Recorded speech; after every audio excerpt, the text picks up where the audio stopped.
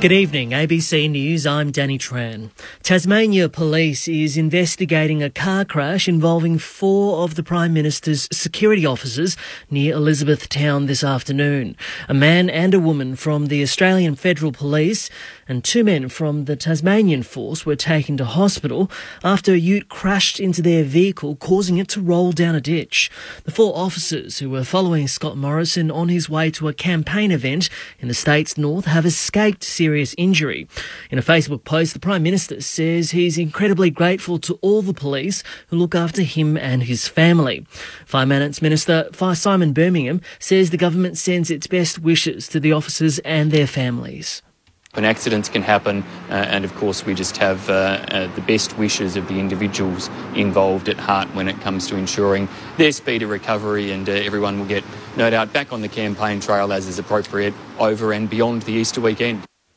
The Australian Council of Trade Unions says the latest employment figures do not provide an accurate picture of what workers are facing and fail to address the lack of wage growth. It comes after the Bureau of Statistics announced earlier that the unemployment rate has remained steady at 4%. The government says the figures show the coalition's economic plan is working. But ACTU President Michelle O'Neill says many of the jobs created offer insecure work and force workers to have multiple jobs.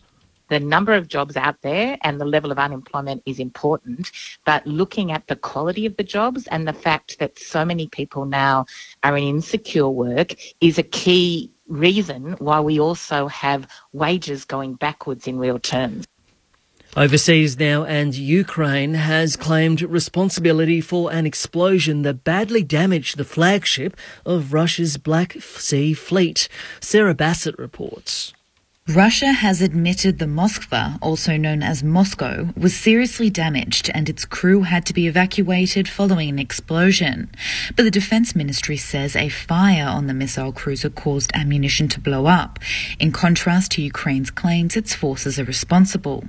Meanwhile, Ukrainian Deputy Prime Minister Irina Vereshchuk says 9 humanitarian corridors have been agreed upon to evacuate civilians from the besieged city of Mariupol. Ukraine says tens of thousands of people have been killed there and has accused Russia of blocking humanitarian operations in the area. Authorities in the Philippines say nearly 1 million people have been affected by Tropical Storm Maggie, which struck the country on Sunday. More than 100 people have been killed due to heavy rain triggering flooding and landslides.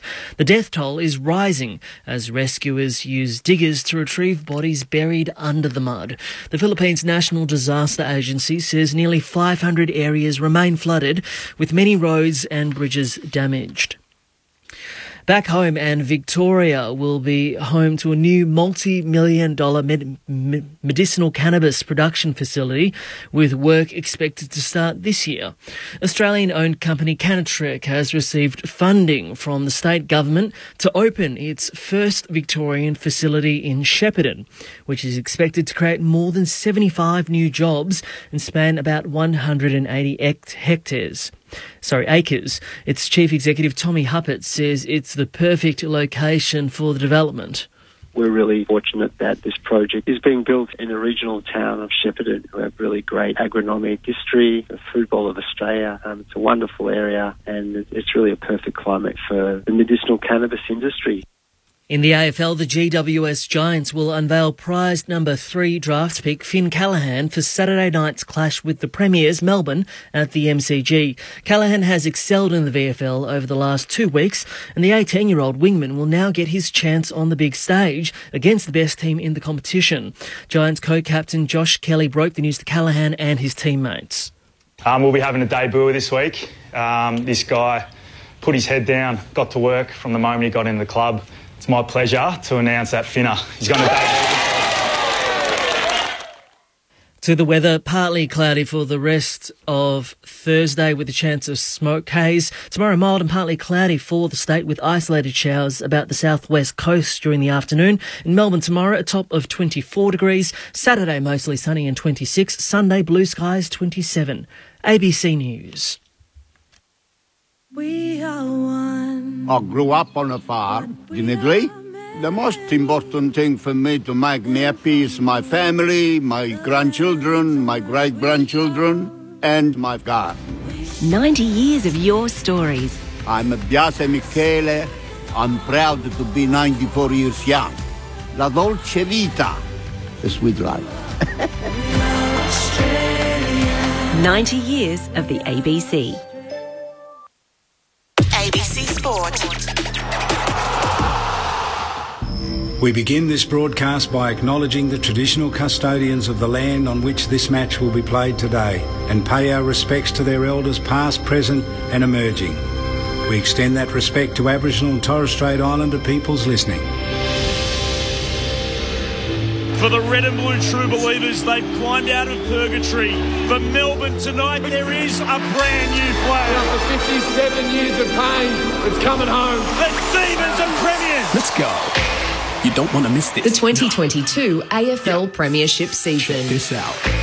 Now we're in business. Won't believe what you're about to witness. Hand pass to Bailey Smith. Bailey Smith, be the hero. So much to see, so much to know. 40 out. What a superstar. That is a moment of inspiration. He loves this day. He loves this stage. You better know it's the greatest show. AFL. Oh, you wouldn't believe it. Superb finish. The impossible angle. Sensational goal. And that's what brings fans through the gate. Roll up, it's time for the show. Forget everything that you know.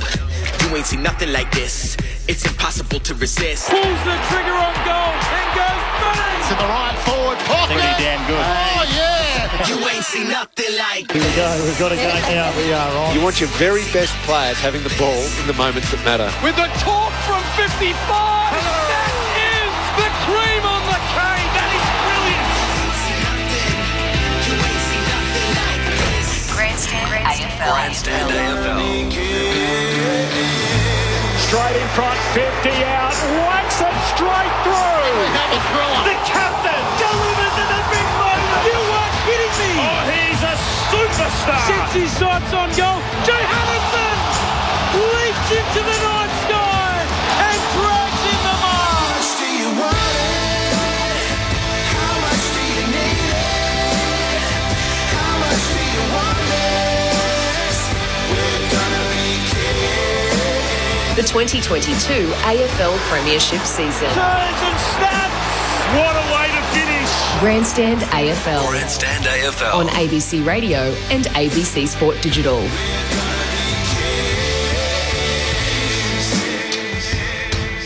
The start of Easter footy is back at its traditional home. Welcome to the Gabba in Brisbane. We are Grandstand AFL through ABC Sport. My name is Quentin Hull. It's been a couple of years. The 2020 pandemic, then the snap lockdown in these parts in 2021 has ensured that Brisbane and Collingwood have been elsewhere. We didn't have footy this time a couple of years ago, but for the first time since 2019, one of the biggest nights in the Brisbane AFL calendar is back. The Magpies are in town with a new coach, one of the favourite sons of this footy club. Craig McRae brings his black and white army to Queensland off the back of consecutive defeats, having beaten St Kilda and Adelaide in the first fortnight of the season. They were 6 goals plus up against the Cats and went down, and then beaten by a weakened West Coast last week. 2-2, Craig McRae's Pies up against Chris Fagan's Lions, who yet again return home licking their wounds after another unsuccessful trip to Cardinia Park. But the Lions are 3-1, and the house is sold out. No more tickets available. She's going to be full for Easter Thursday footy here with Brisbane taking on Collingwood. Great that you could join us around Australia, wherever you are. If you're on the roads, drive safely. If you're camping and you've got the transistor crackling in one corner and the fire in the other, with some snags on the barbie, great to have you with us. Come to the footy with us. The number to get in touch, 0437 774 774 is the SMS number. That's 0437 774 774. We've got news of the teams for the rest of the round that has just dropped as well. We've got Eric Hipwood to join us in just a moment, the injured Lions forward, and a new recruit to our broadcast team as well. No changes, by the way, to the selected teams here. Nakia Cockatoo dropped at selection, is the sub for Brisbane, and John Noble also dropped at selection, but the sub for Collingwood among a number of changes to the Pies. But Michael Price, it's good to see you again. For Easter Thursday footy, we have been incredibly lucky in our part of the sporting world to have a lot of sport when others have not. But this is a marquee night, and we haven't had it for a few years. Welcome back to Thursday Night Lights here at the Gabba. It's absolutely brilliant. And you can feel it outside, you can feel it around the town in the build-up to Easter as well. Just coming into the ground, you just know all of the corporate areas are sold out. Everybody's fizzing because this is going to be, well, it's Collingwood. They're coming to the Gabba, they're going to bring their hordes as well, and they're bringing their dollars, so we know that the Queensland government are very happy as well. There's a $1 million night for the Brisbane Lions, but for the surrounding businesses, it's a festival atmosphere, and that's what it's all about here, and I'm just so happy that it's back. I'm very excited to be here. Great to have former number one draft pick, Melbourne Club champion and All-Australian, Jeff White, with us tonight. Whitey, as ever, always be good to be in your company. And great that you could make the trip up. Our thoughts are with Lauren Arnell, who's had a very, very big week, but she's been in COVID isolation. So you've come in, Whitey, on a big night. Come in on a big night. And congrats to Lauren too. Absolutely. Sensational fantastic news. Yeah, so good luck. And looking forward to this clash. And this is my debut on a Thursday night for Collingwood versus Brisbane. So looking forward to it. Huge crowd, huge. And obviously a lot of black and white army as well coming into the ground, so looking forward to this one. And a man who played in that first Brisbane-Collingwood Easter Thursday game back in 2003. The tradition somewhat sparked by his late goal in the grand final of the preceding year. Fantastic to have the 2001 Brownlow medalist Jason Ackermanis join us on Grandstand AFL. Acker, it is nice to see you at the Gabba. Thank you, Q. G'day, Pricey. How are you there, Whitey? We go way back, me and Whitey. We were actually in the same draft back in '94, so that's how long we go back. But I can't believe that is... what date did you say that was? That 2003 was the first time we did that. The first of the Easter Thursday games. And basically, magic. It started off the back of that very close run thing, the 2002 grand final. And Richmond came here for a few years. Carlton played, I think, one or two, but essentially it's been Brisbane and Collingwood throughout until the Lions went through the lean years and the AFL said, no, we can't afford to send Thursday night footy here. I think this is the fifth one, isn't it? That since they've come back, the Lions, of course, playing a lot better. I think it's quite amazing today. Like you had Justin Lepage and Craig McRae went and had lunch with two of the big ruckmen we play with in Clark Keating and a guy called Jamie Sharman, and it was great. I don't think Crackers would have got a word in because Fetting and those three do not shut up. But it's just good to see them down the pick and whistle, just having a nice, relaxing sort of start to it. But Craig's team and the way he always wants to play is kind of funny. I got to see him when he was down at the VFL coaching Richmond. I took 3 players when I was coaching the Ovens Murray, took them down there, and just to see, and I knew then when I saw him that he was going to be a coach. And with any luck, a coach in the AFL, because he's just terrific with people, got a great sense of humour, but you really got to listen. But then he's got the other side, which is it's just a really caring kind of, let's play footy, let's play it our way. And I think tonight you'll see that, because they are a side that can score 4 or 5 goals real quick. Tell us, Jace, having played the majority of your career here, of course you went and had a couple of good years with the Bulldogs, but when it came to being a Brisbane player, and trips to the MCG were rare. You were very lucky. You played in a lot of finals and so forth. But week in, week out, what does this fixture mean to the local footy club? This is the biggest. I mean, people don't realise the power of Collingwood, even then and even now. I don't know if you knew this, but our club would always be asking, as every other club in the AFL does, they go to Collingwood and they say, can you come and play our home game as an away game, and they do that every year because the travelling black and white army are the best in the business. No one travels more, no one gives more to the other teams than Collingwood, and so for us it was easy for them to come here, even though we had this great rivalry at the time. It was brilliant. Well, you look at Queen's birthday queue for Melbourne. That's us. We went to Collingwood. I know we rotated every year, but it's the same thing. And then Anzac, Anzac game again against Essendon. There's really no other club you want to play outside of the ones except for Collingwood. We'll get to Eric Hepwood in a moment, but let's get down to Zane Bojack, who's down on the boundary. And, Zane's actually just getting in position. And as he does, you can see Emily Bates going around the ground, of course, crowned another winner as the AFLW's best and fairest. So great that she is being honoured here on this Thursday night with the crowd still filling in. There's a lot of spare seats, I reckon. They're at the bar.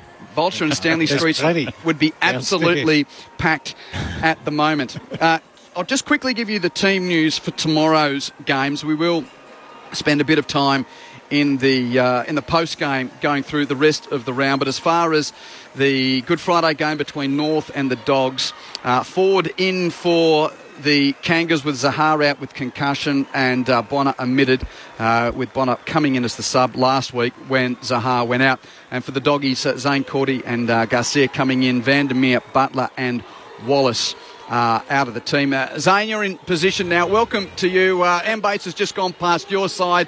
She's coming past ours now.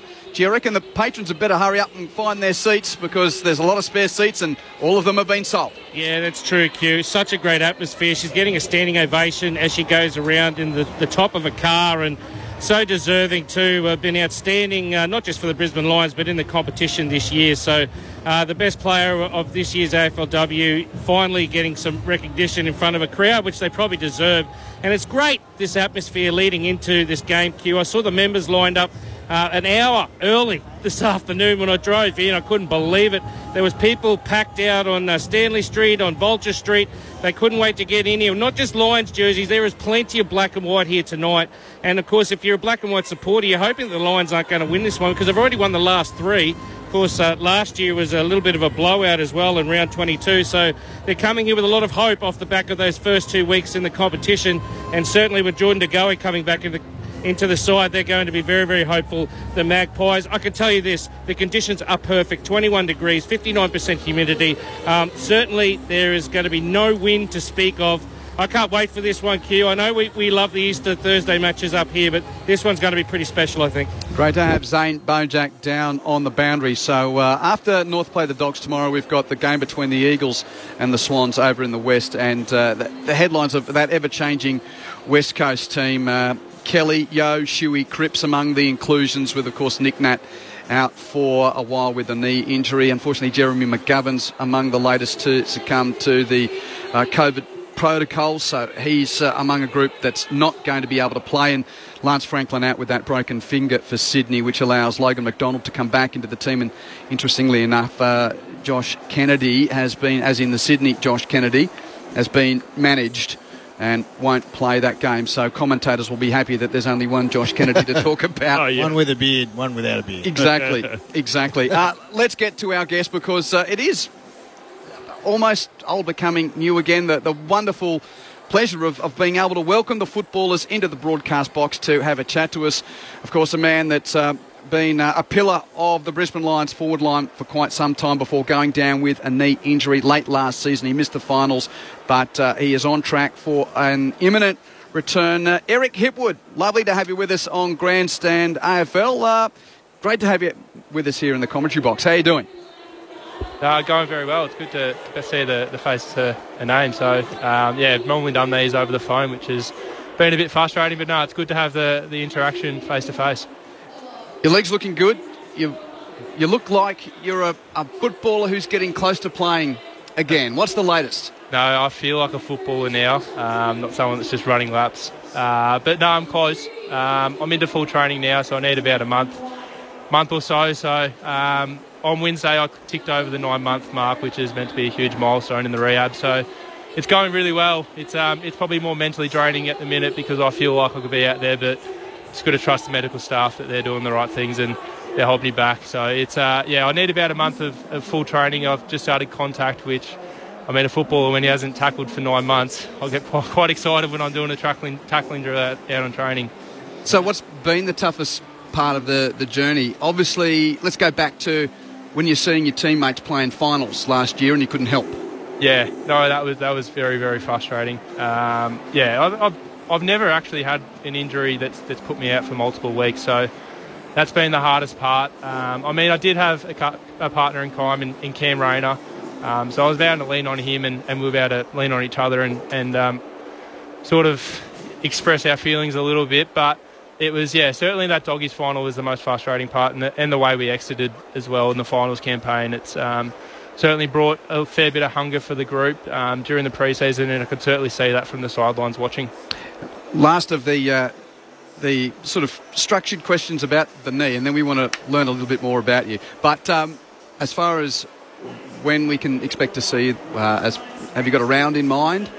I got a round in mind, but the physio staff certainly don't match, which is quite common. But, I mean, it doesn't really matter. I learnt the hard way that you want to play the back half of the year, not the front half of the year. So, I mean, they'll certainly take a slow approach with it. So I'm certainly eager to get out there as soon as I can, but I know there's going to be a slow approach. But give or take a month, I would have thought. Eric Hipwood with us in the lead-up to Brisbane and Collingwood with Jeff White, Jason Ackermanis and Michael Price as well. Whitey, I'm surprised that we never get anyone taller than you in the broadcast box. And he's a forward. Unbelievable. Good to see you, Eric. All right, I've got to ask a question. Barber, how did you choose to get your hair cut? How did this come about and how long has it been? Yeah, I've been wanting to get it cut for a while. The long locks have gone. It's a shaved Eric Hipwood that we're going to see later this year. Unbelievable, unbelievable. I've just woken up and I wasn't looking after it. I wasn't washing it. It just had some dreadlocks in there, and my partner said, look, you need to get the brush out or you need to shave it. So I sort of said that, yeah, look, I don't want to get the brush out. That's going to give me a headache for a few hours. So I just shaved it off, but I think it's better for it now. Looks sharper. Yeah, it's way sharper. You shouldn't be making fun of anyone with Q with hair. No, I'm saying it's a good look, James. Now, mate, when you have something like this and you've never had it before, tell me the one thing you missed that you never thought you'd miss. With long hair? About footy. Not about Don't worry about that. That too. With footy. I think just the preparation and going in there and learning about a team. And then the game day, I think that's probably one thing that I've really, really missed is the game day and the preparation with 22 other blokes. So that's something that one of the reasons why I play footy, and then also just the post-match, talking with your friends and family and seeing them. That's something that I've really, really missed. The anxiety, yeah? Did you used to get anxious before games? Yeah, or I did. Nervous? Yeah, I got nervous. Yeah, especially playing you blokes up here. Yeah, surprising. During that time. Pricey, you wouldn't know about anxiety. No, I've got plenty of it. But speaking of anxiety, tell us about young Kai Lohmann and being basically plucked after 3 games of VFL. He's kicked 9 goals, including a bag of 5. Tell us a little bit about him. Yeah, no, he is very, very exciting. If I was to compare him to a player, it's probably Lincoln McCarthy. No, he's really, really excited. I've been fortunate enough to coach the forwards in the reserve, so I've had a pretty good view of the show that he's put on in the VFL. So he's been really exciting. I think he'll just bring a lot of pressure in his running capacities. I mean, he's up there with one of our best runners at the club in terms of high speed. So I'm sure he'll be running up and down the ground and he'll be laying a lot of tackles. I mean, in the VFL, he was just so aggressive. He thought he was going to get reported, to be totally honest, that first quarter against Geelong last week, but no, look, we really value forward pressure as a club, and he certainly does bring that. Well, he's got the long hair, so maybe, the universe evening up. Yours has gone short, he's gone long. Wearing the number 1. Desi Headland used to wear number 1. I don't know if you ever had number 1. You just were number 1 draft pick, Whitey. That's right. Now, what's the mood after last week? How much time are you spending around the boys at the moment? Yeah, at the minute I get to spend a fair bit of time. I'm probably annoying the boys a fair bit because I'm wanting to full train and knock each other around, but no, the mood was good. We're pretty upbeat. I mean, you either win or you learn, and that's the approach Fags has had. So there was plenty of learning curves from the Geelong, and there was certainly a lot that we'd like to improve on. So that's the current mood. A couple of other things I want to ask you about. The hunger of a footy club that has put itself close yet hasn't got a ticket to the main show the last couple of years. It's going to be a theme until you get there for this group. Yeah, it will be. It's certainly something that drives us in October and November. There is a lot of hunger amongst the group, but I think it's exciting to see blokes like Cam Rayner back out there, and then seeing Lohmann getting his first game. There's certainly a lot of hunger, but I think it's exciting just for these players to come back and play and watch them put on a show. Well, they took 2 weeks to get used to you not not been there. Like, it was unbelievable to watch the side play after you left. So structurally, it's been good. They have to be more flexible, but the sheer fact that you probably didn't even realise that your little role, as little as you think it is, was quite important in that particular team for those couple of weeks. They really struggled, the boys. Yeah, I mean, I've been lucky. I've never really had an injury. I haven't missed multiple weeks with injuries, so they haven't really had to play without me. So I think they just come accustomed and just expected that. So you sort of don't realise what you've got until it's missing. So, I mean, we've been good. We've gone out and we've recruited Darcy Fort, and he's certainly played a nice role, and they seem to be back at their best now. So what's the one thing that you learnt from playing a fair bit of footy alongside Joe Danaher last year that we hope to see when you get the chance to do it again later this year? I think it was just about understanding each other and how we moved. We started to get a nice taste for that, and then I did my injury. But you're both pretty athletic, and we assume that because Joe's the more seasoned big numbers goal kicker, that he'll stay closer to home and you'll roam higher. Is that the way it's going to be? He's not as quick as him. You can't get up the ground. He's a different beast. You know, he's a bit broader. I would have thought that your role is to get up the ground, run, use your athleticism. Oh, a little bit. It's probably depending on who we're playing and your matchups. We like to manipulate the matchups, and that's how our approach is. And then you see Dean McStay out there and how he's been able to perform. So it's just about manipulating the matchups. And then if Charlie gets a good one, it's going to change, and it's the beauty of our forward line. We've got so many scoring options, and you saw Lincoln McCarthy pop up with 5 goals for his first time throughout his whole career a couple of weeks ago. So, I mean, that's a huge strength of our footy club, is that we've got so many scoring players and avenues to goal. So you've got so many goals and so many goal celebrations. There's a bit of conjecture in the box with regards to Charlie Cameron. Don't start. And thank God I'm a country boy. Tell me what you're bringing to the table musically. That baby shark one. Yes, that's true. What's Eric Hipwood going to bring to the table musically when he comes back? I actually haven't selected a song yet, so whatever the media teams choose. So. There's an open... Dr. Dre. R&B out there. I'm not. I haven't selected one yet. Okay. Just worry about getting back out there. That's my priority at the minute. It's the first thing I would have done. Take the song. Eric, always good to have a chat to you. It is strange having guests back in the box. It is fantastic. Tell us one thing that you've learned about Joe Danaher, though, off the field, because we love the show, out on the field. Is he the kind of guy that makes each week at the footy club fun or annoying? No, one thing, I'm quite serious when it comes to training and footy as well. So he's got a relaxed approach, very calm and cool, collected type of character. So he's sort of instilled that on me. And has it helped? I think so. I mean, I was having a really good year last year, so it's helped a bit. But I mean, I haven't played with him that much, so. It certainly helped off field, and I've certainly gone to him to ask a few questions through my rehab, as he had a fair stint on the sideline. So it certainly has helped, and I mean, it's only going to improve when I come back. Well, you know, the only bigger games in this one, Eric, finals. So let me tell you, because this is going to be packed house. I know it's probably the night of the year in the general round-around robin. The general season that is hard to miss, but. Mate, you know, you can still come back late in the year. You got finals, perhaps the boys are a top full side. So, yeah, no, it is certainly a game you circle in the calendar when it comes out. You want to be playing, but it's the back half of the year you want to be playing. Well, we better let you get out and get your seat, Eric. Thanks for coming in, and hope to see you in a month or so. Thanks, Quinton. Good luck, Eric. Cheers, guys.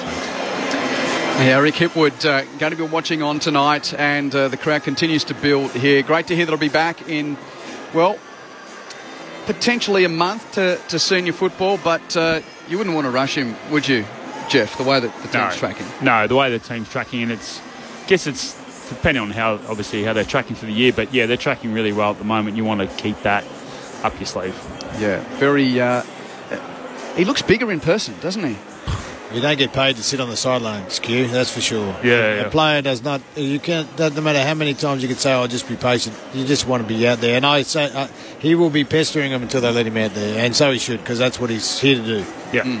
Voice of Jason Ackermanis, Jeff White, along with Quentin Hull, Michael Price and Zane Bojack with you as we build up to Brisbane and Collingwood. It is a perfect night for football in the Queensland capital. And the house full sign is up at the Gabba for a fixture that has become, over the years, what we expect to start Easter round here. You can get in touch on 0437 774 774. The SMS, that's 0437 774 774, with the centre bounce between the Lions and the Pies not far away. An unbelievable true story. Low-level crooks with high-level ambitions. It was a caper, it was a farce, it was a fiasco. Fine cotton and Australia's most infamous horse race. People are going to notice a red horse at the racetrack. Bright red. The colour of a stop sign. The Ringin', Season 1 of the ABC's new history podcast, Dig. Find it on the ABC Listen app. This is ABC Sports coverage of the 2022 AFL Premiership season. We're gonna be Grandstand AFL on ABC Radio and ABC Sport Digital. For those just joining us, compliments of the Easter season to you. Quentin Hull and the team in place at the Gabba in Brisbane for the round 5 opener. It's Brisbane against Collingwood. The 3-1 Lions coming back home after suffering their first defeat of the season against Geelong last week, and Collingwood, after winning in the opening fortnight, having been beaten their past 2 starts. No changes to the selected teams. Nakai Cockatoo is the sub for Brisbane. John Noble the sub for Collingwood. So for the Lions, we see Kai Lohmann wearing jumper number 1, an 18-year-old, yet another Lion from the Ballarat region. He's going to be making his debut tonight. Oscar McInerney back into the team after missing last week's game against the Cats due to suspension. So Tom Fullerton's out along with Cockatoo. And 5 changes at Collingwood, headlined by the absence of Brodie Myercheck, Jamie Elliott, a couple of their really important goal kickers, along with Henry and Ginnivan. They really have been the lion's share of their goal scoring in the first month of the season. Noble on the with the subs vest on, so omitted at selection, but ready to be called in if required. But we do see the likes of Jordan De Goey returning from suspension, the first outing for this season for Jordan Roughhead for Collingwood. He played the VFL last week, coming back from off-season shoulder surgery. Taylor Adams returns to the midfield, having had a week off through COVID protocols. And a very, very tall forward line with Mason Cox and also Nathan Kruger coming into this Collingwood team. We're not too far away from the bounce down. You'll be joined by Michael Price, my co-commentator, and our experts tonight, Jeff White, and if you are just joining us, Jason Ackermanis on board for the first time on Grandstand AFL this evening. Gentlemen, the floor is yours. What are we going to see between the Lions and the Pies tonight? I think it's going to be hot early. I think it's going to be on. I think the midfield is going to play a pivotal role. I'm looking forward to Nick Dacos. I'm looking forward to... He's just been outstanding this year already. But, it'd be interesting to see how they stack up the Collingwood forward line. So tall, Acker, against a great setup with the back line of the Brisbane Lions, particularly Adams, just coming off and those intercept marks. Oh, he's a huge man, Adams. Yeah. It's the width of the man, and he's just so strong. It's quite amazing. I actually had lunch with Dale Morris today, and he played with Adams down at the Bulldogs. He was doing like 170 on the bench press just for warm-up. He's crazy strong. I think with Coxie coming back, albeit with this ridiculous sunnies, I hope they help him.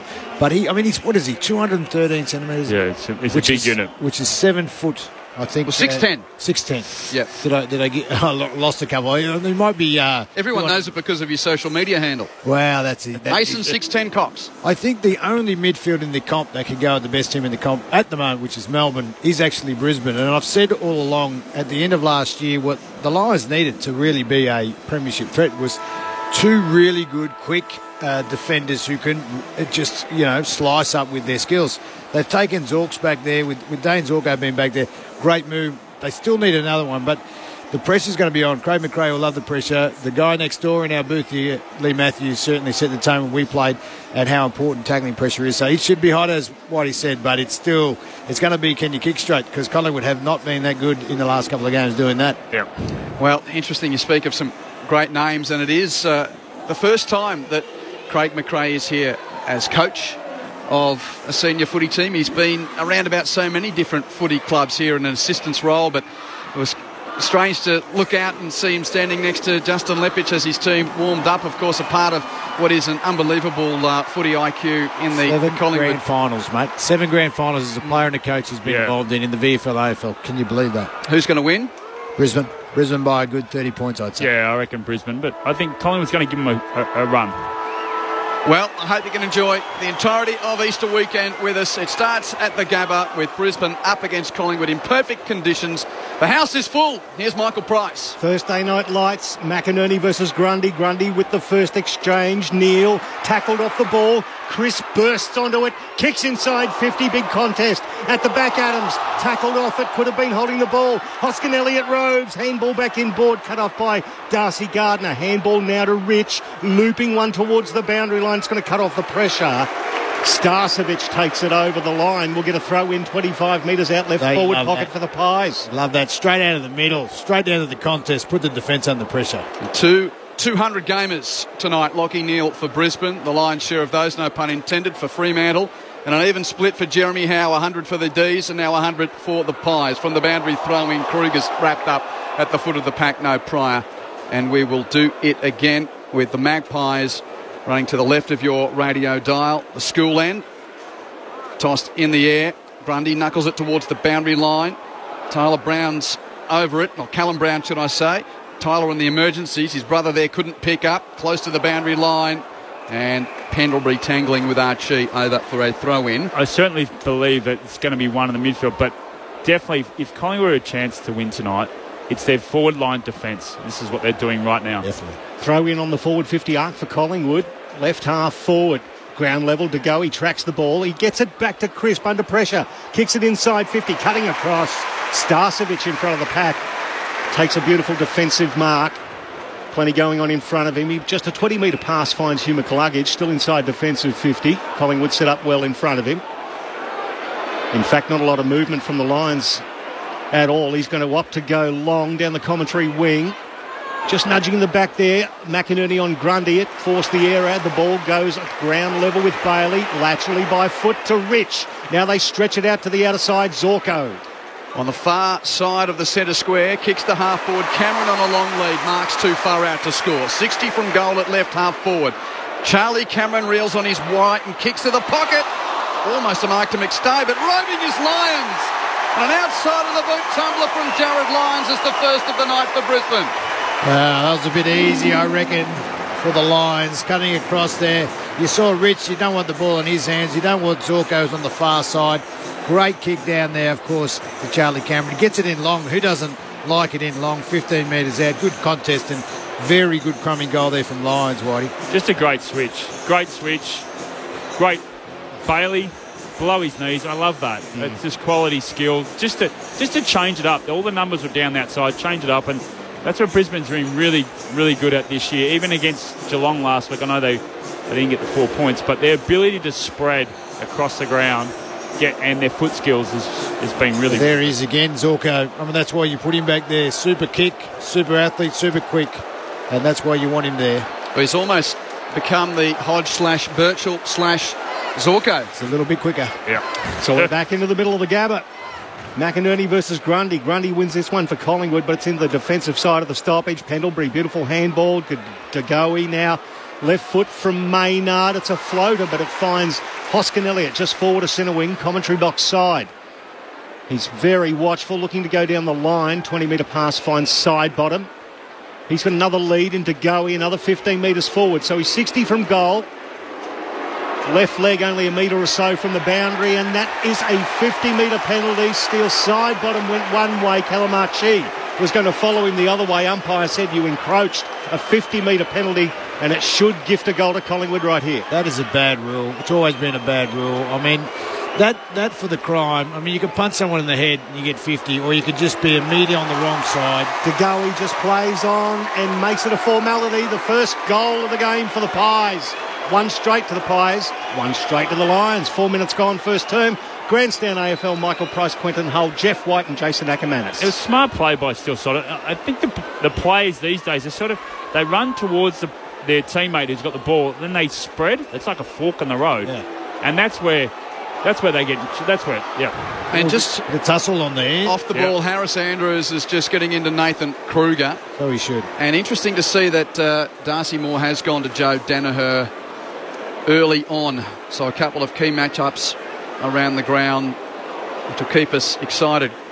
Well, that'll be a good matchup, that one. If Joey gets a jump at it, it's going to be very hard for Moore. But Moore is generally the best intercept mark going around. He is. Grundy and McInerney at the centre bounce. Wobbly bounce. Grundy gathers it on the second bounce. Kicks it to half forward for Collingwood. Answorth leading the race for the ball with Callum Brown. Answorth got it. Brown got him. Takes him over the boundary line. The umpire says throw it in. I would have had a bit easier that centre square wide. Yeah, that's 3 in a row for Collingwood now. Ball at right half forward for the Pies on this gorgeous Thursday night to open Easter footy. McInerney with the tap down. Rode by Adams though of Collingwood. Quick kick to the pocket. Bounces a metre in from the line and out of play. Another throw in coming up in the right forward pocket for Collingwood. We've played 5.5 minutes. It's a goal apiece on Grandstand AFL. Again, Adams just getting there. Really good read. Just easy, too easy. The lines have got to tighten up. Throw in, right forward pocket for Collingwood. 6 points apiece early doors. Once again, Grundy gets the ball down. Oh, that's a great tackling effort from Noah Answorth. It was on to Goey. Ball spills, and underneath we're going to get a ball up. Just looking dangerous there, aren't they? They're just getting their hand on the ball. Once again, Grundy beating McInerney to the ball. Looking dangerous, the Pies at ground level. They're looking to assert the ascendancy after getting that out of the ruck so far. They've got 5 clearances to 0, Jeff White. Bit of a tactic here. They're pulling Cameron in the forward line, pulling out as a setting up the wall and leaving Darcy Cameron Gardner by himself. Boundary thrown in the right forward pocket for Collingwood. Answorth hacks it out of the air and kicks it out of bounds on the full.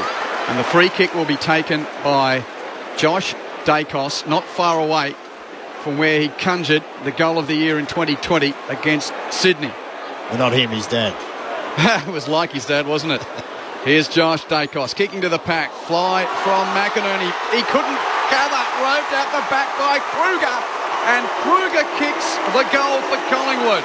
Oh, poor defence. 5 guys up, Whitey. No one down. Just comes out the back. He's got no one on him. Kruger. Collingwood 2 straight 12. Brisbane 1 straight 6. 7 minutes played with Jeff White and Jason Ackermanis. Yeah, interesting tactic here. They got Cameron up forward for Collingwood. He's coming out. He's setting when they have a stop play inside their forward 50. So they're obviously aware of Brisbane's tactic to spread the ball, get it out from their back line. So one tactic, and then once they in general play, he comes through. There was just too many numbers going up the ball there. Dropped over the back and weren't balanced enough. I think the bigger problem is actually Grundy. He's getting his hands and he's giving it to his mids and they're getting first use. And that's what's really doing the damage. I like to see the big O just jump up instead of going body to body. Umpire Stevens bangs it back down into the middle. Once again, Grundy gets first hands to the ball, but it spills to McLuggage. He wheels around. Long right foot kick to a McStay versus Roughhead contest. Whistle on play. Back in the centre. It's going all the way back to the centre. That should have been downfield. Well, it's going to go to Zach Bailey. Looks like it's against Jordan De Goey. He's still in the centre circles. Whistle must have gone a long time before the kick. Well, Daniel Rich was lurking, took a man with him as well, trying to draw the 50. But Bailey, right from the middle of the ground, kicks long inside 50. Oh, McCarthy worked his way to the front of the pack, couldn't quite take the mark on the spill. Darcy Moore on his hands and knees, gets the handball away, but he's turned it over now. McLuggage dancing around, dribbling left foot kick. Lions player knocked over without the ball. Rayner crowd baying for a free kick, nothing happening. It will be a ball up stuck underneath. Big Oscar McInerney and Madgen will be a ball up 35 metres out. Don't want to drop those if you're McCartney. That's his bread and butter. 2-1, Collingwood in front. Grundy with the tap down in the right back pocket. The hand pass goes to Robinson of Brisbane. Snap ball, fly from Lohman. He was the highest in a 2-on-2 pack. It ricochets off he and others and out of play. At least the young man's getting a feel for it, Jace. He had a great jump there. I think he's kicked, 9 goals or 7 goals something the last couple of weeks, so he's in good form. 9 goals in 3 games at the VFL. The 18-year-old. As the ball's thrown in left forward pocket for Brisbane. Goes to the back of the pack. Neil Roves, game 200. How's that for the Brownlow medalist? A snap from 20 to level the scores on the night that Lachie Neale brings up 200 games in AFL football. 2 straight apiece, 9.5 play. Yeah, he's quick on that, wasn't he? Arguably. Just great body work, get on his right side and look like you, Aka. Going up the back. Straight on the side, but going on his right foot. And that's the way you should set up those forward line stoppages. Go on your preferred side so he can get you the opportunity to come around. Definitely, and how good is he? Below his knees, he'd have to be the best player in the comp. He's so slick, he's so well balanced. But a good goal in your 200th, there's nothing like it there. Forward stoppage, just sneaking out, a little bit of fumbly, but he just gets a clean grab there. You can see that quick snap straight over the goal umpire's head. We'll never beat Ash McGrath's Gabba goal in his 200th. Number 9. The sealer in the Miracle on grass come back against Geelong, that one, if you're not aware. Back into the middle, Grundy wins the contest, handball to Pendlebury. He's belted off it. The handball was intercepted, but no, the Pendlebury was belted off it illegally, so it's going to come back to the Collingwood champ. Long left foot, inside 50. Ill-directed, Zorko dropped what he should have taken. Adams at the front of the pack. Can't quite pick it up. Zorko goes back in and tries to fix it up. Now Robinson. Spearing ball, looking for, and, well, that was a great tackling effort, but it was too high. It was Link McCarthy came forward, and Maynard was riding him like Seabiscuit. Maynard stands the mark just on the wing. Short pass from McCarthy to Robinson. To Bailey. Chip. Just to the interchange gates on the southern side now. Infield laterally to Zorko. Chip mark. They get it to half forward. Next link in the chain is McCluggage. 60 from goal. He kicks to the pocket and Fort finds space. Not a Collingwood hand on that movement from half back to the forward pocket. And Darcy Fort marks in a tight angle in the left forward pocket, 20 out. We spoke about this the other week, Q. The biggest improvement I've seen with Brisbane this year is that chip. So they have to pull the defenders up. You have to push up and defend on them. That's where they get that overlap. And that was a great kick inside. Zorko, he's too good to have the ball in his hands. Yeah. He just sliced that one up. Just a brilliant pass. Fort has already kicked 3 goals as a Lion. He's not adding to it there. He's not adding to anything. Right across the face, out of bounds on the full in the opposite pocket. Free kick to Collingwood. It's 2 straight apiece. They're an entertaining 11.5 minutes so far on Grandstand AFL. Darcy Fort has never kicked a behind. He kicked 6 goals for Geelong. He's kicked 3 for Brisbane. Never a behind. So there you go. Collingwood coming out of defensive 50. It's with Jeremy Howe celebrating his 200th game as well, and what a career that has been so far. It's with Dacos Nick. Well, dangerous kick. Goes across half back, across the 50-metre arc, but Madgen was there. Back inboard, another 15 metres to Howe. They're going to play on by hand. It goes to Nick Dacos again. Done a lot of running. Kicks with the left foot. And Archie read it best. Came back. Brown couldn't quite get to the ball. It beat both of them over the boundary line. We're going to throw in between centre wing commentary side and left half forward for the Pies. 2 straight goals apiece. When you get in the middle, why wouldn't you stay in the middle? Just go back through the corridor. But you can see what they're trying to do. They're trying to move the defenders, the Brisbane defenders off their line. Boundary throw in between wing and left half forward for Collingwood. Lipinski over it, gets the clearance. Quick hand pass to Nick Dacos. Hands it off to McInnes, but his kick inside 50 falls at the feet of Andrews, who takes a mark in front of Cox. Andrews across the face of goal with a chip to Answorth. He marks and chips to Adams. That's Marcus of Brisbane. That kick's pretty poor, looking for Robinson on half-back. Turned over. Picked up by Josh Dacos of Collingwood. Hand pass to Wilson. Kick to the goal mouth's an average kick as well. And McCluggage will mark for the Lions just forward of full-back. Yeah, just poor use of the ball there. McCluggage, that's pinpoint. That's the antithesis right there. Hit Mitch Robinson at left half-back on the boundary. Robinson spears a pass into the corridor. Zorko, handball to the run of Berry. He's got a man open and it's Danaher right on 50. 45-degree angle to the right, and this is where the Joe Show needs to slow down. The best side for him to be kicking from. He'd probably kick it from about, 52, 53 metres. But again, Zorko cutting through the middle. Yep. He finds Berry out the other side, and there's Joe. He was 20 metres by himself in the end. With a 63% goal accuracy record, Joe Danaher comes in, wheels around, struck it nicely with the left. Straight through from Joe Danaher here at the Gabba. The Lions get their third, 3 straight 18. Collingwood, 2 straight 12. We've played 14.5 minutes of the first term on Grandstand AFL. just the ball movement through the midfield. That's what they've really. That's how I've been really impressed with Brisbane this year, is the ability to switch the play and lower their eyes instead of just bombing it down the line, which a lot of clubs are doing. That just lower their eyes, switch the play.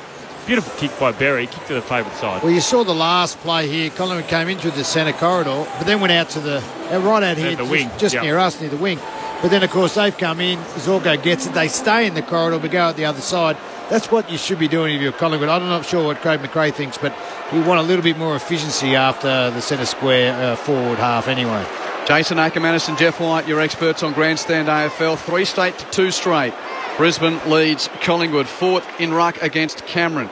Ground level, De Goey with the clearance for the Magpies. Shrugs a tackle. Rush kick inside 50. Hits the chest of the third gamer, McInnes. And he has a chance on goal from right half forward. De Goey, so strong there, just at the hips. I mean, that's the real, him and Dusty Martin, that's their real strength, that power. You don't have to run all day at one pace when you can do that. And Petrarca just to break those lines. Oh, super strong. Has never kicked a goal, Reef McInnes, the 19-year-old in just his third game. To the hoots of the Gabba faithful to level the scores. McInnes on his right from 40 metres out. Has left it near side for the first behind of the night. Brisbane 3 straight. Collingwood 2-1 as the Lions by 5 points through 16 minutes of the first term on Grandstand AFL. Now the crowd has filled out from the corporate areas. They are buzzing here at the Gabba as Daniel Rich. Oh, he tries to sizzle a very low burning kick. He's turned it over from fullback, stuck underneath several players, including Noah Answorth over the top as they peel themselves one by one off the deck. Mitch Robinson, of course, at the bottom. We're going to get a ball up 45 metres out. Lions with the clearance to Mitch Robinson. He just skies a floating sack towards the wing. Collingwood advantage by height with Mason Cox, but it falls to ground level.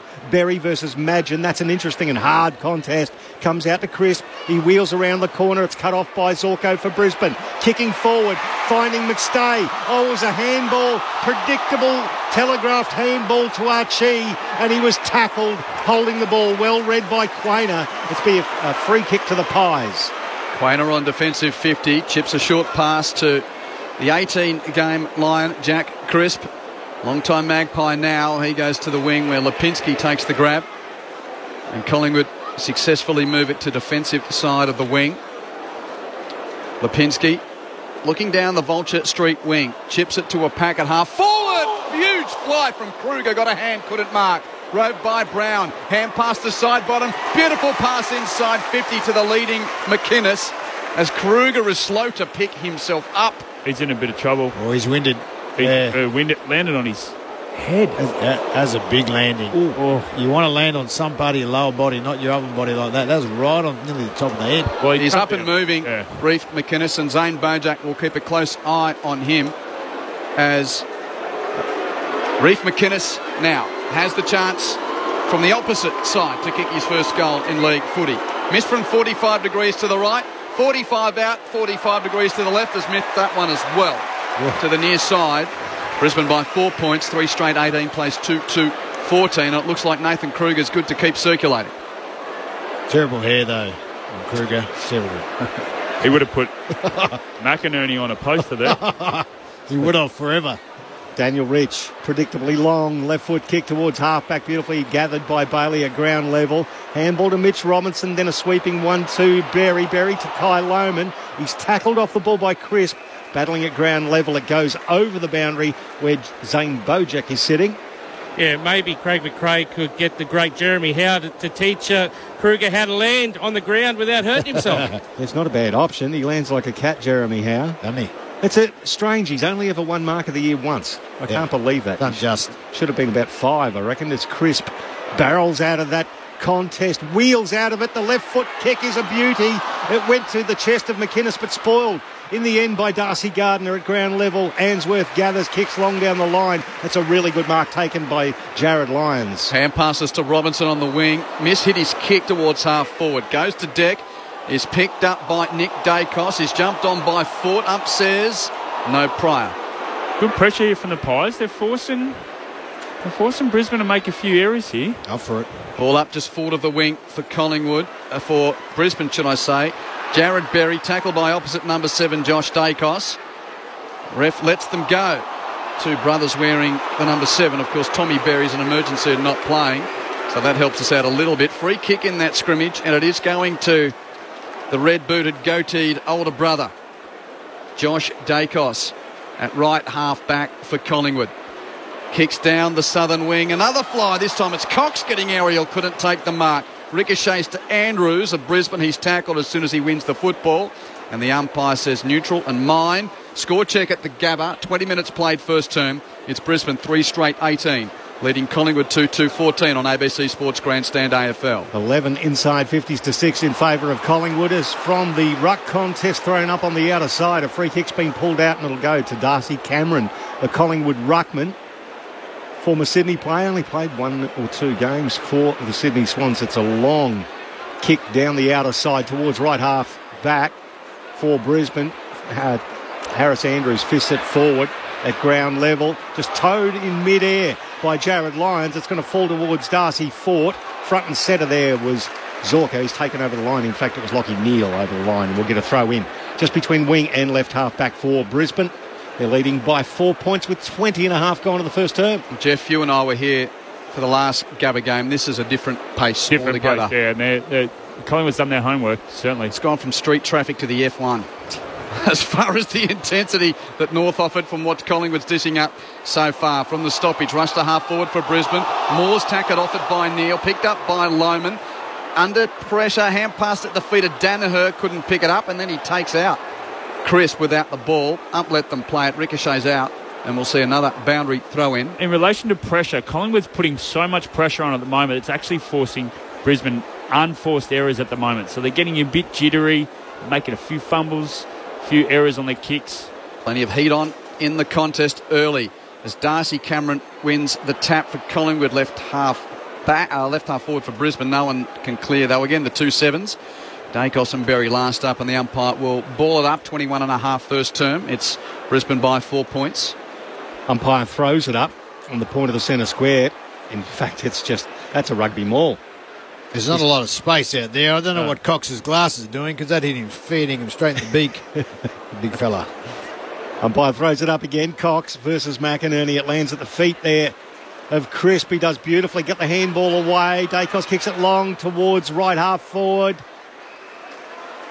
It was Kruger who jumped up and smashed it over the boundary line. Over the boundary line. We'll get a throw in. So there is a buzz around the ground, and I think there's a little bit of anxiety, a bit of tension in the air as Collingwood have really brought their game. Trying to bounce back from 2 consecutive defeats. Ball thrown in right half forward for Collingwood. Goes beyond the pack. Defensive side, Lipinski picks up for the Magpies. Hand pass to side bottom.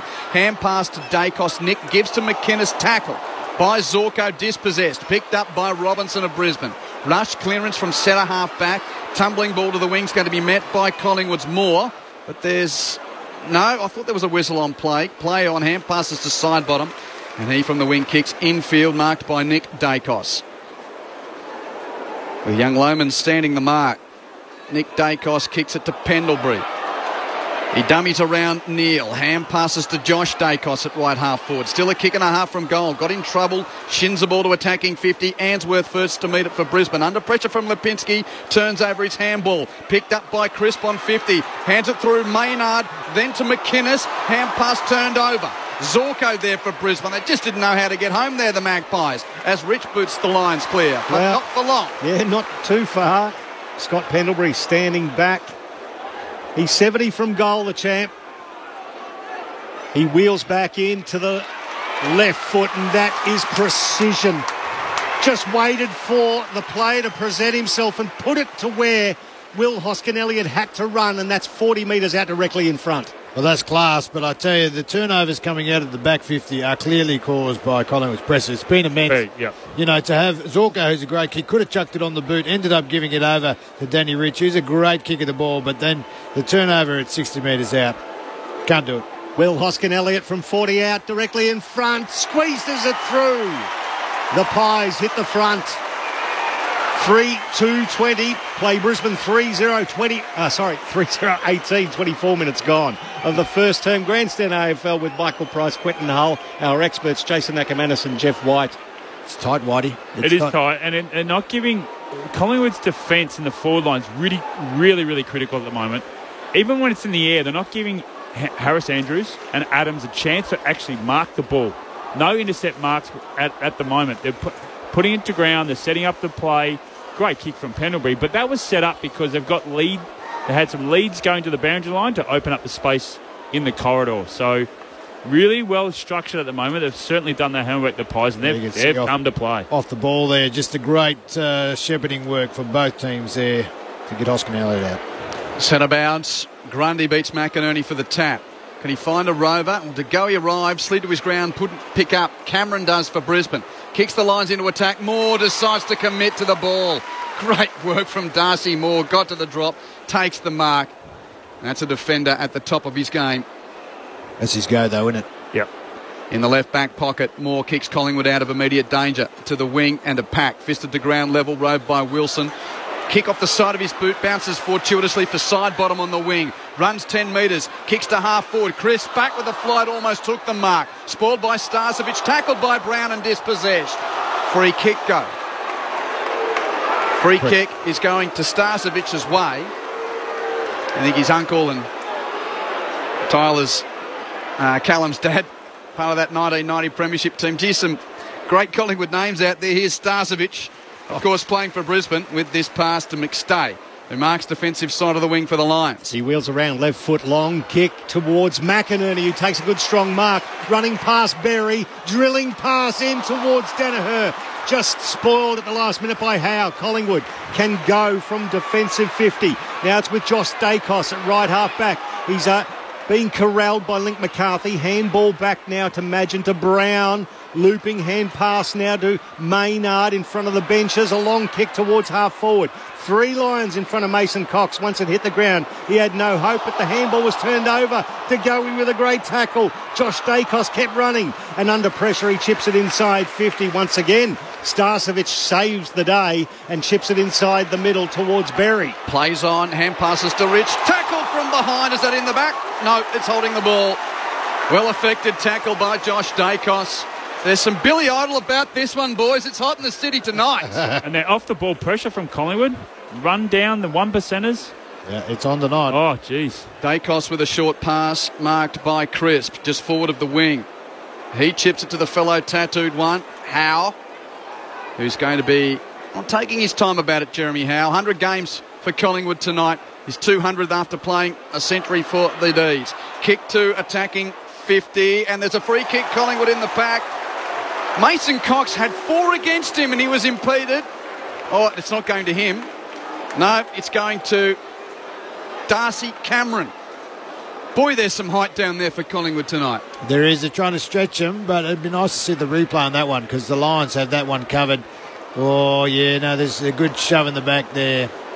Who's that? Number 43. I better get the names right. Answorth, that's the one. Getting into Darcy Cameron's back.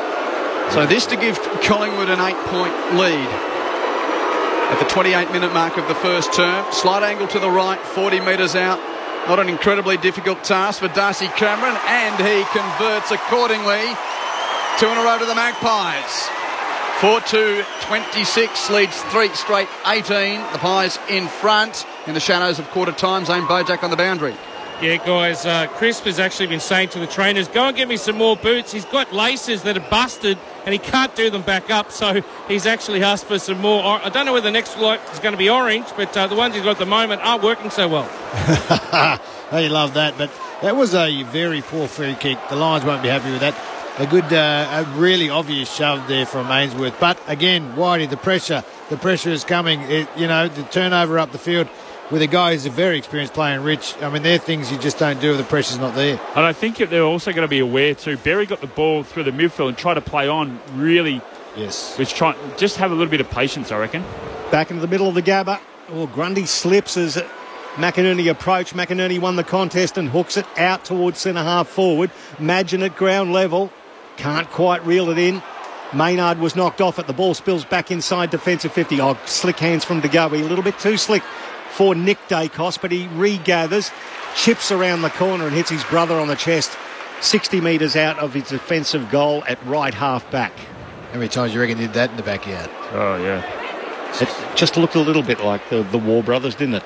The Cracker Brothers. Nick Dacos down the wing to a pack and roved by big Mason Cox getting low. A hand pass to go. He kicked a half forward on the head of Cameron. Gardner's there with him to harass him. Cameron kicks it off the ground to the pocket. Adams first to meet it for Brisbane. That's Marcus in defence.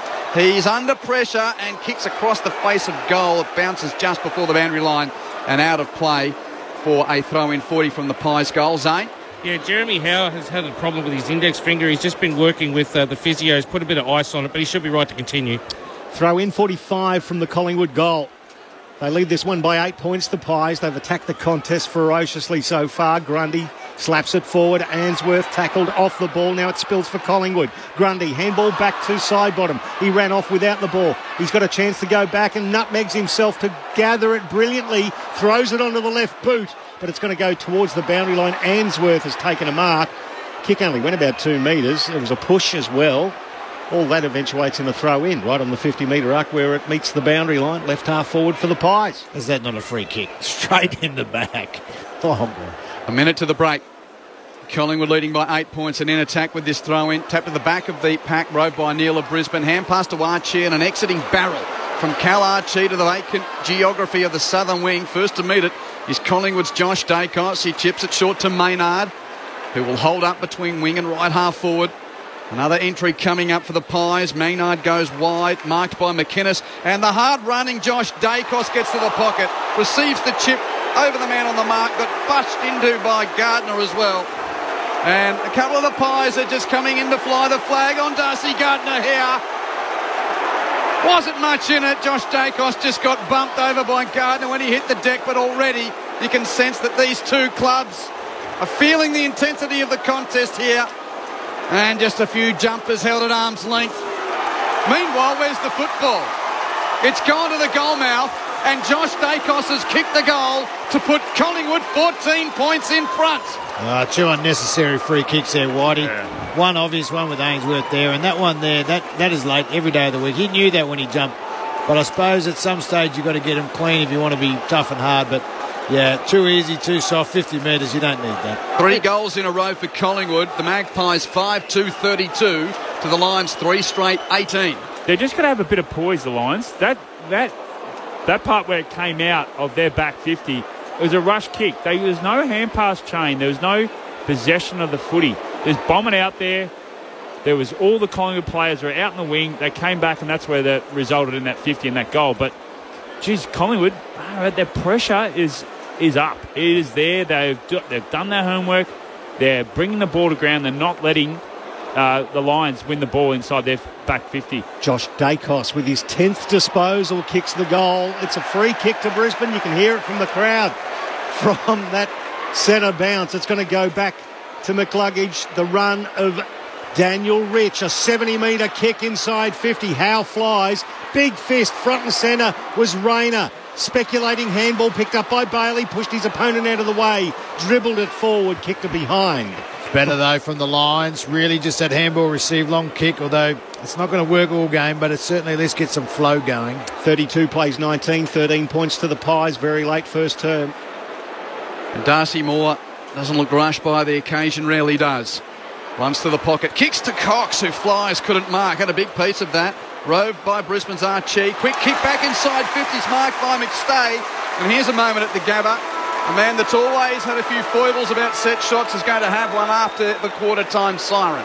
Again, those glasses of Cox, I think he should take them off because that's a sitter for him. He had about 4 foot on his opponent there and he still couldn't grab it. Daniel McStay certainly has improved his set shot kicking in the last couple of years.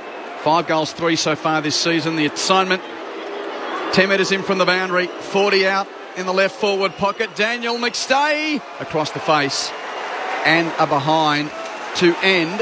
Well, hold on. That ends the footy. Jeff's just tapping me and pointing almost another little flare up. No. Is the emergency hump out there? Yes. Emergency hump. Just look for the tracksuit pants. Emergency humps out there. The black.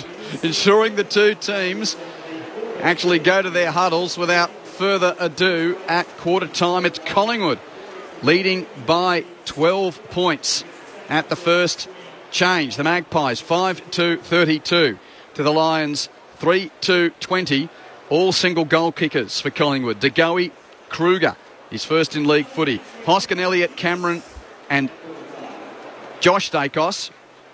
I almost feel like when you're doing any of these goal kicking lists with Cameron in it, you need to, it's either Jeremy Cameron or Charlie Cameron, or tonight for Collingwood, Darcy Cameron. So that's D Cameron, J Dacos, Hoskin, Elliott, Kruger and De Goey the goals for the Pies, and for Brisbane, Lyons, Neal and Danaher. 5-2 to 3-2. It's the Pies by 2 goals. Hope you're enjoying it on ABC Sports Grandstand AFL. It was the dream. The freedom of the ocean. This is life. Partying, surfing, starting a business with your friends. If you could find a way to sell paradise. It's selling an idea of summers that never end. We're making board shorts. We're going to be rich. Could you ever get it back? It is my company. You're salty, mate. About loyalty, huh? Catch new Aussie drama, Barons. Sorry. Trader. Start Sunday, April 24 on ABC TV or ABC iView. The 2022 AFL Premiership season. Grandstand AFL. On ABC Radio and ABC Sport Digital.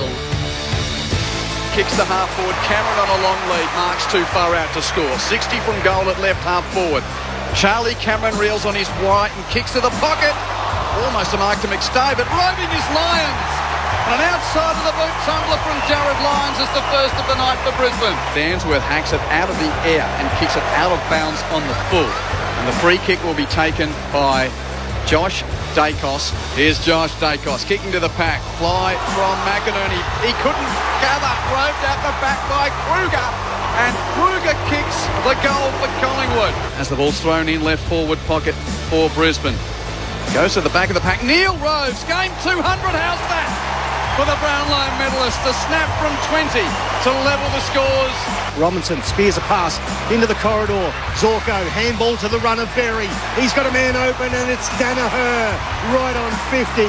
Joe Danaher comes in, wheels around, struck it nicely with the left. Straight through from Joe Danaher. This is the 2022 AFL Premiership season. On ABC Radio and ABC Sport Digital. Hope you're enjoying the start of your Easter long weekend with us on ABC Sport. My name's Quentin Hale. You're at the Gabba in Brisbane, where Collingwood's had the better of the first half hour here against the locals. It's the Magpies 5-2-32, leading Brisbane's 3-2-20. There's one game in the National Rugby League tonight, which is 15 minutes old, being played in Canberra, where the Raiders lead North Queensland by 12 points to 0. Thanks for your messages. The footy was so quick in the first quarter, we couldn't really get to any of them, but a few here. The number to get in touch is 0437 774 774. That's 0437 774 774. Jack, who's a Collingwood supporter, says, "G'day boys, listening in from Central Victoria on the banks of the Goulburn River. A still moonlight night with grandstand coverage echoing through the guns, keeping me company until the rest of my brigade arrive into camp tomorrow." How many Easter stories do we get like that? I love doing... Part of the Easter Thursday fun, Pricey, is hearing of all the places where people take their radios, phones, take grandstand with them. There's a lot of campfire footy. Oh, there is. There's another one here from Matt in Canberra, running a long hot bath and looking forward to the call, exhausted after moving house this week. The TV's not set up yet. Go Pies, says Matt. 0437 774 774. Some numbers on our way to our experts. Josh Dacos, 10 possessions for Collingwood in that term. Crisp with 9 and Pendlebury 8 to lead the way for the Magpies individually. For Brisbane, Robinson 9, Rich 8, 6 each for McCluggage and Answorth. Overall, Collingwood had 22 more disposals. The clearances are Collingwood's way +3. And the inside 50s, gentlemen, Collingwood 20, Brisbane 11, Jeff White and Jason Ackermanis. Yeah, just started the centre bounce. Wasn't the first 3 centre bounces that Collingwood won, but for me, it's just been the pressure. Brisbane have to get back. If they want to get back momentum in this game, they've got to, when they get the ball, they've got to be able to use it like they did in the passage throughout that the middle of that first quarter, able to lower their eyes, hit their targets. But Collingwood's just putting so much pressure on them. It caused these turnovers from their back half. They're just blazing away. They're making unforced errors. they're not playing their brand of footy because Collingwood's not allowing them to do that. Yeah, very true, very true. I think this game is actually quite close. They got two very soft goals, I will say that, for free kicks. Brisbane would be disappointed with that.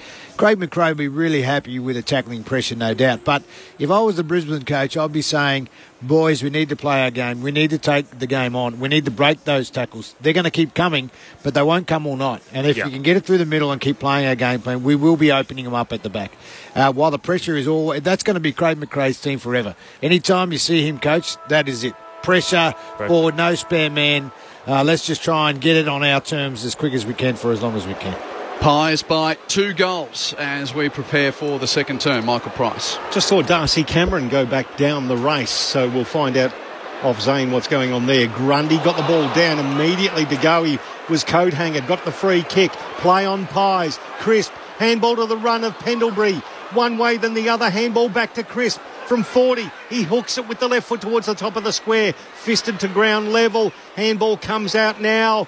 Brown hooks it around his body. It lands at the top of the square. Fisted down to the ground level by the Brisbane Lions defence. Jared Lyons can't quite pick it up. McCluggage can. Gets it straight to his boot to the centre of the ground, running onto a Charlie Cameron.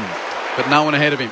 So he has to take some time at centre-half back, and his kick is semi-smothered. It ricochets to Josh Dacos, who boots Collingwood back into attack. And the pocket, and Marcus Adams flies for Brisbane. No, Collingwood free kick. Looked like an elegant defender's mark, but Nathan Kruger was not given a chance to run at the contest, according to the umpire. And after taking a heavy tumble in the first term and kicking a goal as well, look at Charlie Cameron was a bit unlucky there not to get 50 metres given to him. He was going wide. That was smothered. The umpire hadn't called play on. Very strange. Very strange. Yeah, Gardner just ran Kruger off his line without much resistance from the forward. Hence the hoots, as Kruger's left boot is near side and never near. Hence the reaction from the crowd. But Collingwood's lead now 13 points. 5-3, 33 to 3-2, 20. Ball in the hands of Daniel Rich inside the goal square. Just chips it 20 metres forward.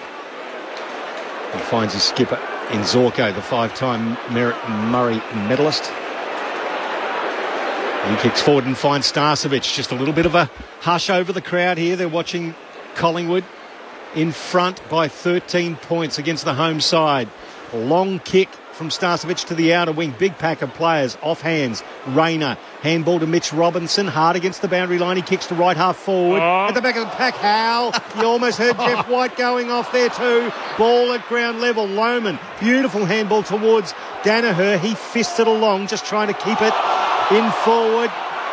Lions crowd want holding the ball. Darcy Moore's got it. Tackle. He's evaded 3 or 4. They still want holding the ball. Lipinski by hand. Over to Crisp. Under pressure, he kicks along, but it's cut off by Marcus Adams, forward to centre wing. Infield very quickly on the kick to Neale. Marks between wing and left and right half forward for Brisbane. High kick to the forward pocket. More first hand for Collingwood, rove by Lohman of Brisbane. Hand pass pinched by Lipinski of the Pies. He hands it to Josh Dacos. Hands it to Quaynor. And Collingwood out of defence from 50. Defensive left half back. Quaynor kicks to the wing in a pack. Ground level, Brisbane's ball. Picked up by Gardner. Hands it to McCluggage. Weaves a path on the wing and hits up McCarthy. 55 out, right half forward. Doesn't go for goal. Kicks it to the goal mouth. Archie! In front, takes a 1-clunk mark. Good kick, good mark. Top of the square, they're all looking around. Charlie was looking around, he's going to jump, and Archie, great mark. Wearing the number 4, made famous by the Collingwood coach. What are the Jets? But again, the pressure upfield, they were able to get through that pressure that opened up the field for the Lions.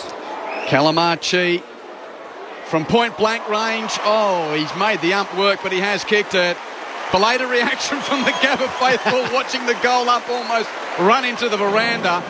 But it is a goal, and it narrows Collingwood's lead to 7 points. The Magpies 5-3-33 lead the Lions 4-2-26. 4 minutes second term. Zane Bojack on the boundary. I can't tell you what's actually wrong with Darcy Cameron, but the doctor went down the race with him, then came back. Now the physio's gone in there. Whether or not he's getting some treatment, we haven't seen him yet. Darcy Ford, meanwhile, for the Lions, was getting some work on his hip, and he looked like he was a little bit inconvenienced, but I think he's still going to be able to come back and play.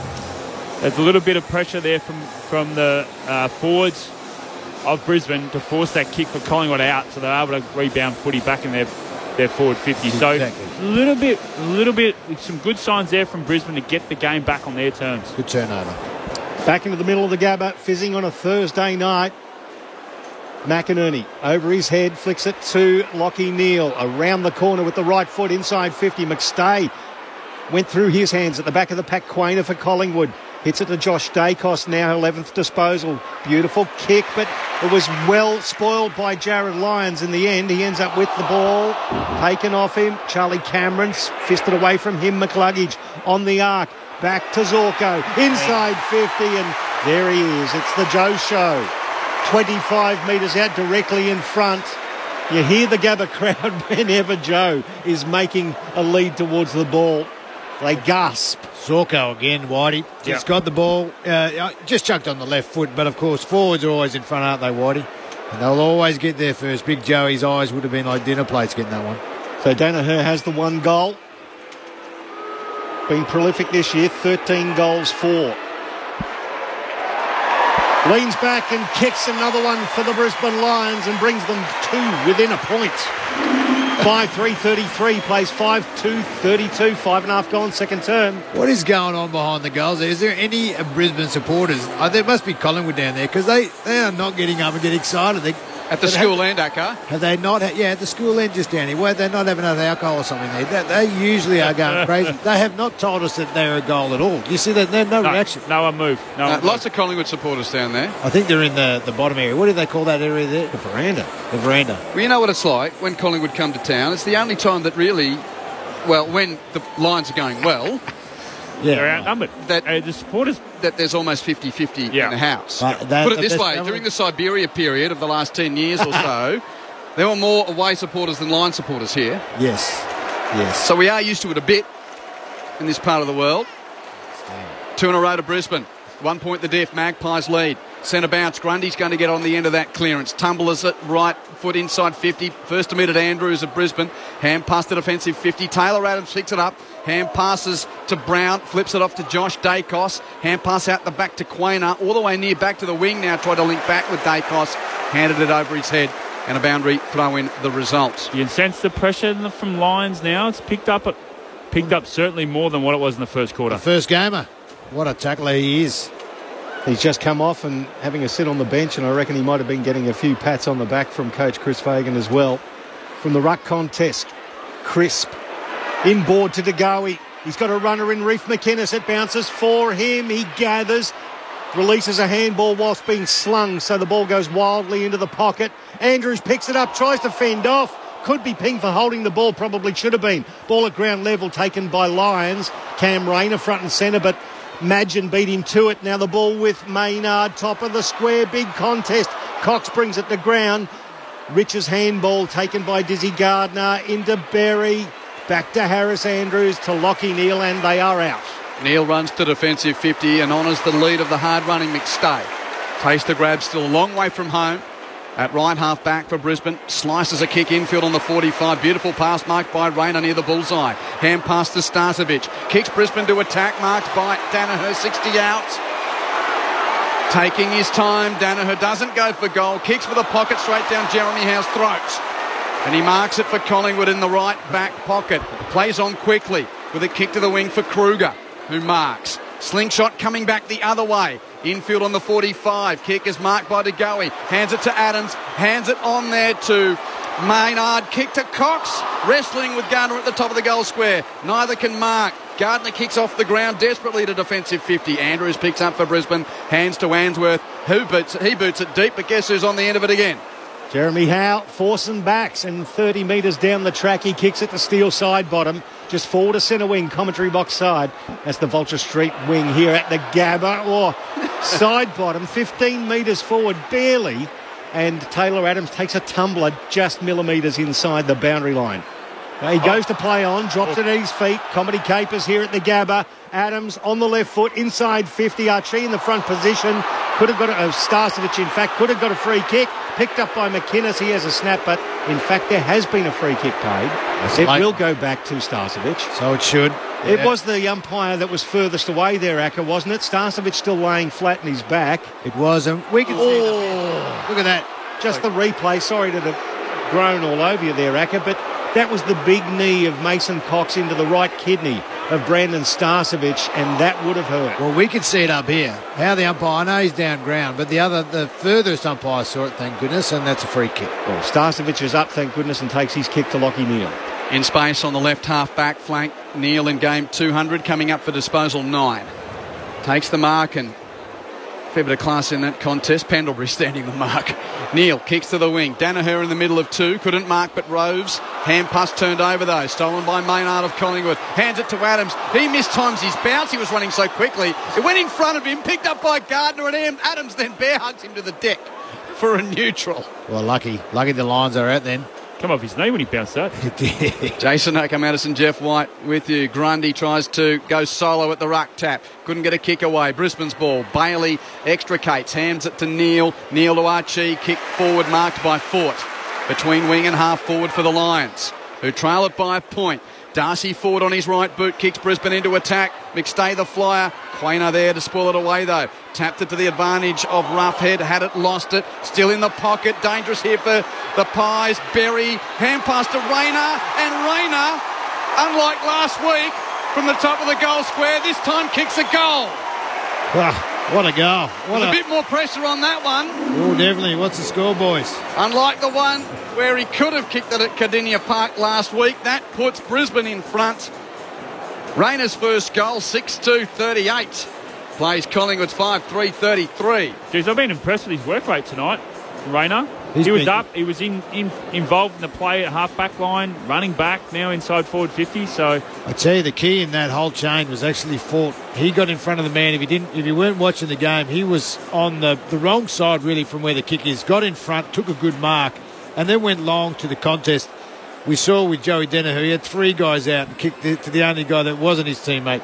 So the Lions starting to get a bit more efficiency going forward. But Cam Rayner finally, I don't know how many multis I've had on, he's never kicked one. Now he's back. Killing me. But the good thing about Ford as well, he went back in through the midfield. Yeah.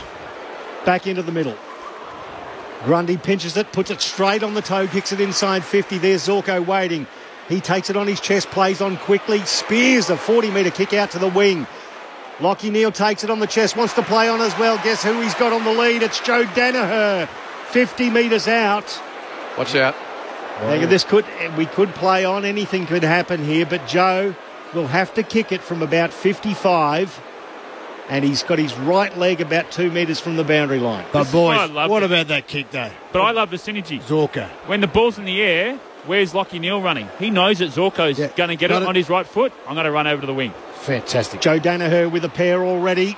Plays on, runs in on the left foot. It's long, but it's a little wide. Ends up in the pocket. Is it still in play? It is. Right on the line. Collingwood managed to squeeze it through with Jeremy Howe, one behind.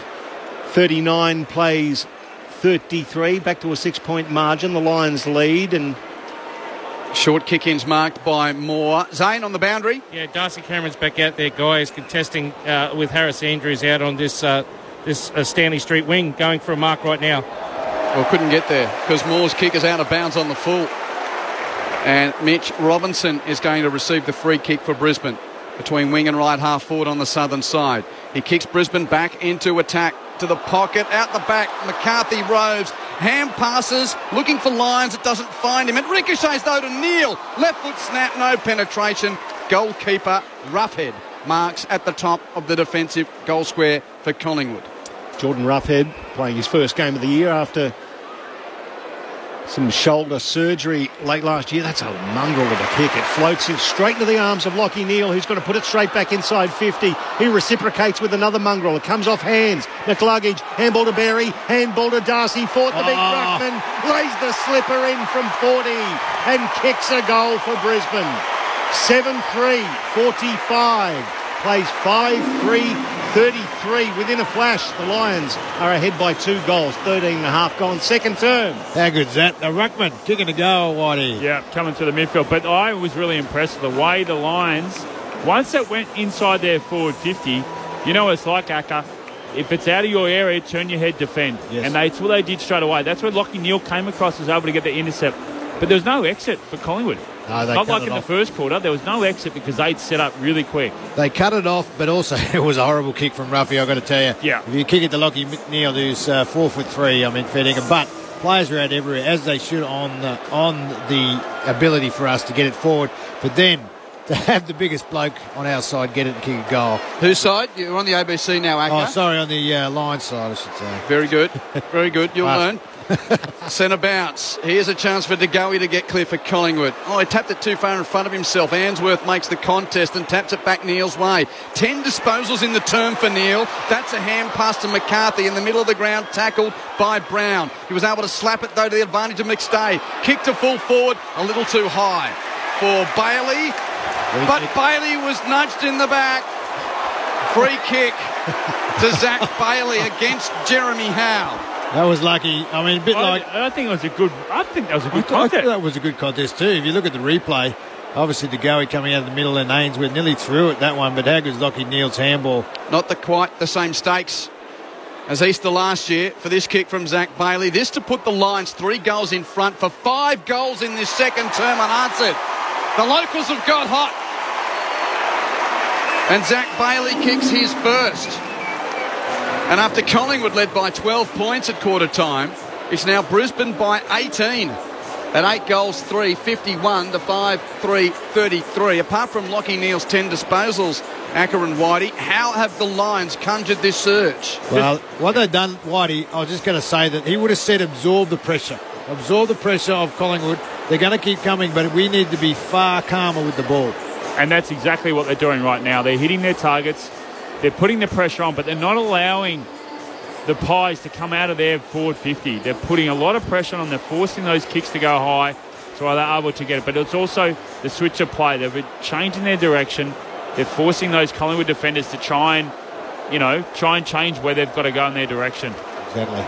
The efficiency inside 50 for Collingwood, 8 shots from 28 inside 50s at 29%. That could be contributing to it. The Lions operating at 59%. The Lions win a clearance here, and it's with Neale out to Mitch Robinson on the logo. Can't control it. Daniel Rich taps it forward.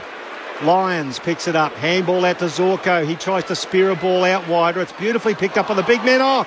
In Dan McStay, who changes direction beautifully. Handball over to Neale, to Lohman, outside of the shoe. Oh, young man, how about the pass from Kai Lohman? Hits Bailey on the chest, 35 metres out, 45-degree angle to the right. Calm under pressure from the man on his debut. That being said, part of the chain was Lachie Neale again. He's had 12 touches in 11 and a half minutes of elapsed playing time. He has been enormous. That was a bit of a lucky kick. The pressure was up, but of course forwards in front, Whitey.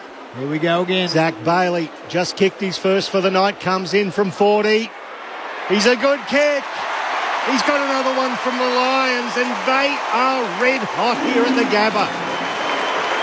9-3, 57 plays 5-3, 33, 17 and a half gone. In the second term, Michael Price with Quinton Hull, our experts, Jason Ackermanis and Jeff White. All the Lions are really doing better this quarter is getting first hands on the ball. Oh, and clean. Yeah, and I know that sounds simple, but the boys are getting to the ball and they're getting first use. Even when we haven't, I mean, they've been able to turn it over, and Collingwood hasn't got the clean breaks. Zane on the boundary. Yeah, all these goals are being scored by the Lions. Well, one of their main goal scorers, and Charlie Cameron's been off the field. He's been struggling with a groin injury, and he's been doing some really tough stretches with almost the head up near his ear. His leg up near his ear. So Charlie's watching all these goals being kicked. I think he wants to get out there himself. Centre bounce, Brisbane on a tear here. 6 straight goals. And a clearance coming up here. McCluggage, hand pass out the back. Well, he retrieves it. Couldn't find a teammate. Went again. Gives to Berry on hands and knees. Hand pass to Lyons. Rush kick doesn't get to half forward.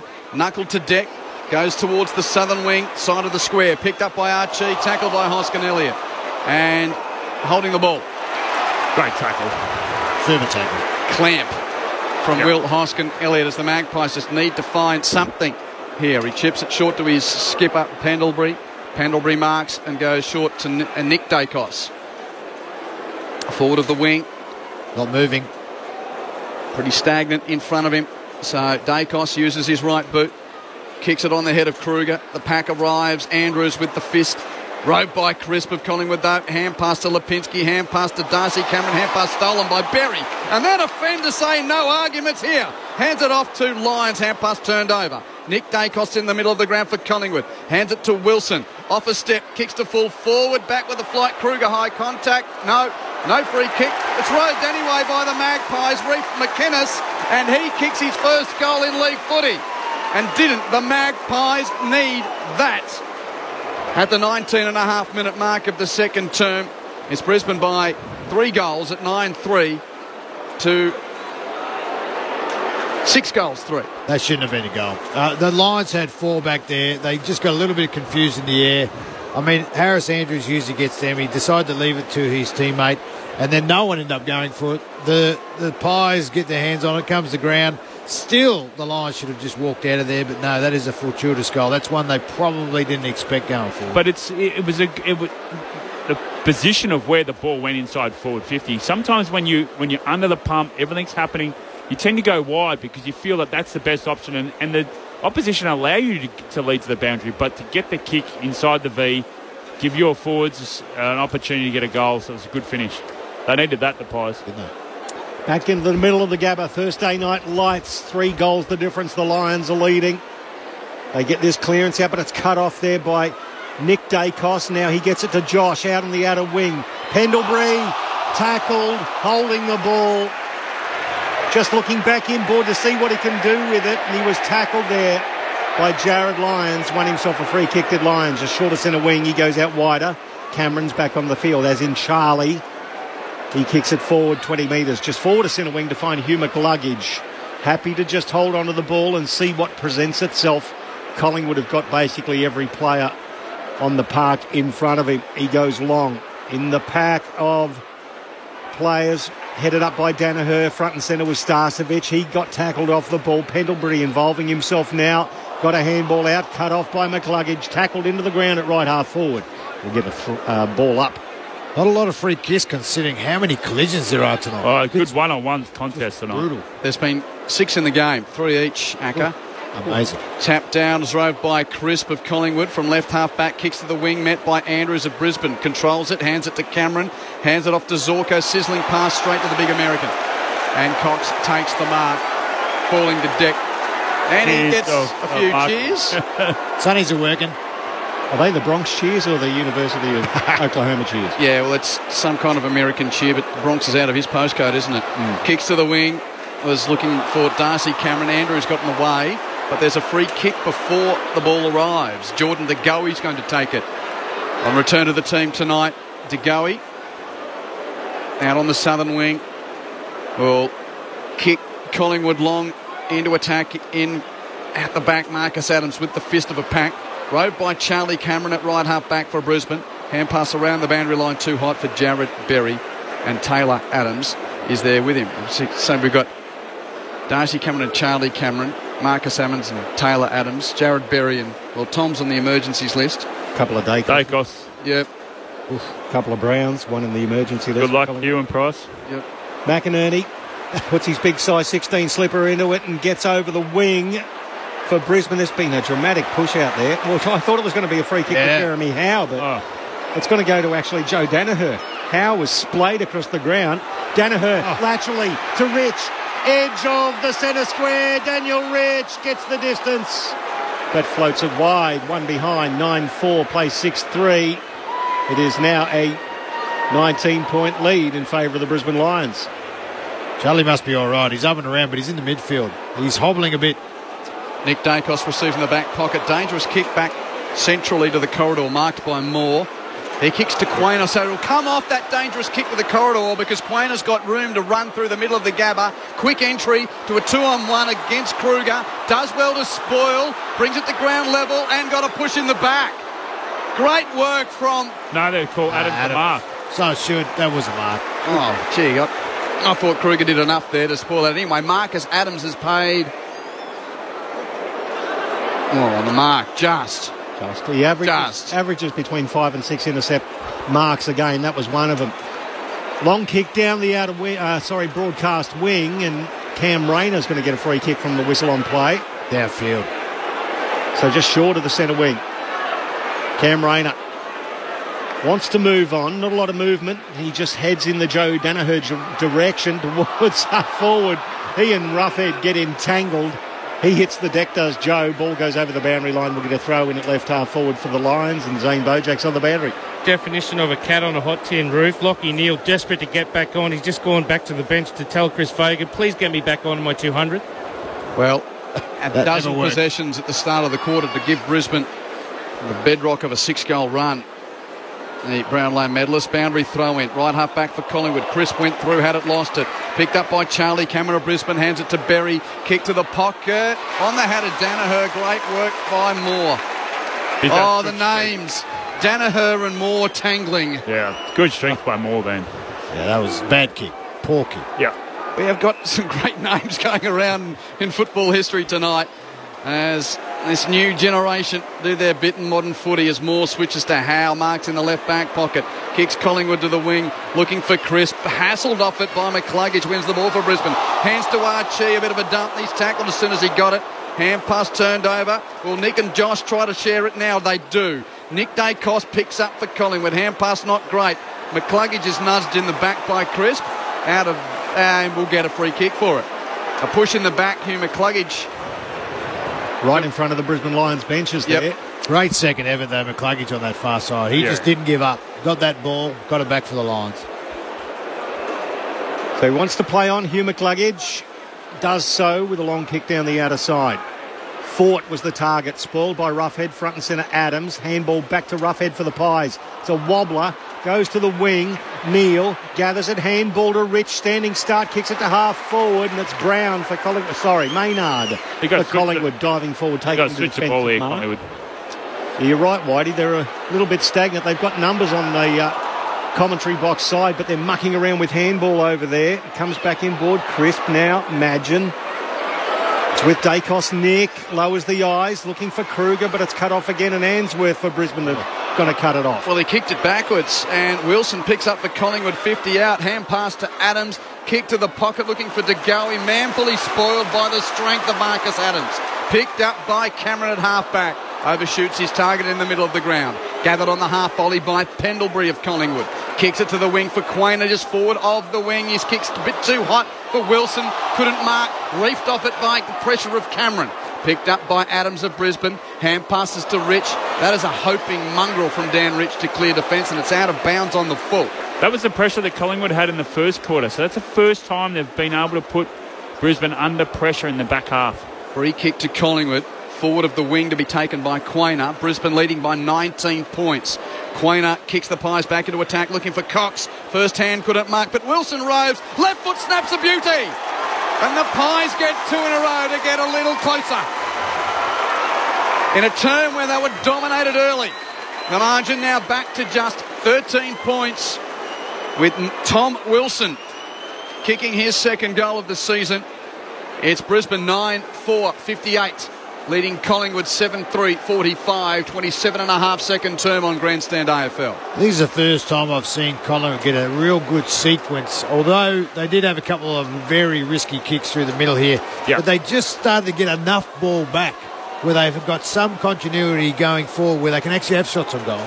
Because at the moment, the pressure was too good and they just weren't getting their hands on the ball wide. Yeah, and I think that the important thing with this too is that they went into the game with 3 tools.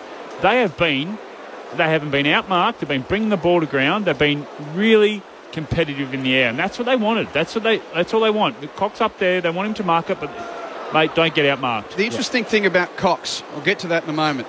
Back into the middle, Grundy versus Darcy Fort. Fort got it down, but it was sharked by Taylor Adams. He wheels onto his left foot. It's a floater towards half forward. It's Josh Dacos versus Starcevic. There's some talent there. Free kick against Dacos, though, for holding. Starcevic will take it at right half-back. Just on the 50-metre arc. Just having a look at Tom Wilson, though, the former basketballer with the Sydney Kings, former Australian basketballer as well. Signed a 1-year deal with the Pies and only his second goal in footy. Starcevic long to the wing where it's knuckled out of play, throw in. Just been watching, again, we're learning about Craig McRae here, your mate Acker. Yeah. Cox is either the decoy or tall enough when it goes near Andrews. He's got to go up when it's his turn, but he is playing a couple of very interesting roles. To try and neutralise the aerial strength of Andrews' knuckle in the contest. Throw in on the wing, Robinson clearance for Brisbane, hand pass to Starcevic out the back to Neil. What a term he's had. Kicks to half forward, fly from Lohmann, couldn't mark. Ricochet falls in the hands of Magin of Collingwood, they're out from half back. Hand pass to Crisp. From the wing, kicks towards Darcy Cameron, spoiled by other Darcy. Gardner, who gathers, is tackled. Got a hand pass to Answorth, just under pressure. Kick to the wing. Lohmann marks, but it's coming back. Free kick Brisbane, not downfield. This is the pressure that they had in the first quarter of the Pies. They're bringing it in now. Answorth to receive the free kick at right half back for Brisbane. He's right on the 50-metre arc, just chisels one 15-metre pass. Inboard to find Berry. Berry laterally to Starcevic. Still inside defensive 50. He's got a man running, and that is Adams. Open. 20 metres in front of him. Good kick. Drilling kick. It was a good kick. I could probably just a little bit too much heat on it for Hugh McCluggage. He couldn't quite reach it off his hands and dribbles over the boundary line in front of us for the throw-in. He's not as quick as he probably thought there, Adams. Old McCluggage. He has run a lot this quarter, mind you, and Neil's back in the middle. Yep. Love Lockie in there. 15 disposals for Hugh McCluggage. He had another good game for the young man. 15 in this term for Neil. Boundary throw in, half volley by Grundy of Collingwood. Hand pass though straight to Rich of Brisbane. On the wing, that booming left boot kicks Brisbane to the pocket beyond McStay and Roughhead, and that pair seat over the boundary line for a throw in. Oh. We've only got a matter of seconds left in this first half, which has been high intensity. Brisbane will go to the main break though with the advantage. Just how far yet to be determined. 6 seconds on the clock. Boundary throw in left forward pocket for the Lions. Ruckman tangle put to the boot of Maynard, gets it beyond defensive 50, and that's enough for us to take assessment of two very hot quarters of football at the Gabba. Collingwood led by 12 points at quarter time. Brisbane now lead by 13 points at half time, but the swing was pretty marked in the middle of that and start of that second term. Brisbane kicking 6 goals in a row before Collingwood kicked the last 2 to keep it at a manageable 13 points at the long break. Brisbane 9-4-58, Collingwood 7-3-45. Now the goal kickers for Brisbane: Bailey with 2, Danaher 2, and singles to Archie, Rayner, Lyons, Neil and Fort. While for Collingwood, all singles: McInnes, Kruger, De Goey, Cameron, Hoskin Elliott, Josh Dacos and Wilson. Brisbane by 13 at half-time. It has been frenetic. Send your messages on 0437 774 774. We'll get to them during the break. That's the text line on 0437 774 774. But before that, our experts, Jason Ackermanis and Jeff White, tell you how we've got here. Well, I'll tell you, there's a lot of momentum on both sides, obviously on the back of the pressure. Craig McRae would love that first quarter in particular. Got them back in that second half of that second quarter by, not only just their pressure, but they actually got their hands on the ball. As simple as Aussie Rule sounds, if you can't do that, and the Lions were doing it far better, they were cleaner, they got it forward, getting more shots on goal. They only didn't have that many forward entries in the first quarter, Whitey, but of course started to make them pay because they have been quite efficient going forward, the Lions. Well, Lachie Neale was the surge, was 12 possessions in the first 11 minutes in the start of that second quarter, but they got it back on their terms. They started using the ball, they started switching the play, they started keeping the ball in their forward half. But as soon as the ball went into the Pies forward half, they were able to get two goals in return. So, cracking game. And exactly right, Q. This is intense. This is Easter Thursday night footy that we've missed for such a number of years now. This is intense footy. One-on-one, we've mentioned that throughout the first half. A lot of one-on-one contests. Hard footy. The ball's there to be won. Below their knees, very clean, but, geez, it's intense. So, Acker, I reckon you're a man that knows your numbers. What was your best quarter as far as number of disposals that you picked up? I think I might have got 17 and a quarter. Yeah, Lachie Neale just had 15 in that term. Yeah, but, I was a superstar. Well, you are. Oh, wait, no, so's Lockie. We are equal on Brownlow medals. But equal. No, I've got a few more premierships, but he's a superstar. He is a superstar, an out-and-out superstar. I just love. He's not. I think he's even smaller in height than me, believe it or not. And I'm not an overly tall man, but his ground level work and his ability to get out into space. He's not as quick as you think, and he uses everything he's got and all his powers to get to the ball, get out in space, get used, be in good spots. So that's why we love him. But just his, how clean he is. Like that goal he kicked in the first quarter. I mean, just the ability to below his knees, clean, snap it, but just his work rate. And they were able to get the momentum back in their half. They were able to use the ball the Brisbane style way in the first bit of that second quarter. But this is a cracking game, Collingwood. And I noticed when the siren went there, Collingwood players were clapping. They were high-fiving each other. They were upbeat. They knew that they're in this. They've got it. They're putting it out there, and they've obviously got a game plan that they're sticking to, and they're all enthusiastic about it. Thank you, gentlemen. Let's repeat that score. Brisbane by 13 points at half-time. The Lions 9 goals for 58 over the Magpies, 7-3-45. Thanks for your messages. That number again is 0437 774 774. Hi, team. It's Dave from WA travelling around Tasmania. Loving all the game calls on the ABC while on holidays. Go Lions. Thanks, Dave. And if you're on the roads, take care. Holiday, long weekend, take particular care. And, campfires, driving around. To the Brody family, shout out to you. Road trip, ! Driving from South Australia to ACT to visit our son at Uni of Canberra, listening to the footy. Moon is awesome. From the Brody family. Go Lions. I spent 12 months at the University of Canberra. You did? Yep. I spent 12 months at St Francis Xavier at Flory. That was about The egg cartons, one of the famous student residences at the University of Canberra. There you go. Yep. I spent mine as about 14, 15-year-old. I wasn't old enough to go to uni. Oh, I only did 1 year. Me too. Uni dropout. Became a footy caller. 0437 774 774 in the National Rugby League tonight, being played in the nation's capital. Half-time, and the Canberra Raiders lead the North Queensland Cowboys by 12 points to nil. 12-0 for the Raiders over the Cowboys. Here, Brisbane by 13. Hope you're enjoying the start of Easter weekend with us on the national broadcaster. It's half-time at the Gabba. The Lions lead by 13 points. We'll be back after the latest from the ABC Newsroom.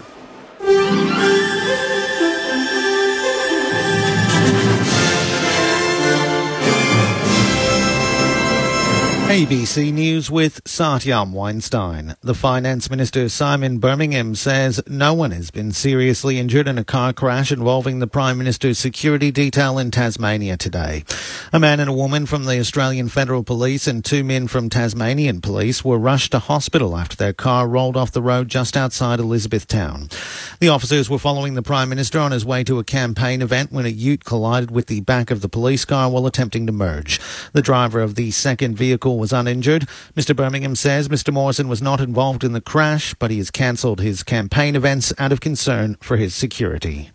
I understand that there are no serious injuries as a result of that, so that's a great relief to everybody. Their families have been reassured that they are okay, and of course we wish them all the speediest of recovery.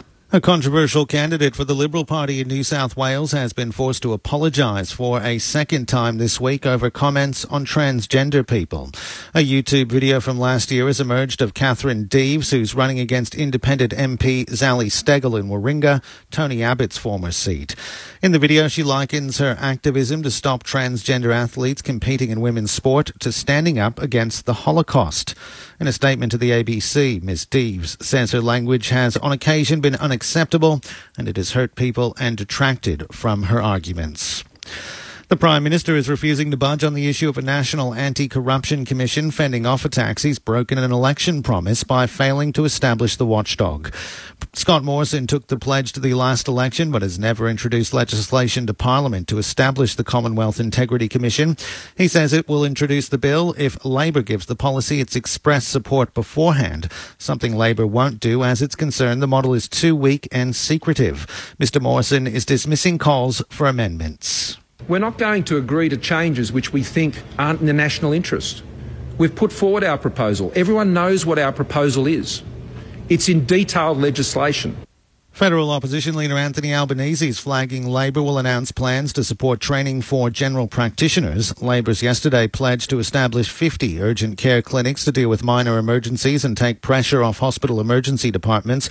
The clinics would be based at existing GP surgeries and stay open late to provide care into the night. Mr Albanese says Labor intends to unveil plans to train more GPs during the election campaign and argues the proposal has the backing of the Royal College of General Practitioners. The Royal College, I've met with them some months ago in my electorate office. We realise there are labour shortages. We'll have more to say about that.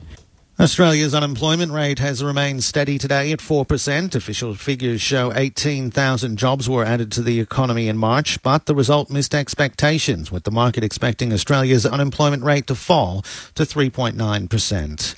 Meantime, today's official figures show Western Australia's unemployment rate has hit a 14-year low. WA Premier Mark McGowan says the state's unemployment rate is the lowest in the country at 3.4%. The underemployment rate also dropped slightly to 6.7%. Mr McGowan says the state's strong economy is due to its COVID-19 border policy. I realise we copped a lot of criticism for ensuring we kept the border in place for longer, ensuring we stopped the spread of COVID in our community. But I think what these figures show, and the health figures show, is that measure we put in place against many objections worked. Russia says the flagship of its Black Sea fleet has been badly damaged by a fire that caused its ammunition to explode. The BBC's Jenny Hill reports from Moscow. The Russian Defence Ministry says the crew had been taken off the ship and that the cause of the fire was under investigation. But Ukrainian officials say the ship was hit with 2 missiles. The Moskva gained notoriety in the early days of Vladimir Putin's invasion when its sailors demanded the surrender of Ukrainian border troops defending the strategic Snake Island. Their refusal, deployed along with some colourful language, came to symbolise Ukrainian defiance. The warship is an old one, but it's been involved in a number of military conflicts, including the war in Syria. This development will be a blow not only to Russian capability but to morale and a great psychological boost to those defending Ukraine. And 21 more people have died from COVID in New South Wales in the latest reporting period. 1,582 people are in hospital, 71 in ICU. 85 people have died in the past 7 days of reporting in New South Wales. ABC News. An unbelievable true story. Low-level crooks with high-level ambitions. It was a caper, it was a farce, it was a fiasco. Fine cotton and Australia's most infamous horse race. People are going to notice a red horse at the racetrack. Bright red. The colour of a stop sign. The Ring-In, Season 1 of the ABC's new history podcast, Dig. Find it on the ABC Listen app. The 2022 AFL Premiership season. Grandstand AFL. On ABC Radio and ABC Sport Digital. Charlie Cameron's fisted away from him. McCluggage on the arc.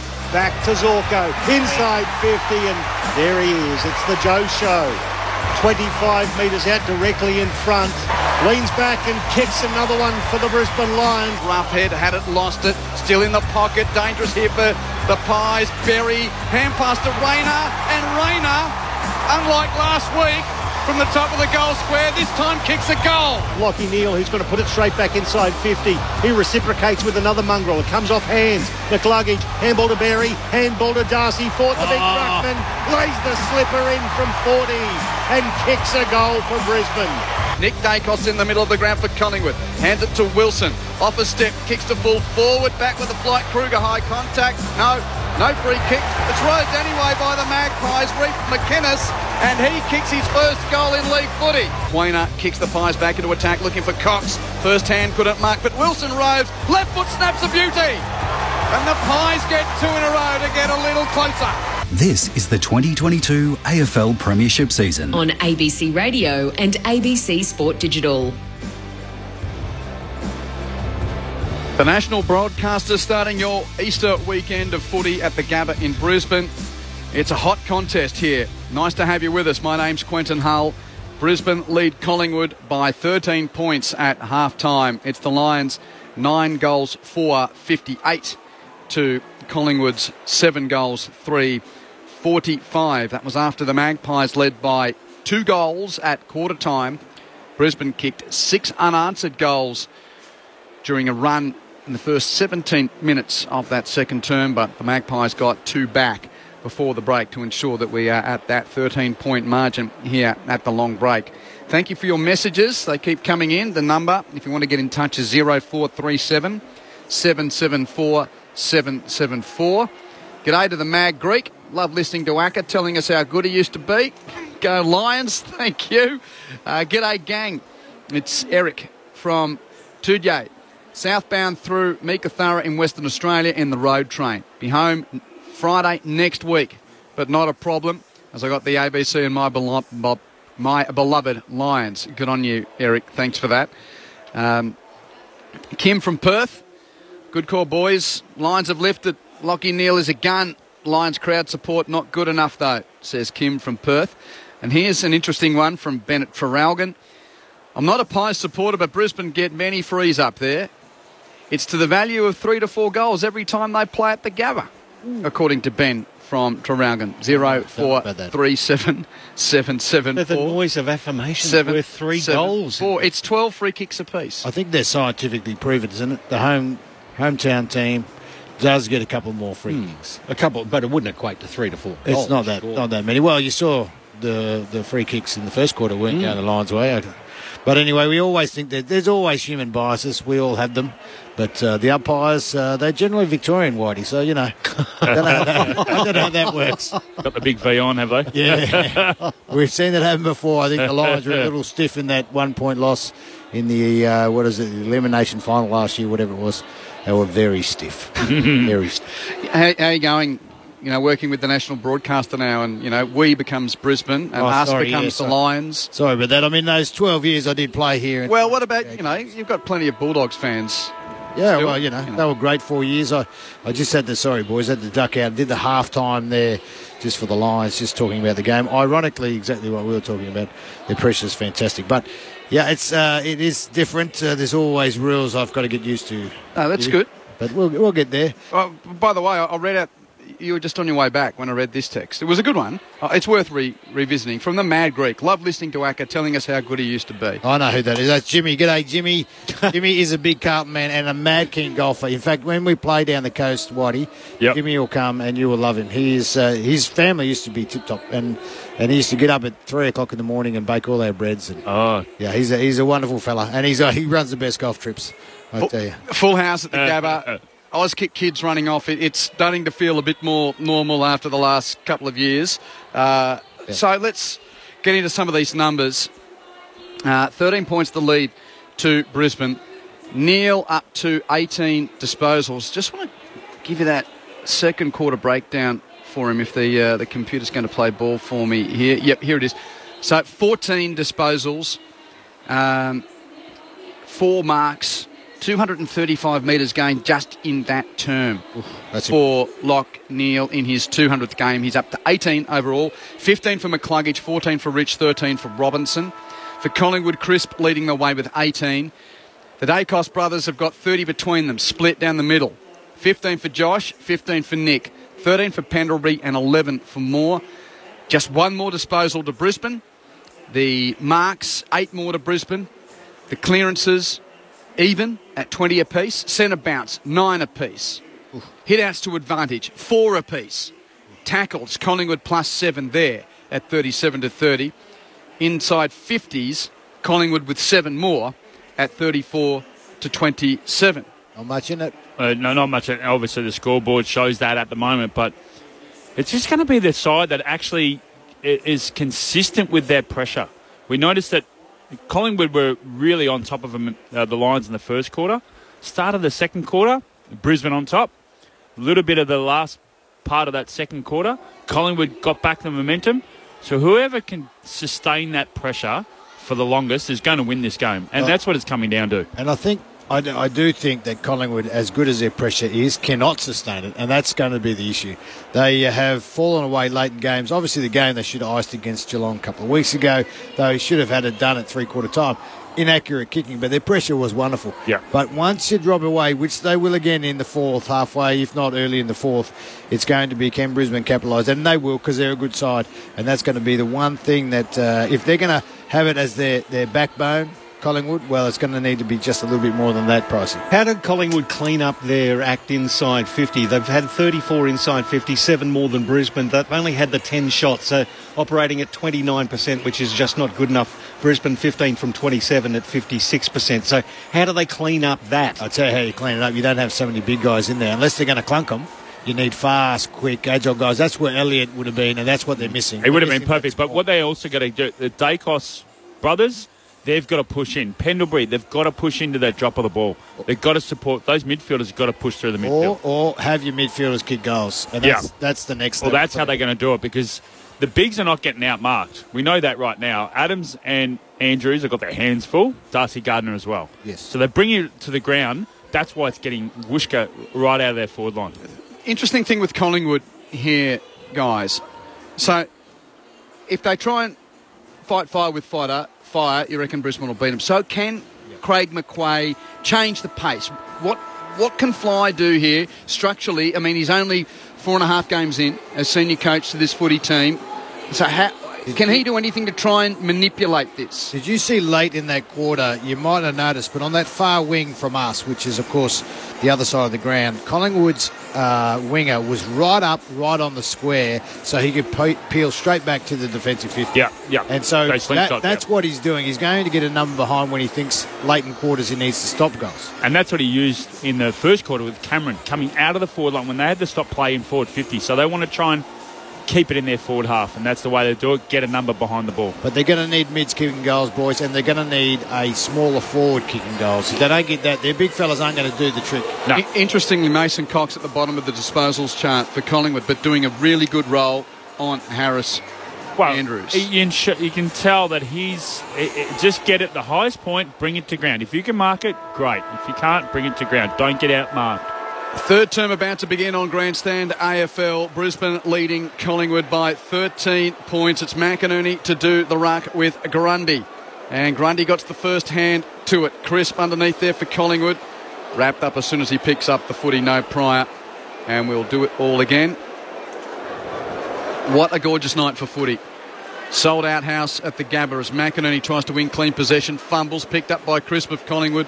Clearance to half forward for the Pies. A rush kick. Fell at the feet of Zorko and Lipinski, and Zorko picks up. Rush kick to half forward. Marked by Bailey. A kick and a half from goal. Turns and kicks to a 2-on-2 at full forward. Out the back, Danaher's the rover. He swivels on his left and hits the post. Near side for a behind. Brisbane 9-5-59. Collingwood 7-3-45. Joey doing the crumbing. Joe's got 2-1. Yeah. Good to see him crumbing, though, the big fella. So Collingwood with the ball via Nick Dacos in the goal square. He plays on to the right half-back position, looking for Grundy. Goes through his hands, Lachie O'Neill. Lachie Neal at the base of the pack. Handball to Zorko, and listen to the crowd applaud that pass that hits Charlie Cameron on the chest, 30 metres out, and a 45-degree angle to the left. That's why you need a bloke who can kick on your half-back line. That is a magical kick. And Charlie Cameron, he would love that service. Oh, he would, and he'll kick this. I don't know, Aka. This is the one part of his game that he really needs to improve. He's got a 38% goal accuracy. Yes, and so do I playing basketball, but I still get him. And Charlie Cameron comes through. In a clutch moment for Brisbane, 10-5-65. The Pies, 7-3-45. 20 points the margin. 1.5 minutes gone to the third term. It's Grandstand AFL. Michael Price, Quentin Hull with our experts, Jeff White and Jason Ackermanis. We're talking about it at half-time with Lachie Neal. Oh, here we go. West Virginia. Below his knees. He was the one that got it clean. Hand pass to Zorko inside forward 50. And what you two blokes don't realise is early in quarters, when you're fresh, guy that good gets a fresh shot of goal, don't worry, it's going through. Very rarely would you miss. Late in quarters or middle quarters when he's doing a lot of work, man, he's gassed. But then, no way, he's going to kick that. Crowd love it, Kev. They do. They do. Have a listen to that. It's better than Baby Shark, that's for sure. That's all I'm saying. We'll just go to the footy. Centre bounce. People have heard me whinging at how it's stolen from the Queensland Reds across town. McInerney picks up, hand passes to Neil, another clearance for Brisbane. Tumbles a kick to half forward, met by McStay. Decides to tap it to Cameron, who couldn't pick up. Side bottom does for Collingwood. Hand pass to Maynard, hand pass to Nick Dacos, back to Maynard, who runs off left half back. Kicks it towards half forward. Andrews in front. Cameron's got that job now. That's Darcy Cameron. Andrews beat him pointlessly. Hands it to Zorko from half-back. Kick to the centre of the ground. Fumbled by Rayner. Picked up by Quainer. Say that 10 times quickly. It's picked up there by Kruger of Collingwood. Hands it to Pendlebury. Chip to De Goey, who marks it 60 metres out. He's going to hold up Jordan De Goey and kick long to the forward pocket, looking for the fly of Hoskin. Elliott brought it to ground. McInnes Rhodes smashed into by Robinson, but kept the footy. Hands it to Josh Dacos on the boundary. Snaps it back to the goal mouth. Darcy Cameron had a big piece, balled away by Gardner, rode by Rich. Hand past the lines, rush clearing kick towards the wing. It's out of play off the hands of Howe and McStay, and will be thrown in not far away from Zane Bojack on the boundary. Yeah, you can see Mason Cox got frustrated then when Harris Andrews came across and took that intercept mark, because he's been doing such a good job. He threw his head back on the bench, boys. Those sunnies on. Yeah. 20 points the difference. The Lions lead.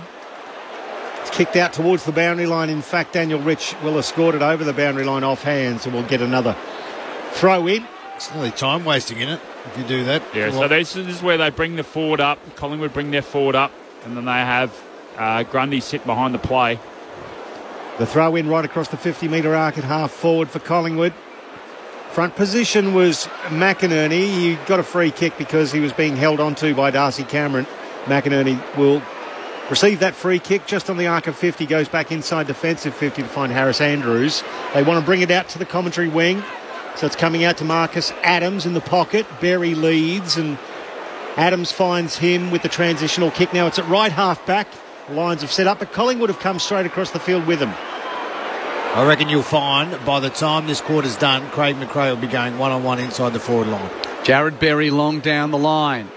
Danaher to the drop and juggles a chest mark. Somehow got to the drop of that kick. Infield with the kick marked by Zorko. He's having a huge say off half-back. Kicks it across the centre square to the opposite wing.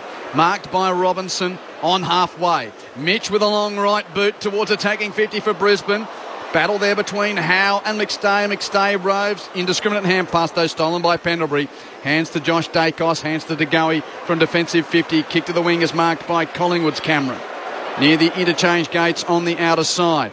Darcy Cameron on the infield kick to Nick Dacos, who'd run on, but Lyons makes the spoil for Brisbane. Rode by McCluggage. Hand pass to Rich. Hands it to Neil in the bullseye. Lost his footing. Maynard tackles him. Got rid of the hand pass on the deck. Berry tangles with Kruger, and that'll be a neutral, and the umpire will ball it up right in the bullseye. 20 points the lead to Brisbane. 5.5 played third term at 10-5, 65 to 7-3, 45. Zane Bojack. Yeah, Jack Madger's been trying to stretch out. He's had a few problems. He's had some physio work on his legs as well too, but something is he's just been doing some warm-ups along the boundary line. From the ruck contest, Pendlebury and class. Hits the man on the lead. It's Reef McInnes. 40 metres out, slight angle to the left, but there's Scott Pendlebury's overflowing with skill on that left foot. Can't go wrong there if you got it with Pendles. And you've got a forward leading hard. This is really the only way they're going to have leading forwards, because they're big guys, like we said, Whitey. They're not marking it. He looks quick, Reef McInnes. He does. He got off really quick, got a lot of space. He got off Marcus Adams quick. Look at them looking at each other. Was that you or me? 1 goal to Reef McInnes so far this evening. His first goal in footy as well. From right on 50, he strikes it beautifully, Reef McInnes. Pies get a vital goal. 10-5, 65 Brisbane. 8-3, 51 Collingwood. Now 14 points the margin, and we've played 7 minutes of the third term. This is Grandstand AFL. Just hanging in there, and I tell you, he needed to kick that wide because he missed those two much easier set shots. He got the really good snap goal down here to get his first with a horrible hairdo like that. He'd want to have the wind flowing in him. He went back, and you've got to kick them. I mean, I know he's young, but if you can't kick him, you're going to have no confidence coming in. You need guys like him to stand up. Yeah, you do. And then just the lead to the preferred side of Scott Pendlebury, that synergy has just worked really well there through the midfield. But so much effort, so much work rate. They've got to be able to get the ascendancy here, Collingwood. Brisbane's going to be doing the same thing. It's just going to be a matter of who has got that intensity for longer. Just not going away. They're not going away, the Pies. Jason Ackermanis and Jeff White on Grandstand AFL. Centre bounce. Grundy, clean possession for Collingwood. And a high clearing kick to half forward. Oscar Elliott from behind. Plucks it over Ainsworth's head. What a mark. Hand pass to Adams. Kick deep to full forward. Darcy Cameron's got 2 to beat. Adams comes across with the knuckle to thump it out of play. Throwing in the left forward pocket for Collingwood. That's their strength, Brisbane. They just calm off for each other, Adams and Harris. Well, Harris was supposed to be in the way of the last kick that came in. Of course, McAdams was like, mate, you're supposed to be there. That was better. Ball thrown in. Full forward for the Magpies. Rolls back towards the boundary. Brown's first to meet it for Collingwood. He's hemmed in by Rich. Tries to get around him. Rich got him. Ump says that's okay. Handball comes free. Stolen by Starcevic of Brisbane. Left foot kick doesn't clear the danger. Goes to deck on attacking 50 for Collingwood. Lohman there for Brisbane. Had it, lost it. Holding the ball, young man. This is the seniors. This isn't the VFL. Too long, Cobra Kai. I think he was unlucky there. Did get stripped out of him and he got it back and the umpire said that's dropping it. Good nickname there, kid. And Madgen gets the free kick from 60 out, kicks to the pocket. Kruger was caught behind, had to spoil. Marcus Adams-Roves is tackled and has it stolen by Kruger. Hand pass to De Goey. Snap is near side for a point. That is not a great option, though. They should have gone. No, it's to the boundary, but you got it. Kruger gets up there, keeps his feet, gets a second effort. Brisbane That's 10. what they need. Let me give the score. Sorry. Brisbane 10-5-65, Collingwood 8-4-52. Boy, this game's at a cracking pace. Oh, it's cracking. Oof. 13 points the margin. Lions lead it. And full tilt football on a Thursday night. Daniel Rich, 70-metre kick to half-back, and that is a magnificent mark from Cam Rayner at the front of the pack. Comes back towards the arc and finds Harris Andrews directing traffic and then using a 15-metre pass across the ground to find Darcy Gardner. Handball to Daniel Rich. He directs his left foot perfectly to to Cam Rayner. He's directing more traffic as they just want to open up some spaces down that Stanley Street wing. Rayner, long kick in front of the benches, floating in front of the pack. Link McCarthy. Crowd appreciated that one. He plays on. Long right foot kick looking for Joe and finding him. Joe was looking for the body of Roughhead, found it, got rid of it and clunked the mark 30 metres out. I just think that's Roughhead not playing a lot of footy this year. Normally he'd be able to hold his ground there. I mean, Joey and him have had great battles and I know that he would be just got that timing off there and Joey got a good uncontested mark in the end. But it was smart play by the Brisbane Lion who had Darcy Moore and he actually went on the lead, sucked Darcy Moore out of the way. Perfect, and that's what he's good at, Darcy Moore. 2 goals won so far for Joe Danaher. He pops through his third. The Lions skip further ahead. 11-5-71 plays 8-4-52. 19 points the margin. 11 gone third term. You brought up brought up before, Pricey, about how can the Pies clean up going inside 450. That's a perfect example of how the tools are separating each other. One's leading, taking the defender away, so Darcy Moore can't impact that contest.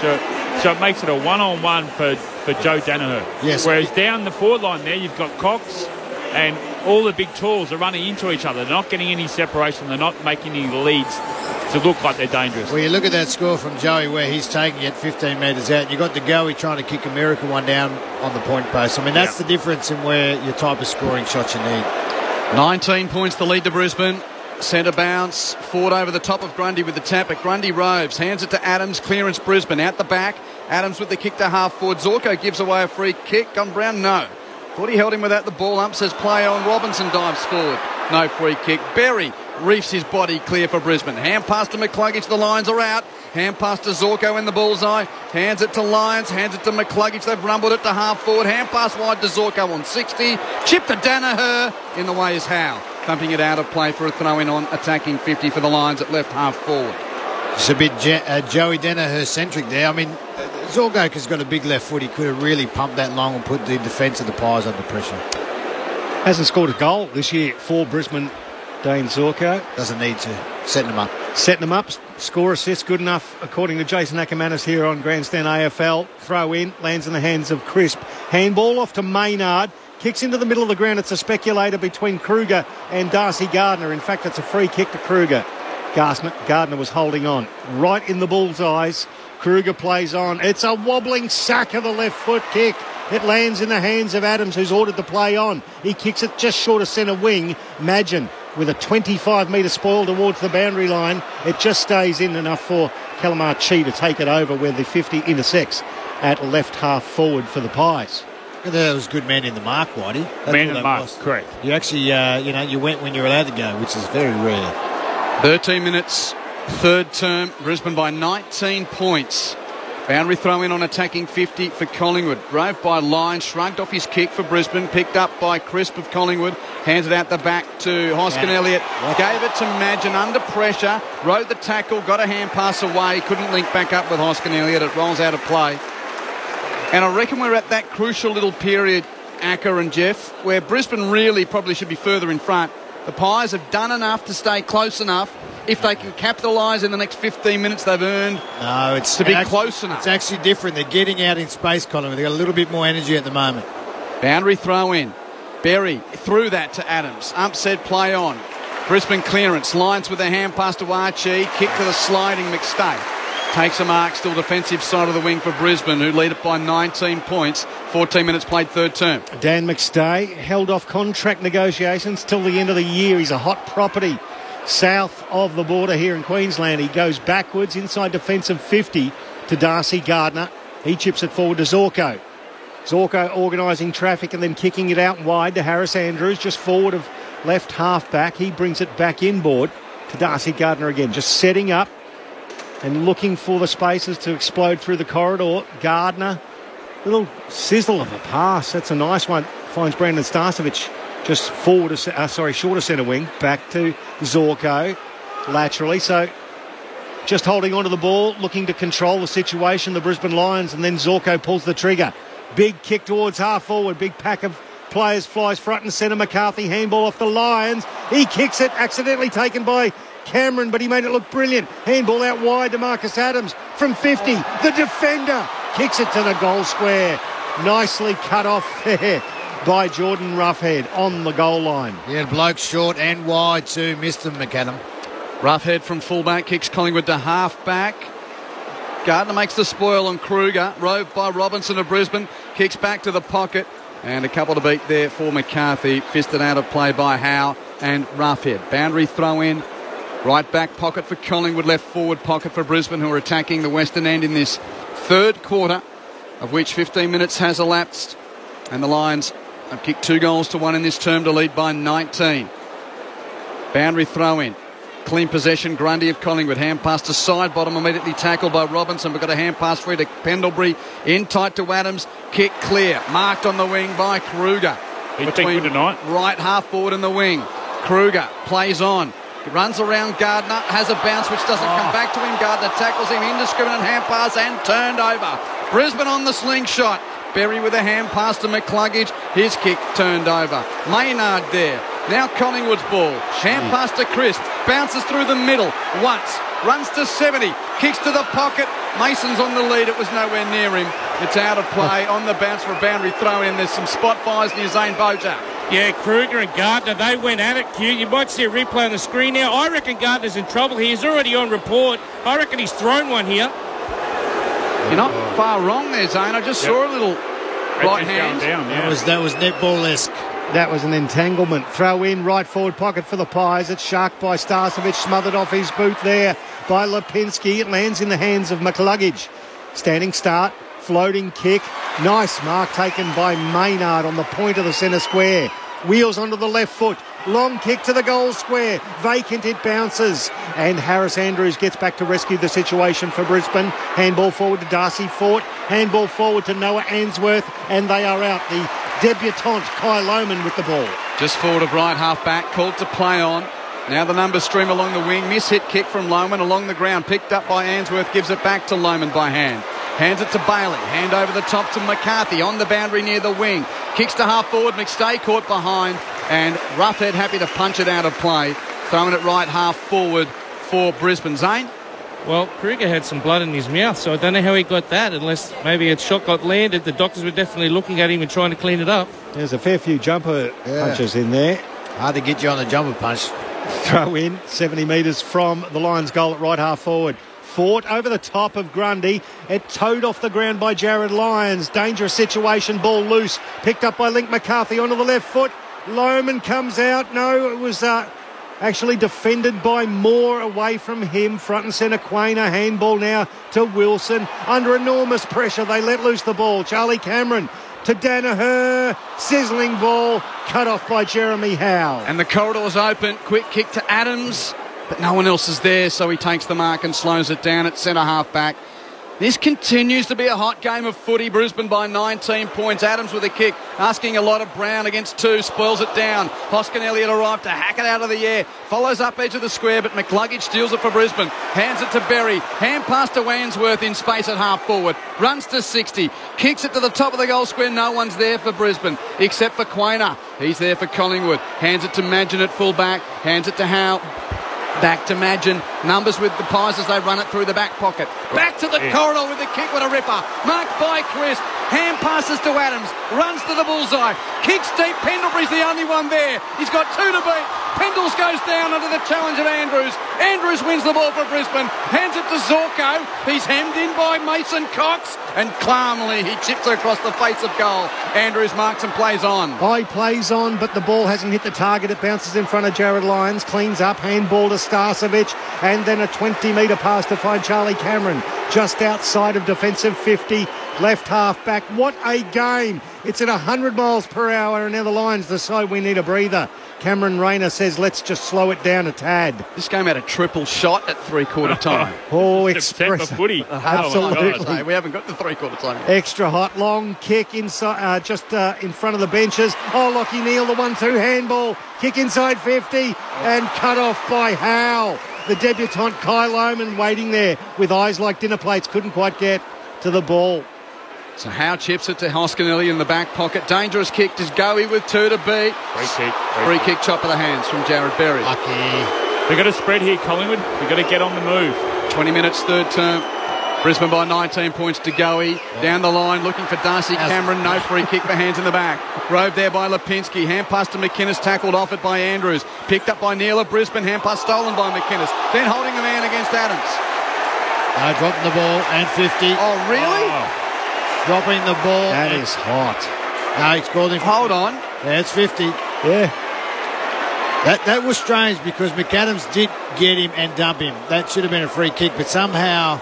And now Marcus Adams is being marched to half forward. Well, he got him for dropping the ball first, and then they didn't give the ball back on the full, so there's 50. Easy 50. Ball got knocked out of the hands in the tackling action. I don't think it was 50, though, because they didn't know which of the play... Because there was two incidents that happened. That's harsh. So Marcus Adams... He's a good kick, but I don't know if he's got the accuracy. He can kick long. Zorko's ghosting to his right.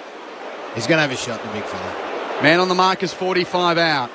Marcus Adams to give the Lions some breathing space from 51. He's hit that magnificently. Half post height straight through the middle. Lions lead by 25 points. Take it back. What a goal. Marcus Adams with a booming right foot drop punt.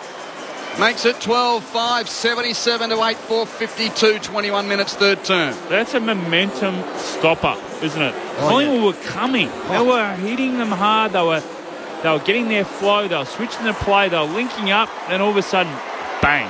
Yeah, coming through the middle, taking the game on. But again, to your question, boys, they would not... How are they going to get the forward thrust to kick goals? And unfortunately, they're not playing to the advantage of any of their forwards at the moment, and none of them are getting on the lead and getting the ball where they want, which is in the 50 out in front.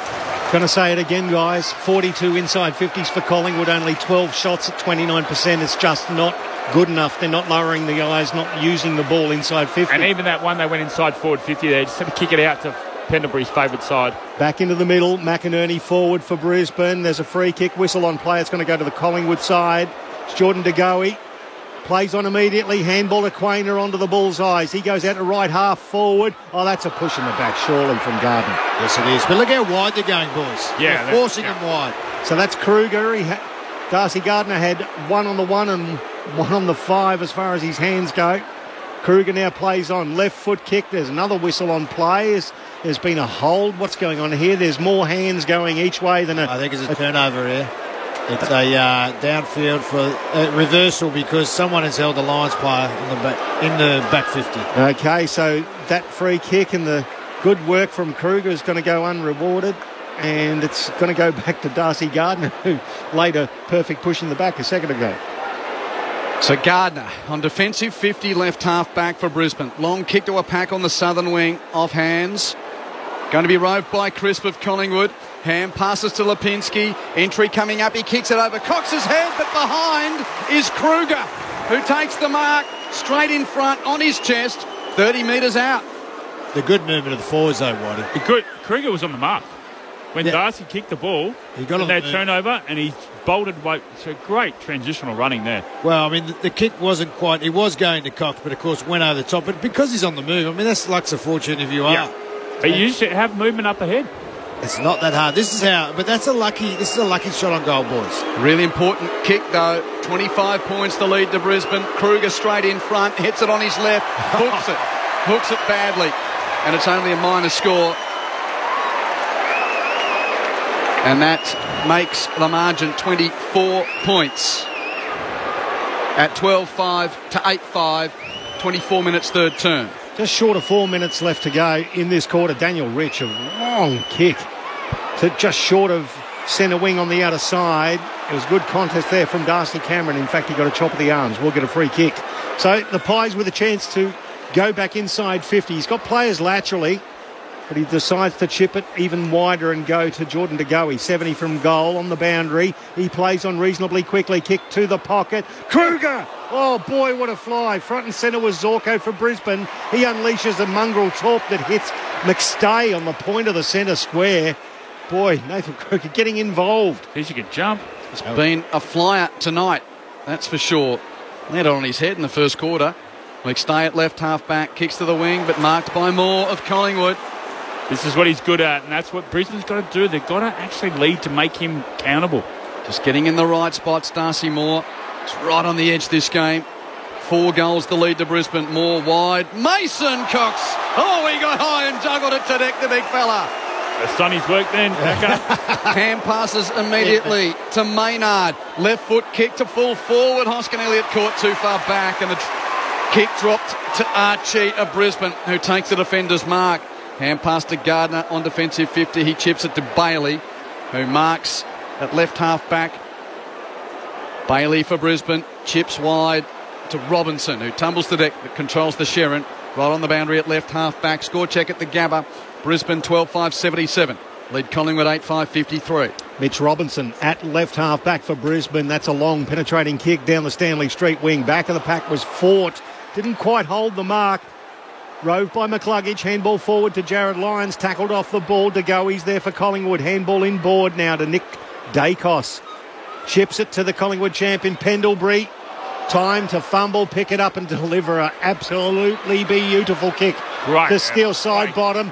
Aware, dribbling, worm-burning kick deliberately so to Hoskin Elliott, who delivers a magnificent pass onto the chest of our man of the moment, Nathan Kruger. Steel side bottom. Oh, better you can't explain how good's that hang he went for. But that kick, Q, was a grubber, to use rugby league parlance. It was a grubber, but he knew someone was coming, and he knew he had one of his teammates free. Sensational. Well, they were out in the back too. I mean, Harris Andrews had 2-on-1, and he went to the one, and they come back in, and then they get a better shot at goal because of it. Good luck. 1 goal 2 for Nathan Kruger from 50. Strikes it very, very well. Pies are back. That was ugly. 12-5-77 to 9-5-59.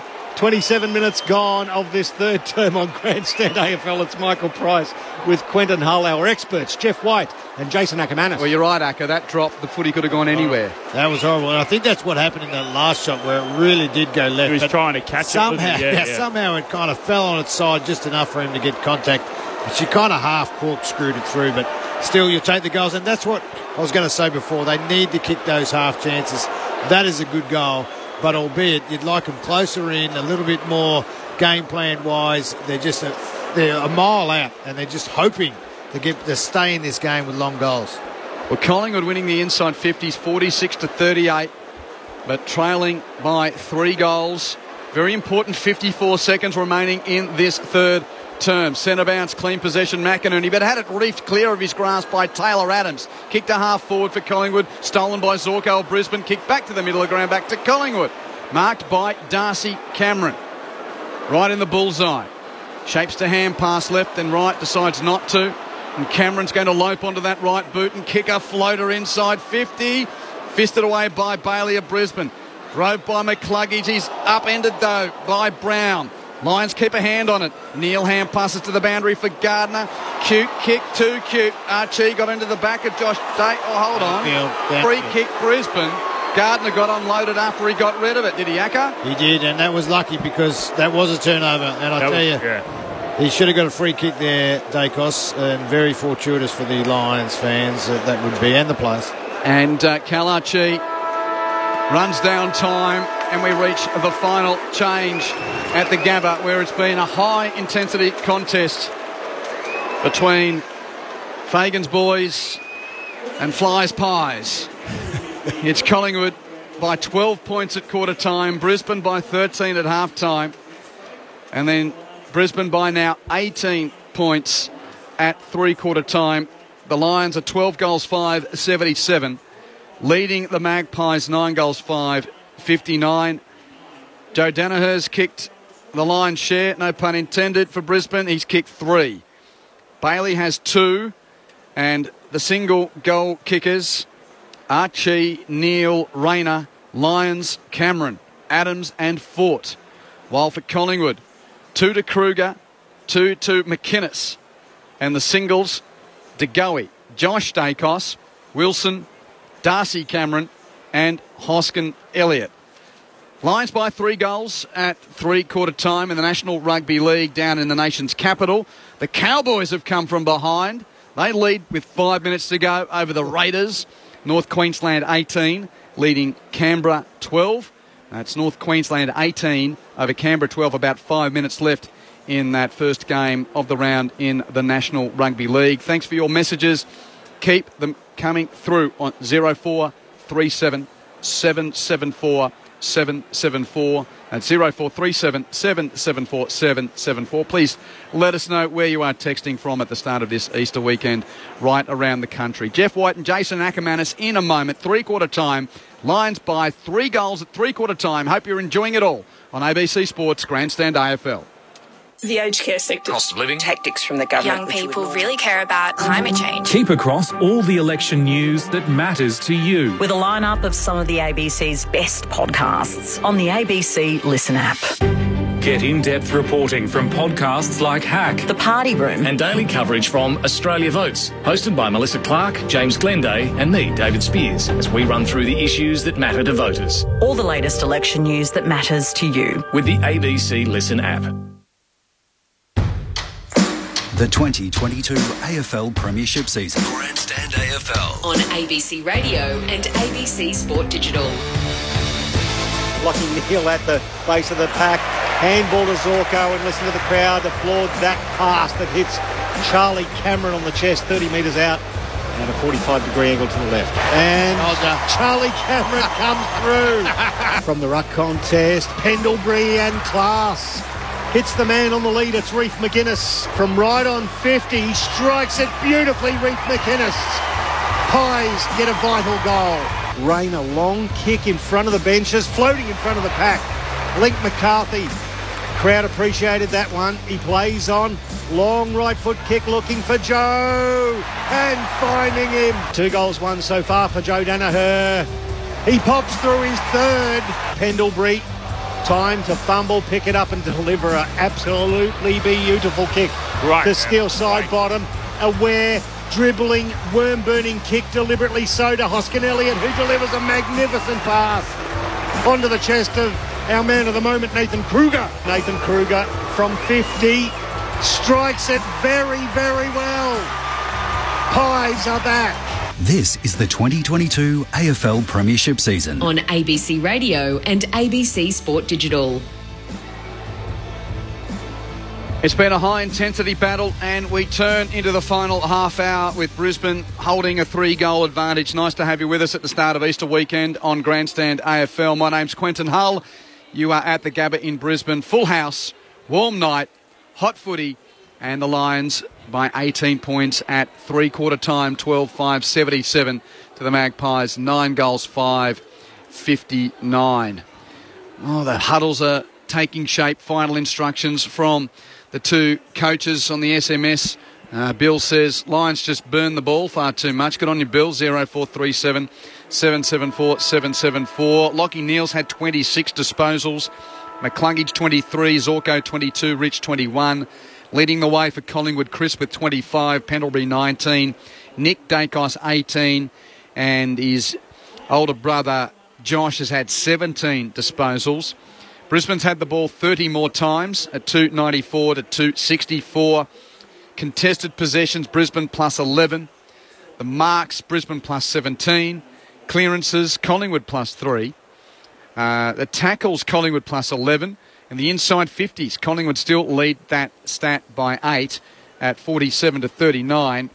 I tell you, Q, what I'd love to know is those forward 50s. I like to see the depth of the forward 50s. I want to see just where are the forward 50 ball entries going. I'm talking about how deep they're going, because I reckon there's been a lot of shallow entries, and the other ones that are going long are going to, 4-on-4, 3-on-3. I think that's what you could bring to us, Acker, on your grandstand debut. You could be the radio heat map of the inside 50 entries. Give me the heat map. I'm ready. I think the Lions entries, albeit they have been much more efficient going inside 50, but look at the depth of their kicks, and that's where I was saying that's why you need those skillful players on half back, your midfielders kicking it to one-on-ones, and of course if you can get guys like Moore out of the way, well, you get your superstars like Joey Danaher to get it one-on-ones, exactly what you need.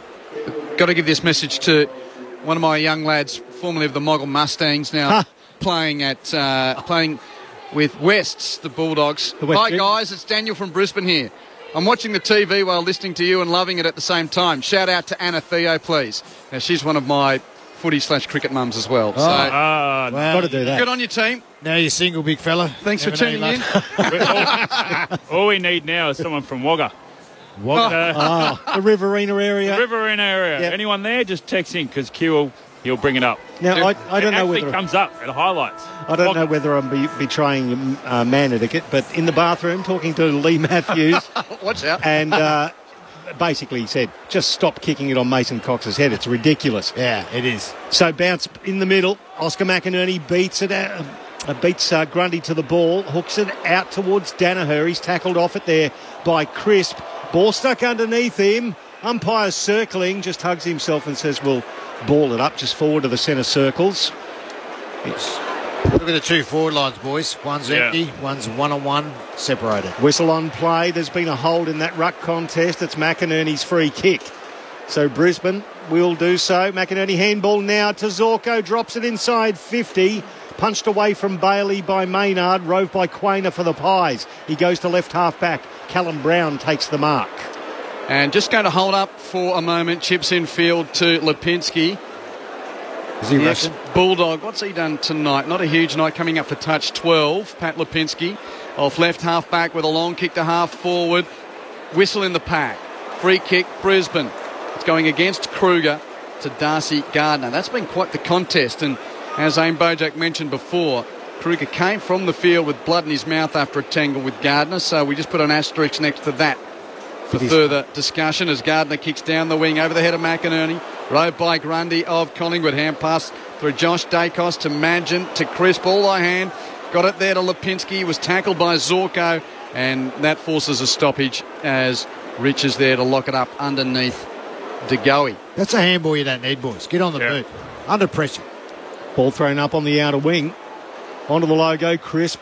Bust through the pack. Got a dodgy handball away, and that's towed forward for the Pies. Cut off on the 50-metre arc by Darcy Gardner. Handball to Starcevic. Handball to the point of the square. Standing start, Daniel Rich. It still went a long way. It tumbled towards Charlie Cameron. He's got time to fall over, get back up. Handball it to McStay. Left foot to Bailey. Bailey 25 metres out, actually. He runs all the way to the top of the goal square before he's Tackled by Braden Maynard. Will be a shot on goal to Brisbane. Good kick. And that's the strength of Brisbane. That slingshot footy, when they're aware that they've got more numbers at the contest, slingshot footy, they run forward. I reckon that was a great handball. I know Charlie fell over. That's probably his groin that's been bothering him. But anyway, got up and the handball to advantage. I think it was McStay. McStay, just a kick to perfection to advantage to Bailey. That's what you want as a forward. Look at where they're shooting from, boys. That's a forward entry. Zach Bailey now from 15 metres out, kicks it straight through the middle and gets his third goal. The Lions with their 13th. 13-5, 83 plays 9-5, 59. It is blown out to a 24-point margin. Zane Bojak's on the boundary.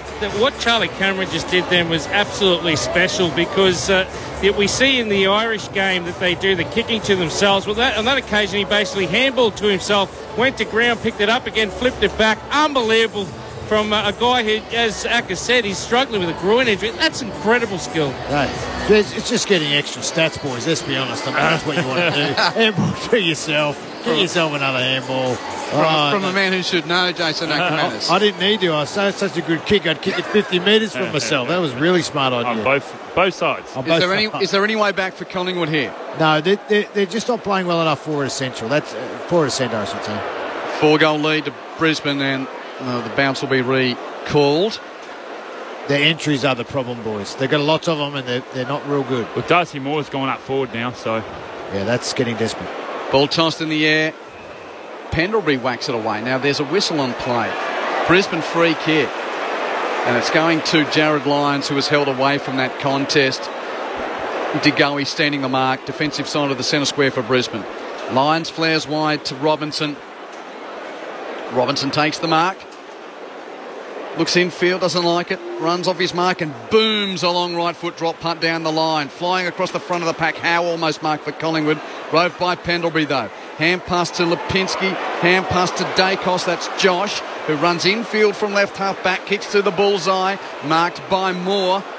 No one ahead of him though. So Darcy Moore has to hold up for a moment. Now the hard-running Wilson gets to the drop. It's over his head. Adams leaves his man to come to him. Adams taps it in front of him, wins the ball, wins the day. Hands it to Andrews. Back to Adams. Oh, got into trouble. Kruger tackled him. But hand passes to Gardner. Too many Brisbane numbers. Poor kick from Gardner beyond defensive 50. Picked up by Moore of Collingwood. Hands it to Noble. The sub's been injected. And work out who's out. I think it's Darcy Cameron anyway. The hand pass around the boundary line. Taken out by Sidebottom.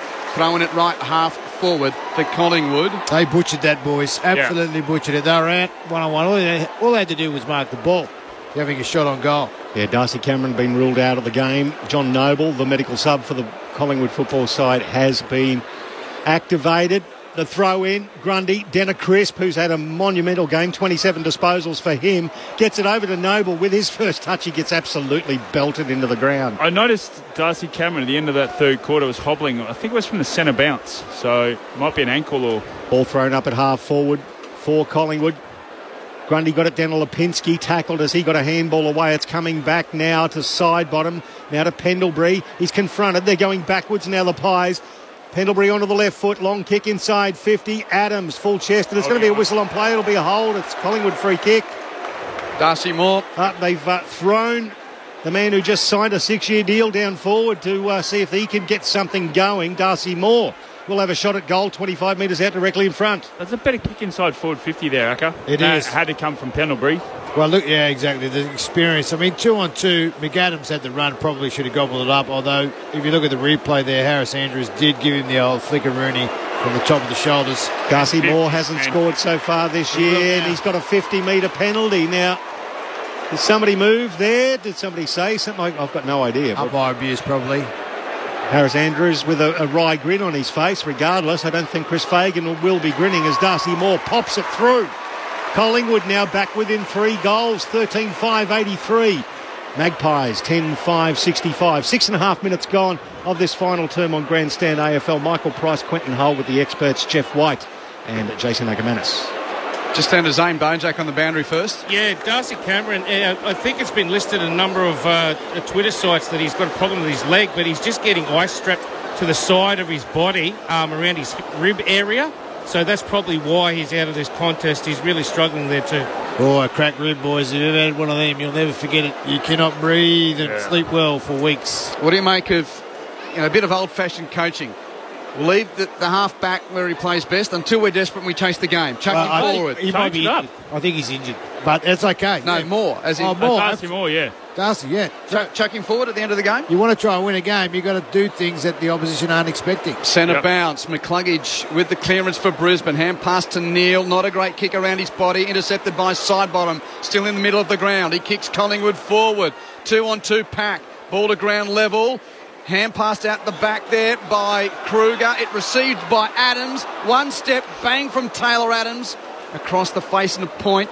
Again, a shot 45 metres out. I mean, under pressure. If they go through, it looks great. There's a few there that he could give the hands to. 10-6-66, trails 13-5-83, Brisbane by 17 points. I don't know how Collingwood's still in this game, but they are with 8 minutes played in this final term. And if they can get a couple of goals here, it's really on. Daniel Rich plays on for Brisbane from full back. Goes on. Good mark. Taken there by Kalachi. Just a nice little hanger. Just short of centre wing on the outer side. Long kick. Front of the pack, McCarthy. Spoiled by Nick Dacos. He gets the crumb too, does Dacos. Handball forward to Adams. Adams now to Brown. Brown out to Quainer. Under a lot of pressure from the Brisbane tacklers. Now handball back to Sidebottom. He steadies, and you would have thought he would have hit the target, but he's kicked it into the crowd. And he had men lining up in the middle too. He had to swing around on his right foot, switch it back in the middle, and he had 3 players. That's tied tunnel by vision, themselves, Whitey. yeah. All tunnel vision. That's where they can make the difference, where he can come through the corridor. They're out. They just don't know it. Daniel Rich taking his time at right half back with the inbound. And booms a 60-metre drop punt towards half forward. Fort! In front, clean clunk. Good mark for Brisbane, and he gets up taking his time. A kick and a half from goal. Dishes a hand pass to Starcevic. Drives Brisbane into the pocket. Huge fly from a number of players. Roving there is Rayner. Tried to burst the pack but turned it over. Hand pass from Nick Dacos to De Goey. Collingwood out. De Goey's kick is marked at right half back by Moore. He's got the run of the sub Noble. Gives him the hand pass. Noble hands it off to Hoskin Elliott. Gathers on the bounce on the wing. Kick to half forward. 1-on-1 there between Kruger and Andrews. Neither wins tellingly. Kicked off the ground by Answorth back to the wing. But only Collingwood's numbers there. Hoskin Elliott's hands to Dacos turned over from the boot of Nick. And marked by McCluggage just forward of half back for Brisbane. 9.5 played final term. Lions by 17 points. Oh, he's kicked it across the half-back line looking for Darcy Gardner. He's taken the mark. It wasn't the distance, umpire says. Not the 15 metres. Tackled into the ground, Darcy Gardner, by Reef McInnes. Now he gets the free kick. Handball to the run of De Goey. A floater. Jordan De Goey's kicked the goal. His second. Pies back within a couple of kicks. Shocking passes of pain for Brisbane. I mean, you had Charlie Cameron out here by himself. He had guys long and decides to kick it to a guy's 14.5 metres away, which is risky anyway, because if he calls play on, he was gone, and he was. 13-5-83 Brisbane, 11-6-72 Collingwood. 10.5 gone in the final term. We're back to an 11-point margin, Jeff White. Here they come. Here comes the Pies and the crowd. The crowd's lifting. Oh, yeah. They're getting it. This is, oh, what a game. Oh. Here it is. Oh, yeah. Tell me there's not a lot of visiting Pies fans at the Gabba when you hear that. Only one mob has the audacity inside the Lions' den. And it's this mob. You know what? I'm really loving their style of play, this energy that they've got. They've brought it tonight. Last 2 goals to the Pies. Centre bounce. Cox with the tap, but stolen by McCluggage at ground level for Brisbane. Deep kick. Free kick against Lohman for hands in the back. Marked anyway by Madgen for Collingwood. Kicks it to right half back. Hoskin Elliott takes the grab. He's got a runner on, it's Noble. Receives the hand pass near the boundary. Takes a bounce between half back and the wing. Runs to the wing. Noble now on the right. Kicks it around the boundary line. Brought to ground by Wilson. Tapped over the boundary line by Answorth. Oh, he's called it. And no intent to keep the ball in play. Free kick to Lipinski of Collingwood. 2 kicks from goal between wing and right half forward. Lipinski taking his time. And is going to set it on his right boot long towards full forward. Cox, the biggest man in the pack. Brought to ground level. Rode by Jared Lyons. Tackled. got rid of it just. McCluggage fumbles it, got tackled. Gang tackled by Adams and Moore and held up. Ball up. 40 from Collingwood's goal. It's the Lions by 11 points. Did hang on here, the Lions. Free kick in the pack going Collingwood's way. And it's Big Mason who's been given the free kick 40 metres out. That is not a good free kick because that happens all game. How you call it there, I'll never know. Darcy Ford just got a bit of the big pies jumper. But it's almost like if you're in the defensive half and you get out position as a ruckman, you can't become a rover. Yeah. Has been the kicking clutch set shots, Mason Cox. 45 degrees to the right. 45 out. Across the face. A miss, not by much. But across the face for a behind. Brisbane by 10 points. At 83 to 73, 13 minutes played, final term on Grandstand AFL. Zorko plays on from fullback for Brisbane, hits right half back, and it's a beautiful kick to find Marcus Adams. Right leg planted against the boundary line. The crowd urging him on. Long kick down the outer wing. Pack of players fly. It was beautifully done by Madgen at ground level now. Pendlebury with class. Taps it back to Crisp. Crisp the handball inboard.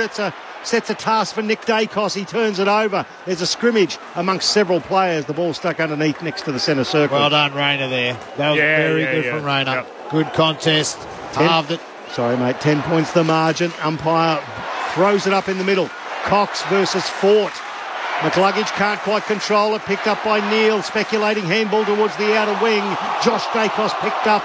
Dumped unceremoniously onto the logo. Umpire will ball it up on the Stanley Street wing. It's a great one-on-one there. That was a superb one-on-one. Ball tossed in the air. Cox over the top of Fort with a tap down. Pendlebury couldn't pick up. Fort does for Brisbane. Rush kick to half. Ford goes to deck. Rove by McCarthy. Hand pass doesn't find the target of Rayner. Madgen thumps it 20 metres out of play. Yeah. No intent to keep it in. Free kick Brisbane.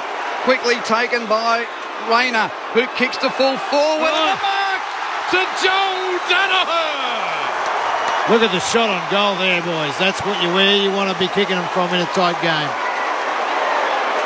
Danaher plays on and kicks his fourth. And steadies the ship for Brisbane at the 14.5-minute mark of the final term. Lions back out by 16 at 14-5, 89 to 11-7. 73. That was a definite under pressure late in the game. Why you want to just hit it out of bounds and not think you're going to get done? I don't know how many years you've been playing footy, but that's an easy free kick for the umpire. Move it quick. One-on-one again. You've got the biggest bloke in the world down there, 202 centimetres. They don't get any smaller, Whitey. I was just going to say, as the game gets on, they don't get any smaller. Get it up there and great kick. Top of the goal. Even if he doesn't mark it, he's still going to be in a dangerous position. Collingwood defenders, they're going to be gassed. And McStay could have easily had that one too. He was coming around, wasn't he? They're really looking good. But I'm really pleased in this last couple of minutes of Rayner. He's played a good game. Doing very well, Cam Rayner. Back into the middle. Darcy Fort versus Grundy. Grundy gets it down, but it's stolen by Berry. Handball forward to Neal, but chiming in, Nick Dacos. Dacos handball over to Josh. Josh scrubs it forward. Goes inside 50. It's going to be stopped by Brisbane. Zorko picked it up, jammed it on his foot, kicked it straight out of bounds. There was literally straight out of bounds. Now that is deliberate and was not pinged. There's a bad kick. Get consistent. Zane Bojak's on the boundary. That was a disgraceful decision. Gardner's struggling down here on the interchange gate. Boys, it's 41 goals now for Danaher since round 15 last year. He's on a tear. Boundary throw in. Neal again, a part of the clearance for Brisbane. Hand pass to Berry, hands it to Robinson. Rush kick from right half back. It's coming back. He was legged, I think. It was Zorko. Zorko gets the free kick. And Berry's holding his shoulder too. Jared Berry just got one in the comic cuts, me. Hand pass to Zorko from right half back. Long kick over the head of Danaher, who's tangling with Howe, bouncing near the boundary and out of play. Boy, it's had some... It's not spite, but it's just had some spice. Well, there's still half of this quarter to go. 16 points is the lead to Brisbane. So this is the issue of putting Darcy Moore forward, is Howe is playing on Joe Danaher.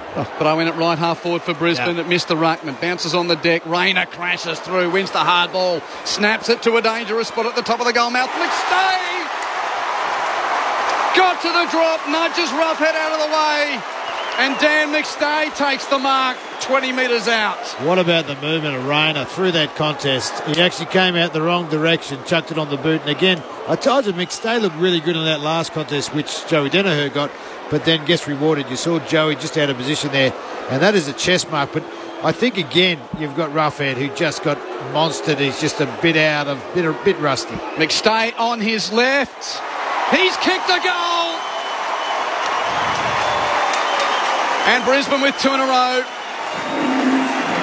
All but seal it. Time, still 9 minutes left in the game, but that's a 22-point lead for Brisbane at 15-5, 95 to 11-7, 73. First of the night for Daniel McStay. Geez, what could have been with that Cox set shot. He gets that. They're within 3 points. Yeah. Now it's gone whooshka, 2 goals straight in a row for the Lions. And you just can't do that. I mean, the Lions have lost 1 game up here in 3 years, and that was to the Swans last year in round 1. They're not going to lie down. They're hard to beat here. You have to be on top of your game. You have to be playing well. Everything needs to go right. And if you miss those goals, Whitey, you're going to pay. And the good side's going to do that. Apart from finals, Jason, where they lose most of their games here. Yeah. Sorry, general competition. I'll just clarify. Back in the middle of the Gabba, Grundy gets it down, Crisp toes it forward, Zorko reads it best and charges at the ball, tackles that as he gets a handball away to Robinson, slews off the side of his boot, good contest, ball hits the deck, Charlie Cameron handball to Bailey, Strong, got a handball away, no he didn't, the umpire said he threw it. Jeez, the boys look like they're just running across the ground, so good, both teams. They are running at 1,000,000 miles per hour. This game has been played at a frenetic pace as Howe receives the ball inside defensive 50, but it's those inside 50s that Collingwood are torching as they're going to turn the ball over again in the middle. Harris Andrews, time enough to sell a dummy, kick it inside 50. Kai Lohmann gets monstered out of it by a much more experienced Jeremy Howe. If that wasn't 200 games v 1 game, I don't know what was. Howe chips it to Sidebottom, who marks. Gives it to Hoskin Elliott. He marks. Kicks to the wing and Kruger does same. And now he'll hold it up, Nathan Kruger.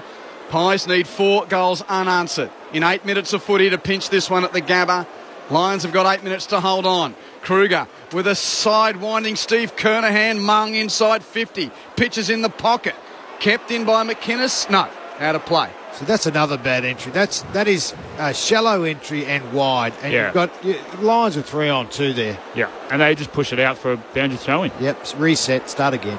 Ball to be thrown in the right forward pocket for Collingwood. Grundy taps attacking side back to the corridor. Gardner, he threw it on his boot, hit the kick, stolen by Chris. Lohmann makes the tackle. Umps is holding the ball. You love that. Reward the first gamer. What a tackle. Well, you heard Eric Hipwood say pre-match that was the kid's go.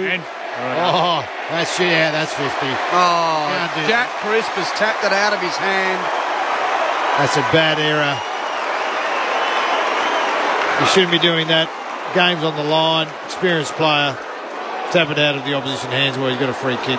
Very silly as Kai Lohmann, the first gamer. Just forward of the centre circles. Long kick towards the top of the square. Rayner was the flyer at ground level. Josh Dacos takes it over. No attempt to keep the ball in. The Lions players and fans appealing for deliberate. If everybody stops doing it, they won't pay it. Yeah, simple as that. Loud down there. There's a throw in right forward pocket. It's going to be McStay versus Grundy.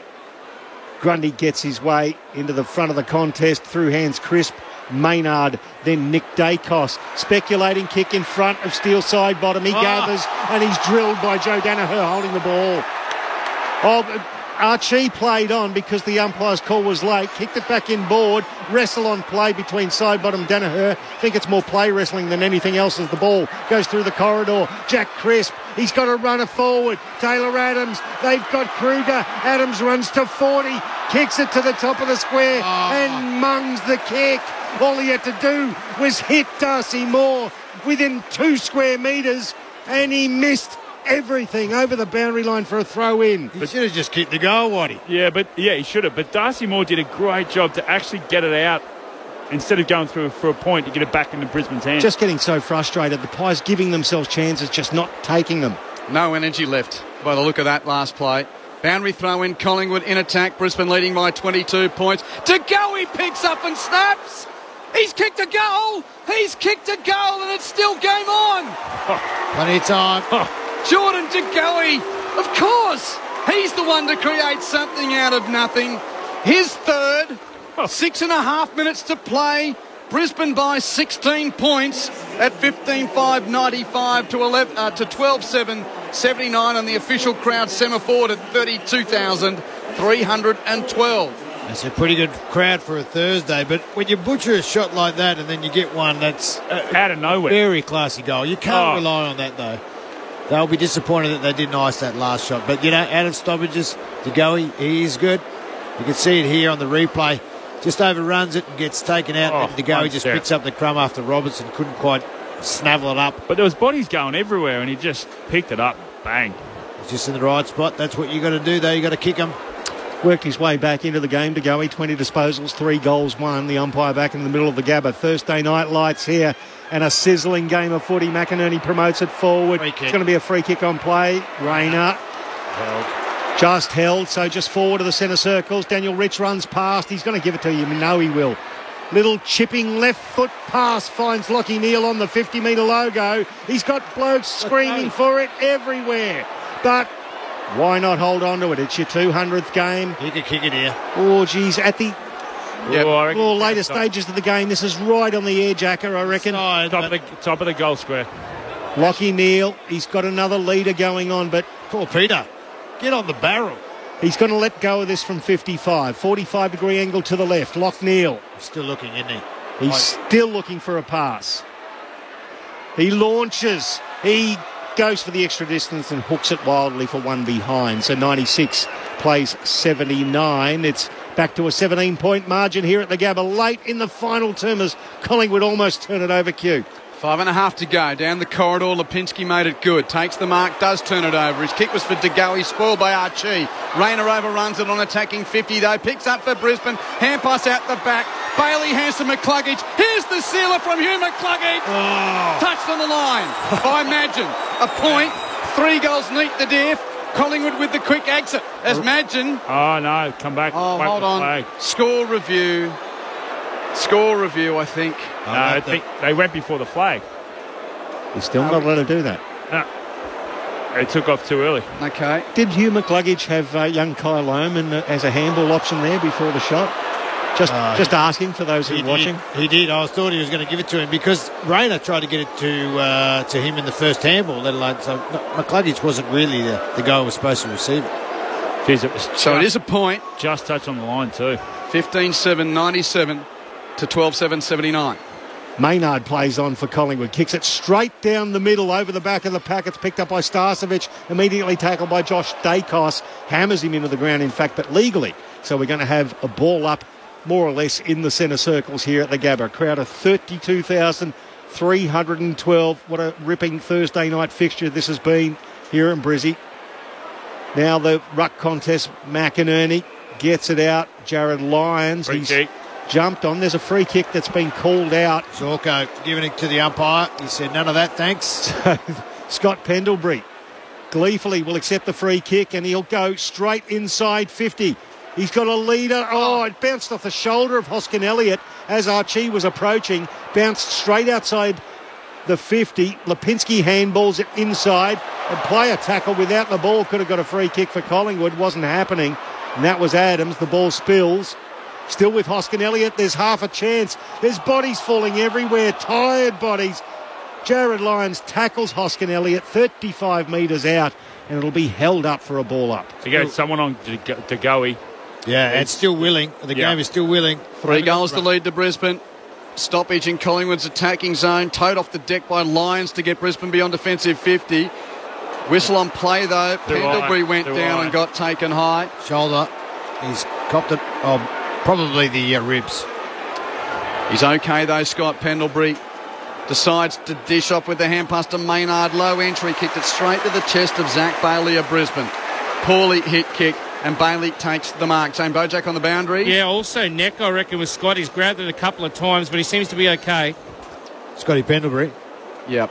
Yeah. So Brisbane now taking some time. Chip past the Lions. He chips at the Bailey. And they've got it at right half back, the Lions. What the good sides do, Q, they get you to defend. They hold on to the ball, wear you out. 3.5 on the clock, 3 goals to lead to Brisbane. Almost going beyond your old coach's measurement, Acker, of goals left and minutes around. Over the boundary line she goes. I'm going to tell you a great story about that one day. He's next to us calling for Channel 7 tonight. Great to have Lee in the house. He presented Kai Lohman with his jumper. Oh, did he? Before the game tonight. Now, what a thrill that would have been for the young man having the 72 this year, Lee. Can you believe that? 72. Doesn't look a day over 71 now. Throw across the 50-metre arc. Grundy beautifully down to Pendlebury on the left foot. It's a wobbly kick, but it gets into the middle. Taylor Adams takes the mark. He spears a pass in the direction of Steele side bottom. Inside 50, he runs onto it, side bottom, slaps it forward into the path of Hoskin Elliott, who gets buffeted out of the way by Marcus Adams. The ball spills in front of Starcevic and side bottom over the boundary line for a throw-in. Right forward pocket for the Pies, still relentlessly attacking, although they are 3 goals down. Very aggressive attack too, from one corner to the other corner of the ground. 3 minutes left, 3 goals to diff. Grundy taps to the forward part of the pack. No rover for Collingwood. Answorth. Oh, he kicks it out in the full. He rode it for Brisbane, missed his kick. It's DeGoey or side bottom closest. Both of them pretty handy. Who would you want? DeGoey. Yeah, it's DeGoey. And it's his kick too. Did I just say to the corner and the corner of the ground? I meant the pockets. Pockets of the ground. Sorry, I'm talking basketball. Been out of it for a while. I know. Here's DeGoey, hard on the boundary, 40 metres out. Right foot banana kick. Oh! Jordan DeGoey with some brilliance for his 4th goal of the night. 2 minutes 7 seconds on the clock. 2 goals the lead to Brisbane as Geordie DeGoey. Wow. 2 class goals. Generally, you got to not have number 2 on your back, but number 1 and number 2 from that pocket, Acker. Oh, I know, but that is a class goal. Not a high percentage goal. I mean, even the one he got the crumb was awesome, but the one from the boundary, check side, banana, call it what you like, but it just was magic. What is he coming off for? I don't know. Well, they can't win the game without him, surely. He's stretching his calf. Oh, he's cramping. Score check, 15-7 to 13-7. Brisbane in front. 29 elapsed. 2 minutes 47 seconds left. You think his shoulders would be sore, wouldn't you? To go in this last quarter, he'd been carrying the boys there. Got to keep them in the game. 21 disposals. He's had 4 clearances, but he's also had 8 inside 50s to go along with his 4 goals won. He's been their best player, arguably. Grundy versus McInerney. Ball spills in front of Lockneil for Brisbane. Handball now to McCarthy. Out wider to Jared Lyons. Immediately inside 50. Danaher versus Howe. Good contest. Howe at ground level smashes it forward 10 metres. Crisp disposal number 36 for him. Handball to Noble. The medical sub came on there. Handball now to Nick Dacos. A great hand. But the tackle on Crisp was mighty. Could be a game saver, Prozzy. That was Cal Archie. Now, it was high-ish, but it was across the chest. Great tackle, and it was perhaps a game changer. That's just diced the game, that one. Can they ice a bit of time? Archie chips backwards to Adams. He's called to play on. He's going to be kicking to a 50-50 down the line here. McCarthy flies in a 2-on-2. Linking leap up again. He just doesn't week in, week out. He's had a few jumps tonight too. He chips that short to Lyons. Jared. Torpedo, surely. Beyond defensive 50. No, suck the clock, Acker. He chips it back to McCarthy. Brisbane by 2 goals. Tick, tick, tick. A minute 32. 30. 29. Down she ticks. McCarthy. Brisbane with a 2-goal lead. He kicks to the pocket. Off hands. Oh, almost a juggling mark to McStay. Nope, out of play. He's really jumped well tonight, McStay. And his lead and his energy. He's been great. Yeah. Even McCartney's jumped at a lot of balls tonight for a very small guy. He has taken a few too. He's got springs in his heels, as Link McCarthy. Throw in, right forward pocket for Brisbane. Fort gets it down, picked up Bailey, snap in the traffic. It lands in the pocket. Danaher tracks it back. Can't quite take it, but he's paddling it around the boundary line looking to gather. Roughhead on his hammer. He takes it over the boundary line. There'll be a throw in, 25 metres out, left forward pocket for Brisbane. Nearly took that one, Joey. He looks a bit tired now. Although Roughhead, he'll be better for the run if you're a Collingwood supporter. Yeah. Boundary throw in. Brisbane in attack. And late in the game now, it pitches beyond the ruckman's hands. Bailey taps it. Taylor Adams for Collingwood tackled. Got a hand pass free to no great effect. Imagine under pressure, can't pick up. Players pile in at the top of the goal mouth for Brisbane. Emerging is Zorko. Kicked the point. Important point, it must be said. Although I think we're beyond that point now. That's a 13-point lead to Brisbane at 104. Sorry, at 98 to 85. That's cool, but we need to clean the windows here, Q, just definitely. There's a few smudges here, so forward of the centre circles now comes from Kalachi. Handball backwards now to Berry. Berry to the outer side, the Stanley Street wing, just forward of the logo, Zach Bailey. He hit Charlie. No, he didn't. He missed him by 2 metres with the kick. Well read there by Madgen. Handball forward, Dacos, then Crisp. Crisp now under pressure. Back to Madgen, who kept running. Now Pendlebury to Adams. Good linking up Collingwood. He's got a target wide, steel side bottom.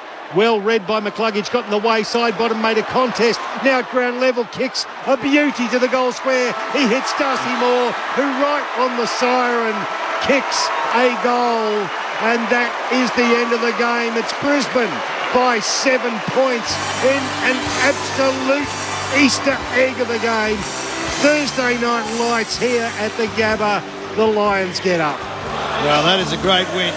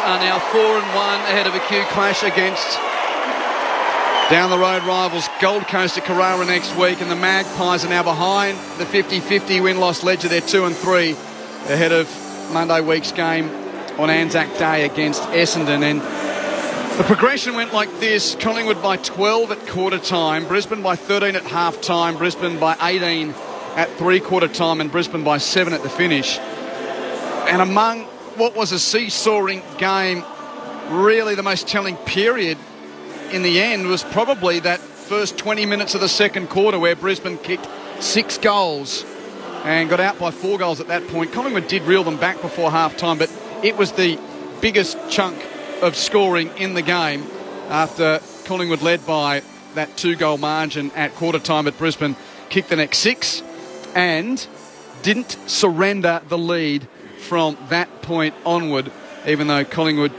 did get as close as, well, essentially that last kick from Darcy Moore and the final score of 7 points. Joe Danaher kicked 4 goals for Brisbane. Zach Bailey kicked 3.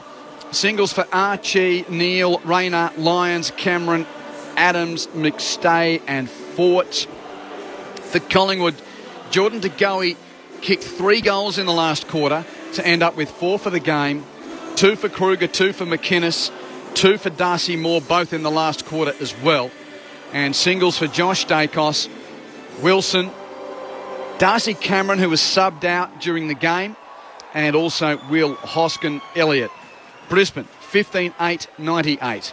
Collingwood 14-7, 91. We'll be in the rooms. We'll get to our experts and we'll get to your thoughts as well. Send them our way on the SMS. The number 0437 774 774. That's 0437 774 774. Jeff White and Jason Ackermanis. That kept us going all night. Wow. It's a hot game. Great game. One you'd be happy with. Craig McRae would be very pleased with the ability to stay in the game, despite, obviously losing by 7 points. You kick one on the siren. I'd actually like to see that reviewed. It sounded like it just was a second, like a thousandth of a second before he kicked it. But I think that first half of the second quarter, Whitey, where Brisbane just were cleaner. They just got to the ball first. They were getting well beaten the first quarter. And I think the pressure aside, you can't do much if you're still not getting the ball. As much as your pressure's good, he'll be pleased with that as far as the result up here. It's hard to win. But the Lions, again, just that little bit extra class, being together a little longer, new game plan. But it's just a beauty to watch. It is. And I keep saying the difference between Lions from last year being a top four to what they are right now is their foot skills. And they're able to do that. That was the difference in that second quarter. They're able to, as you were talking about, their forward entry was really sharp. Remember that one over to Bailey. Beautiful kick. Just being able to hit those targets, being able to ice the game. Bit of patience. Don't get the ball and just rush kick when you get the possession back. That's what the good sides do. They're able to get the momentum back. There's always going to be, you know what it's like, Akka. There's always going to be, doesn't matter who you play, that side is going to get a little bit of momentum throughout the game. You've just got to get the ball, a little bit of ice, but I was impressed with Collingwood, like you said. I was really impressed with their tackling pressure. Yeah. Their tackling pressure tonight was spot on. It was outstanding. If it wasn't holding the ball, it was a ball up. They spread really well. Obviously they wanted to try and get it and keep it in their forward half, and they did that in the first quarter. But, geez, I would be excited if I was a Pies supporter, the way they performed tonight. Yeah, even the individuals. We saw the third quarter, Lachie Neale was unbelievable. Just came out and the second quarter was unbelievable. Quarter, And then in the last quarter, we saw the class of DeGoey. So you're still needing individuals to do a little bit more than they normally would. I'm not saying that. Lachie is a proven and an amazing player, so it's not like he's had his family here from Narracourt. They were everywhere. I think he had 10 of them up here or something like that. But I think DeGoey gets 3 in the second half. I think last quarter for DeGoey, 5 kicks, 3 goals. 3 goals. So that's very efficient. But I think if you're the Lions, you're looking at Bailey scored, you're looking at Joey scored. Didn't see a lot of the great Charlie Cameron kicking goals. Yeah. And we know he's a little bit hampered, but we're getting goals from Lions. You're getting goals from your midfield. Rich is having a shot on goal. So the spread's a little bit better. But as I said before the game, if you've got guys like Dacos, who are your midfielders outside of the goalie, who are having shots on goals and kicking goals, that's where they're going to get better, the Pies. And they have to be, because their forward entries weren't anywhere near where they should be. If they do that at home, and as shallow as that, they're not going to score against the good teams like they should, even with the crowd. They won the inside 50s just on that point, Jace, on the way to you, Jeff. Collingwood +8 in the inside 50s, 62-54. So, what was it? 23 scoring shots to 21. So, there wasn't much in it in the end. But you're right. That's...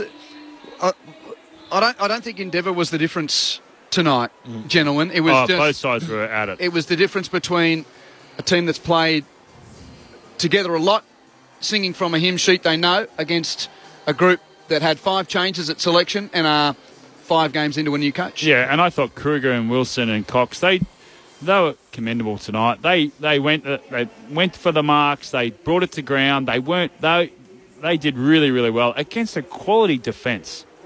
Just a moment in the crowd, Jace, because Neale has been lifted to the shoulders of Jared Lyons and also Lincoln McCarthy. Not quite sure whether the Magpies did the same for Jeremy Howe, but Lachie Neale, who shares a moment with you and a man in the box to our right as well. Interestingly, in Brisbane Lions history, there's only been 3 Brownlow medalists. Michael Voss shared his with James Hird in the Bears days, and all 3 of them. There has never been a Brisbane Lions Brownlow medalist awarded that medal at the function in Melbourne. No. They've all been here at the Gabba. It's a good sign, I tell you. And Blackie back-to-back in 2001 and 2002. Well, Blackie's in the next box. We were in the, before the game, we were in the Champions Circle. We were just talking about that. So, what are the chances? But it was great for us, not having to fly to Melbourne, come back, of course. But the year I won it, Ansett collapsed. So we didn't even know how we're getting down to Melbourne. It was that bad. It was a crazy year. But, of course, and now we have a female who's one of the best player in the competition, not called the Brownlow. What do they call it over there? Just the AFLW Best and Fairest. Yeah, it will be the Aaron Phillips medal, surely. It should. At some stage. Anyway, Lockie Neal chaired off the ground, and, Jeremy Howe played 200 as well. Neat split. 100 for Melbourne, 100 for Collingwood. Are they playing quickly? Are they playing finals footy, Collingwood? They really are. They're not going to be far off it. They'll beat a lot. They play like that. They'll beat a lot of sides. They're applying. When they play at home. When they play at home with their crazy crowd, I can guarantee that. And even away, they get so much support away. They're going to win a lot of games playing like that, no doubt. If you're a Pie supporter and you listen, just the way they went about their footy tonight was outstanding. Craig will be happy. Well, the Lions are in the rooms and about to sing the song, which I think one way or another... when we come back, I'll tell you how Craig McRae got the nickname Fly.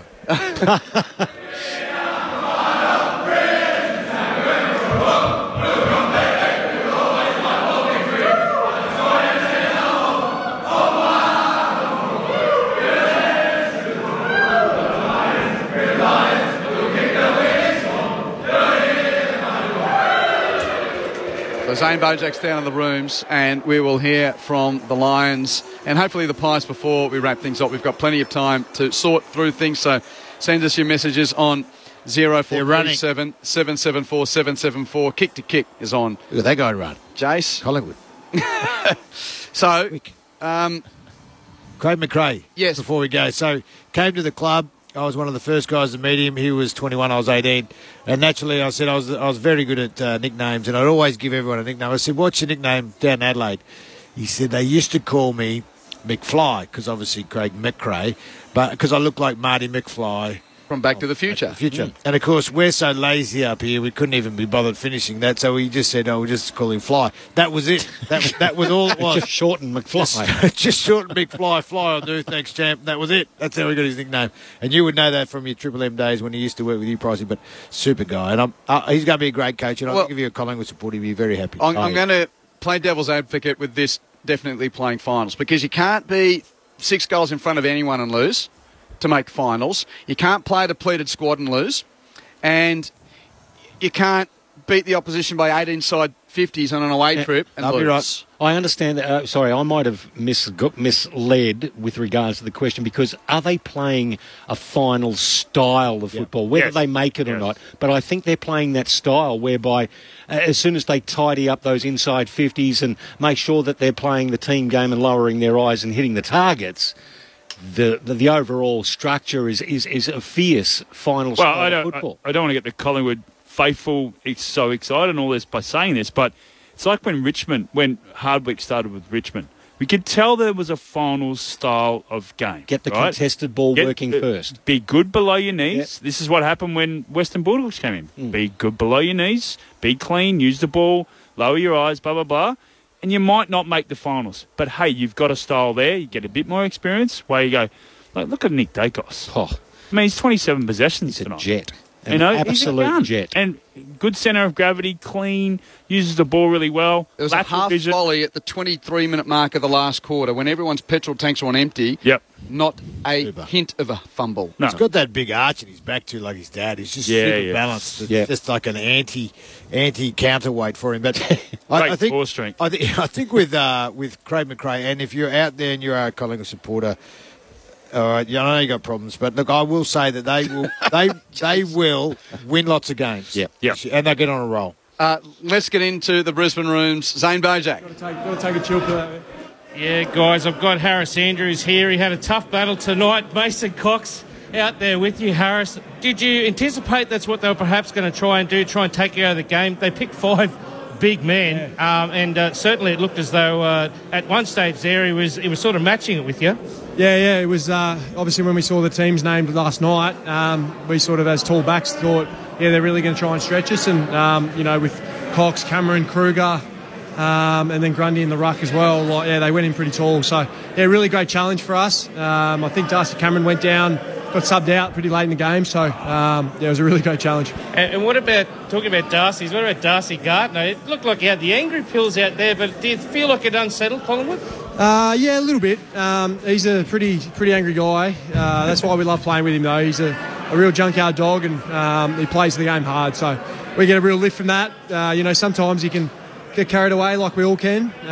But, yeah, mate, he does a lot right, and we love him as a teammate. You've got some matches all over the place coming up. You're going to Sydney, you're going to Adelaide. You've got the Q Clash as well. Is it important you got this win on your home turf against the Pies? Yeah, absolutely. As you said, yeah, we've got a really tough stretch coming up after Easter, and I guess this is a really good time for us to reset as a group. We sort of anticipated the first 5 games. We wanted to obviously finish sort of 5-0, but after last week's disappointing effort, to go away with 4-1 is a pretty good start of the season, and we're really going to just look to build in the next couple of weeks. All right, well, I'll hand you over to the panel because we've got Jason Ackermanis in the commentary box tonight, along with Jeff White. We've also got Quentin Hull and Michael Price. Fire away, boys.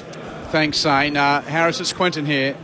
Just wanted to ask you about the period at the start and during the middle of the second quarter. You're challenged early on, and then you get a guy like Lachie Neale have 14 touches in the second term, allows you to kick 6 goals on the hop. Can you? There's lots of moments in the game, but he's a superstar. We like to look at little parts of the game. As a player out in the heat of the battle, can you quantify if you could sense it? I think we obviously sort of probably didn't start the first quarter the way we wanted to. Probably played into their hands a little bit with a real frenetic handball style game, and I guess for us we wanted to try and get the game back on our terms, and we do a good job of being able to do that by playing a real territory game. So we tried to get the game played in our front half, and we were able to do that in the second quarter after they challenged us early in that quarter. And Locke in game 200 was a real strong driver of that. His ability to win the contested ball and get the ball going our way is critical to our style, and I guess we're just pumped that we were able to get the win for the big fella tonight, and he's an extremely important part of our footy club. Ask, you're playing a Collingwood team that has obviously changed coach. The 2 years and 2 difference between last year and this year, are you seeing Collingwood playing a game that is far harder to play against, for example? Are they improving? What are you seeing out there on the field? Yeah, they're definitely playing a different style of game. I think, you look at their coaching staff that have come in with Craig McRae and Justin Lepich as well. They've obviously got some ex-guys from Richmond, and we feel like they're playing a little bit of a similar brand to what Richmond play at the moment, with the way that they, high pressure team, try and get the ball going forward and play handball change. So for us as a team, we sort of knew we had to bring the pressure around the ball, and if we get the ball played in our front half the way we did at times tonight, we were able to play our style. But yeah, we sort of fell into their hands a little bit by over handballing, and they're a really quality team, and I guess the difference between this year and last year is significant, and it's a credit to them. They're a super tough team, and no doubt they'll have some really great results this year. Harris, Jeff White here, mate. Well played tonight. Just give me, I would just give the listeners a bit of a run out with Zorko. Just his way he's been able to, off the half back, been able to use his deliveries. His foot skills this year have just been, he's always been great with his foot skills, but you've got front row seats there. Just give the listeners a bit of a roll. Yeah, happy to palm off the ball to him at any opportunity.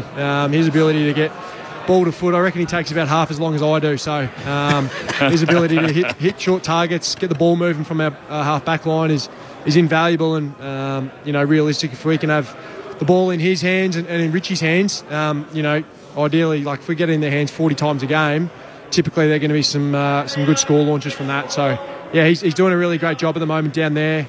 We're supporting him along the way, and yeah, just his ball use is sensational. Now, where did that come from, Harris? I'm wondering whether Dane drove it himself, whether there was a coach that came along and said, or was it something, he's had that Achilles problem late in the off-season, so we need to do something different? Because it seems to have been a new element to your game, him playing off half-back. So where's it come from? Yeah, I think, obviously he got to the end of last year. He's won his 5th BNF. It's a really great challenge for him to start a different position. And you look at guys in the in their later end of their careers have sort of moved to that half-back line who can see the game so well. And sort of as I just touched on about his ball use, we lost Grant Birchall at the end of last year and sort of just thought that we needed someone down there to help promote that ball movement. So, yeah, he's a great fit for us. Love having his leadership down there. He's a super passionate guy, awesome in the contest, puts his head over the footy and, yeah, really fits in with our backline mantra pretty well. So, we love having him down there. Now, it's Acker again, mate. It's Easter, and you get the weekend to yourself. I mean, you could probably think about all the things you'd like to do. You are still a professional athlete. There'd be way too much chocolate on Sunday. Yep. But are you going to do anything,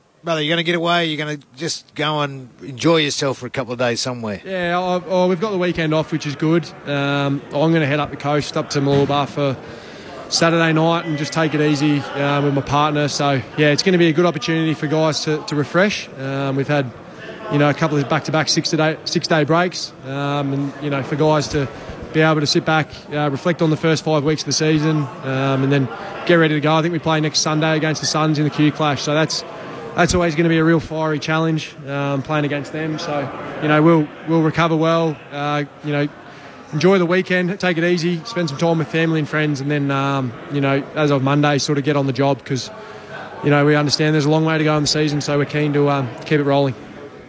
Absolutely. Harris, Michael Price here, mate. Congratulations on your game. Just wanted to ask about your defending partner, Marcus Adams. Snuck up and had a wild swing at goal, but then ended up getting one. I know you both love having a crack at them, but how much did he celebrate? I noticed he got straight off the ground too. Yeah, he's a pretty subdued guy, Spess. He'll sit back and just enjoy himself. But, yeah, no, we're really happy with the way he's come on. I guess, he's been pretty unlucky the last couple of years with injury.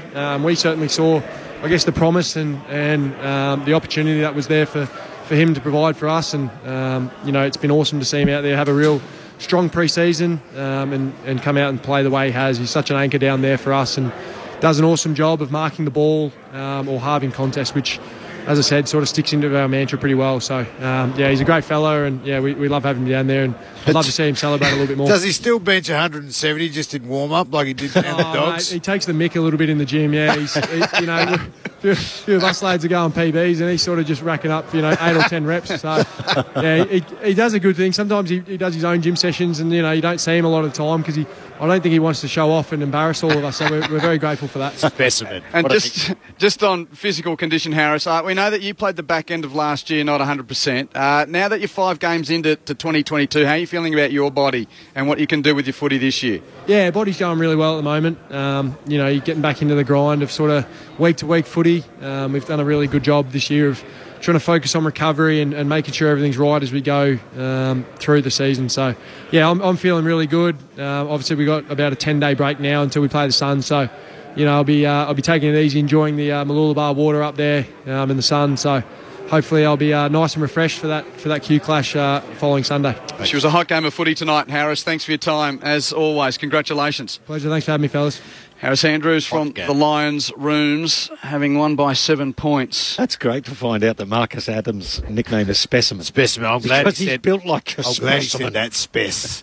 Yes, we're Spess. He's two big hands. You would hate to see him with his shirt off. We'd all be embarrassed. I'm embarrassed just sitting here. Well, no. Well, we're specimens once upon a time. But he is amazingly strong. But he's strong everywhere. He hasn't got like chicken legs. Like he's big everywhere. No, he's a very, very big man. What is he? 105 kilos. Yes. Now, do we want to do the top threes, boys? No, not yet. Not yet. Later. Orchestra leader. I'd like to hear what we... I like the fact that you're taking a nation...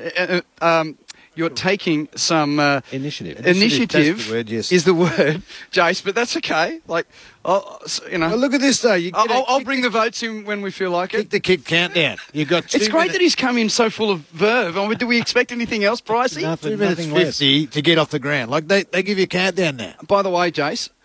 Jeff, you're on duties to do the votes tonight as the senior member of the expert commentary team. I put the candidates down. I better give the numbers first. Let's go through them. By the way, the full-time score in the NRL earlier tonight as well. North Queensland came from behind to beat Canberra 18-12. Full-time score here, Brisbane 15-8, 98 to Collingwood 14-7, 91.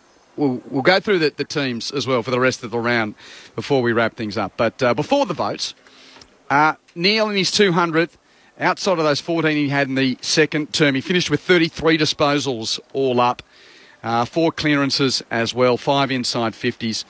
28 to Zorko off half-back. That's the little ace we didn't expect, I think, coming into this season. And more than ever tonight, Jace, I think we saw just how effective Dane Zorko is in that role. His kicking is unbelievable. 50, 55 metres, just lacing.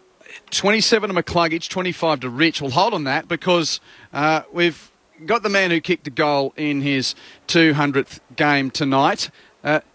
Jason Ackermanis, would you like to start the interview with your fellow Brownlow medalist? Nice to have you, Lockie. Jason Ackermanis, Jeff White, Quentin Hull, Michael Price with you. Acker? There's not many of us, brother, but well done. A fantastic win. I mean, hot game, Lockie, a hot game. A really good second quarter from yourself. What were you thinking out there? I mean, it was you probably handballed a bit too much early in the first. We heard that was probably an issue. But after that, you guys certainly got the ascendancy. And your second quarter was just fantastic. Yeah, I think for us, we were down in contested ball and clearance, so we wanted to sort of rectify that as best we could and get going in that second quarter, and I was a big part of that. So I knew I had to lift. Our first quarter wasn't good enough. So, yeah, I sort of felt like as a group we had to lift in that area, and credit to the guys. We got it done in that second quarter, but also credit to Collingwood. They kept coming all night. We couldn't sort of break them, and I think they're going to be a very good team this year. Now, it's your 200th game. How many tickets did you have to get for your family who came up from Narracor? There'd be a whole busload of them, surely. Yeah, I think all up it ended up being about 25, 26 people at the game. So, you said 10. Way off. Way off. Well, there's only 10 people in Kaibi, which is where I grew up, but we had a few from Narracor, as Aka said, that have made the trip, which is great. I'll get to see some family and friends, and which is great. I think the last couple of years we haven't been able to do it as much with COVID, but looking forward to catching up with them tomorrow. Have you missed Zorks in the midfield, because he's been outrageously good off halfback? He has been good. He sets us up with his ball movement so well. He's a beautiful kick of the footy. So to have him and Richie off halfback is super damaging for us, and we love him back there. We wouldn't mind him sort of coming in the midfield a little bit more, but it seems like he doesn't want to come in anymore. He just loves getting uncontested ball at half-back. Lockie, it's Quentin here. How good is it for you to be able to know that your body's doing what you want to do, know that the noise of the off-season is gone, and you're now 5 weeks into a football season, and we're starting to see you play some of your best footy? Yeah, I'm loving it, to be honest. It's probably the most enjoyable 5 weeks of my career, and even before that, coming into the club during pre-season, I was just enjoying being back at work, and I put in a fair bit of work in the off-season to get my body right for this year, and fingers crossed it holds up. It's still super early in the year, but no, I feel like I've set myself up to have an impact this year, and I'm absolutely loving my footy at the moment. How's Fags going on the Grumper-meter? Because he started as, Uncle Fags, and everyone loved him, and then of course, we know the story of the last couple of seasons. What's he week to week like at the moment? Because we know that there was the elephant in the room in the last 3 finals campaigns. So how's he going, sort of keeping that balance? No, he's been so good. He's always full of energy and basically full of praise for us. Even last week, we didn't play our best footy against Geelong, but we come in and he's got a smile on his face, and he takes away a lot of positives, but also shows us the growth areas that we need to do to tidy that up. But since I've got here, that's been a strength of his, is being able to keep the morale of the group really high. I know what you guys would see on the bench sometimes. He looks like he gets pretty fired up, but I think that's when we make sort of silly mistakes with the ball, and he calms down pretty quickly. He's a good man, Fags. Lucky Neil, Jeff White here. Well played tonight, mate. I think on that too, I think it's because he brought Cameron Bruce to the coaching panel. Cameron the Bruce. Cameron the Bruce. Has he brought him up, has he? Yeah, he's the midfield coach, I think. But, mate, what was the message from Fags this week? I mean, you played so well last week, and it was against Geelong, but what was the message that you rolled into this week? It was probably just maximising our start. We'd started the season really well, put ourselves in a good position at 3-1. We knew that Collingwood probably could have been 4-0 the way that they've been playing. I think they, as I said before, are going to be a really good team this year. So we knew we'd have to chip away at them and hopefully break them in the end, which we sort of didn't even do. It was pretty tight all night. We sort of felt like at times we'd get that 3-4 goal margin, but they'd come back at us. So we sort of prepared for that sort of game. They've been really good and really impressive over the first 4 weeks. So that was the message, to just keep pounding the rock, pounding away, and hopefully get get over the line in the end, and we did that. I think it's a really exciting brand that the Pies are playing too, so credit to them. Certainly is. Now, brother, it is Easter, so generally you have to buy your kids or, some jammies, pretend you buy them some Easter eggs. Are you going to go anywhere? Are you going to take the family somewhere nice, maybe up the coast, down the coast, get a break for a couple of days? We do have 3 days off now, which is nice, but I've got the 25 people here, so I think it'd be bad for me to take off over the next couple of days, but I think we'll just have a bit of a barbecue tomorrow at home. And catch up with everyone, so I'm looking forward to that. And then we're going to try not to let my mum give my daughter any chocolate. She's itching to give her some chocolate and ice cream, and me and Jules have been telling her to go away and leave it alone. We don't want her to have that sugar rush and that sugar hit just yet. That's what nanas are for. Oh well, you had the sugar hit at quarter time, Locke, and that surge in the second term. Thanks for your time, and well done on another important hand in a Brisbane victory. Thanks, guys. Thanks for having me on, mate. 200 games tonight. Of course, 135 of those with Fremantle. 2 best and fairest at the Dockers before best and fairest here at the Lions. A Brownlow medal to boot, and a lot of games. 33 disposals tonight for Lockie Neal. Brisbane winning by 7 points if you've just joined us. 15-8, 98 to Collingwood's 14-7, 91. So just through those Brisbane numbers again. 33 for Neal, 28 Zorko, 27 McCluggage, the top 3. For Collingwood, Jack Crisp had 36. Pendlebury 27, Nick Dacos 27, Josh Dacos 22, Lipinski 22, Adams 22. Overall, Brisbane plus 14 disposals, contested wise plus 17 to the Lions. The marks, Brisbane plus 18. The clearances, Brisbane plus 3. The tackles, Collingwood plus 4. And the inside 50s, Collingwood plus 8. So, we can go to the votes now because we've got a few other bits and pieces we've got to get to before the rest of the round with the teams named tonight. How'd you go, Jeff? Joint, but yeah, I'm running the ship at the moment. So 1 vote to Jack Cripps. He just Crisp. He played well, didn't he? Played really well, 36, but 8 tackles. Just his hardness at the ball tonight was just outstanding. 2 votes to Zach Bailey, 3 goals, 19 possessions, slingshot footy, very clean below his knees, used the ball extremely well, very exciting, and just love him as a player. And 3 votes to Lockie Neal, who we just had a chat to there. 200 games. Outstanding effort tonight, especially that second quarter where they needed a drive, and they that's what they mentioned at quarter time, that they were getting beaten in and under, and that offensive and defensive run, and he led the way with those. What was it? 12 possessions in 11 minutes, I think you said, Q? Yeah, 14 for the entire sort of term. Unbelievable. And honourable mentions, like Joey Danaher, the play his role, kick 4 goals. Like when I was doing best and fairest at my own club, like I always had to remember that role is so hard, the limited opportunities and how guys go about that and what they do with those limited opportunities. And that's the thing about Joey. So he's just as unlucky not to be in those votes.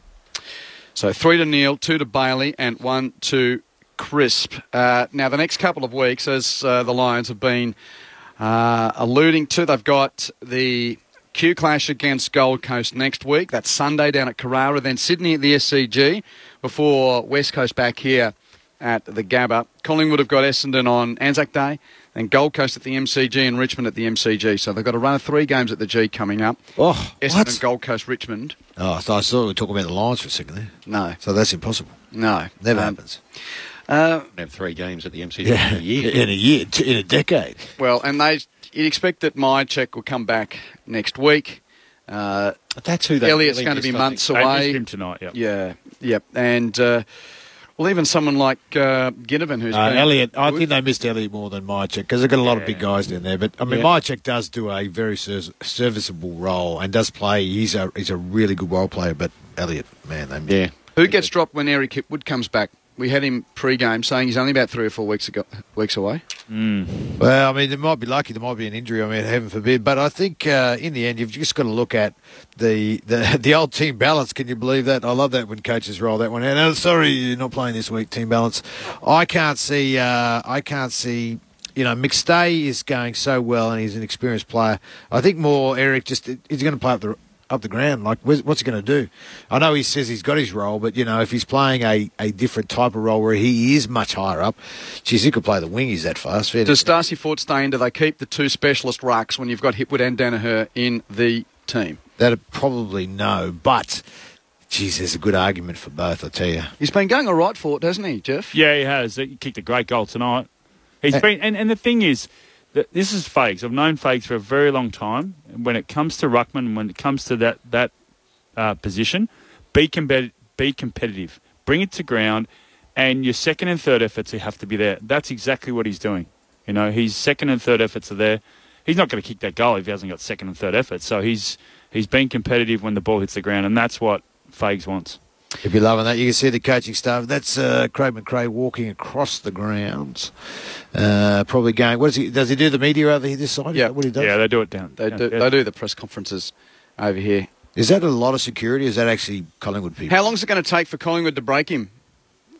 You know him so well. I mean, he is so well known in this part of the footy world and around. He seems to have the oil on the feathers required for one of the biggest gigs in football. But, gee, Collingwood breaks most. I tell you, when I said to him, mate, you should go for the job, he said, I'm not a big enough name. I said, doesn't matter. You're a good coach, and you'll be fine. And I think that's the brilliance of him. He's so under the radar. But, you know, if you ever see him on a footy trip as we have, and been lucky enough to hang around him, you'll know he's hilarious. He is the funniest guy, and he's the best guy for your group.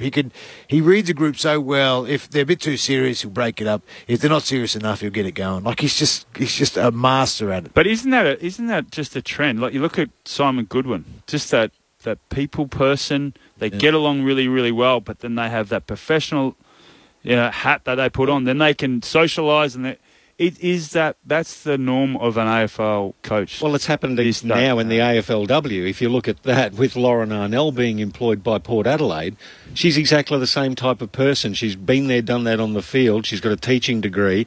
She is, so it's very much in the mould of Craig McRae, and I think that's the breath of fresh air that it is. The game needs, is that kind of personality to address the elephant in the room, that is a group of younger people that will not tolerate being coached and barked at by the alphas of the past. That's right. And probably understated when it comes to the art of the small forwards pressure. Yeah. He probably was the genesis of it, Acker, but you and Blackie were taking headlines. A young kid by the name of Brown was Lynch and Bradshaw and Power and Lappin and Lepich and Michael all across halfback.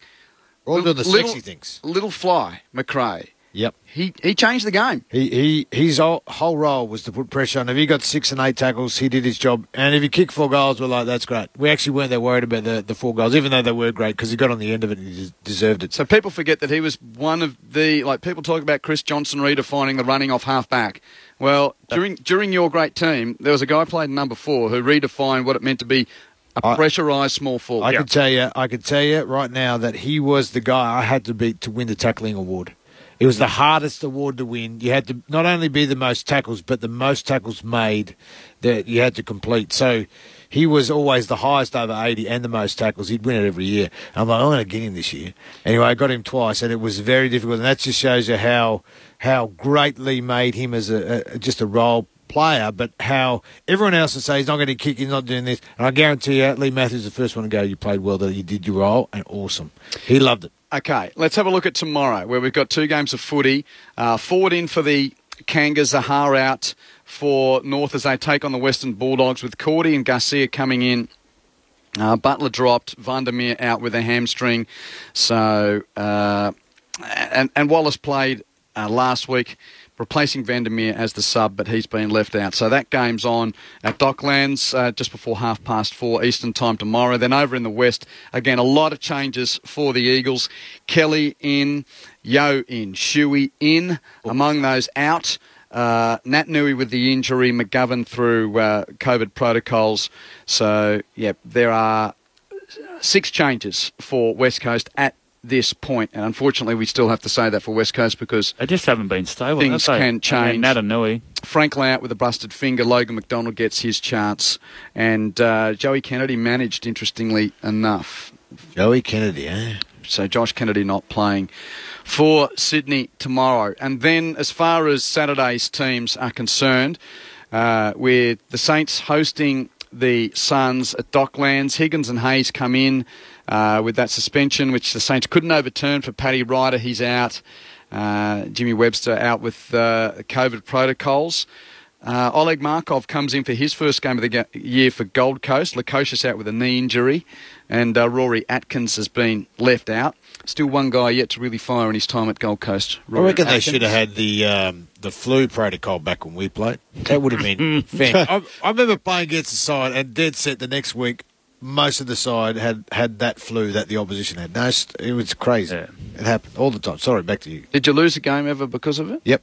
Which one was it? I can't remember. We won that many. I know. We. You know those 2 goals I kicked down here in the Ackers pocket. We played against Geelong that day. They were coming off a game where they had picked it up off the opposition.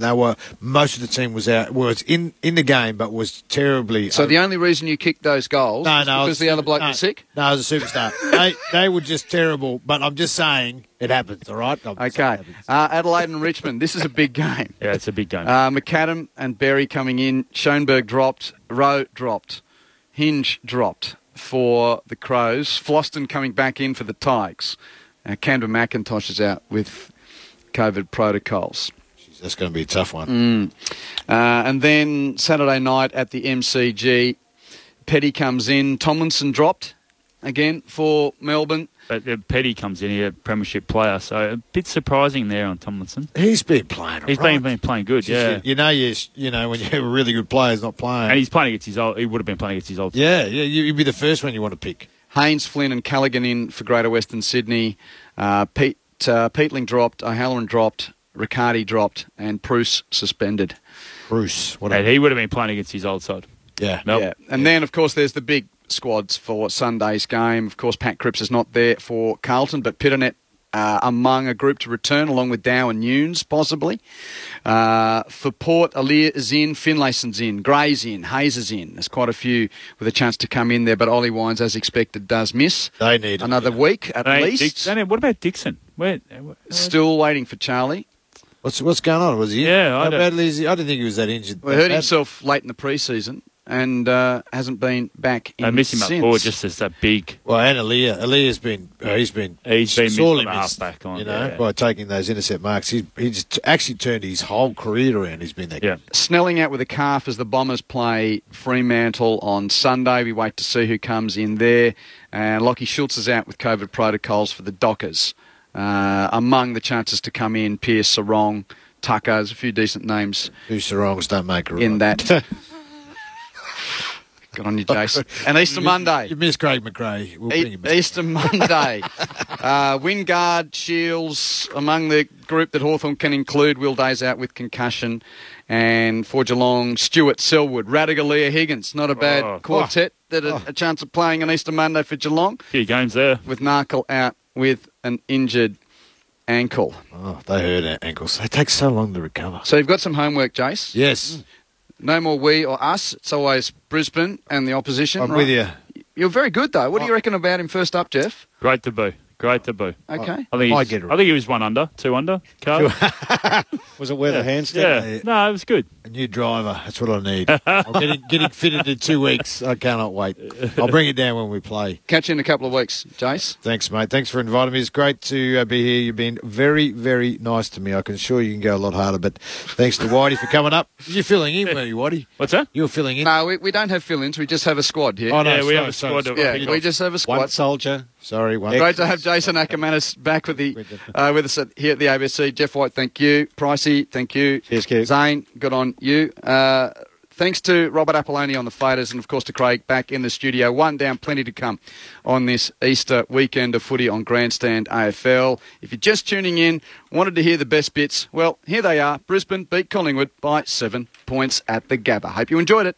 Half forward, Cameron on a long lead, marks too far out to score. 60 from goal at left half forward. Charlie Cameron reels on his right and kicks to the pocket.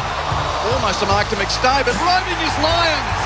And an outside of the boot tumbler from Jared Lyons is the first of the night for Brisbane. As the ball's thrown in left forward pocket for Brisbane. Goes to the back of the pack. Neil Roves, game 200, how's that? For the Brownlow medalist, the snap from 20. to level the scores.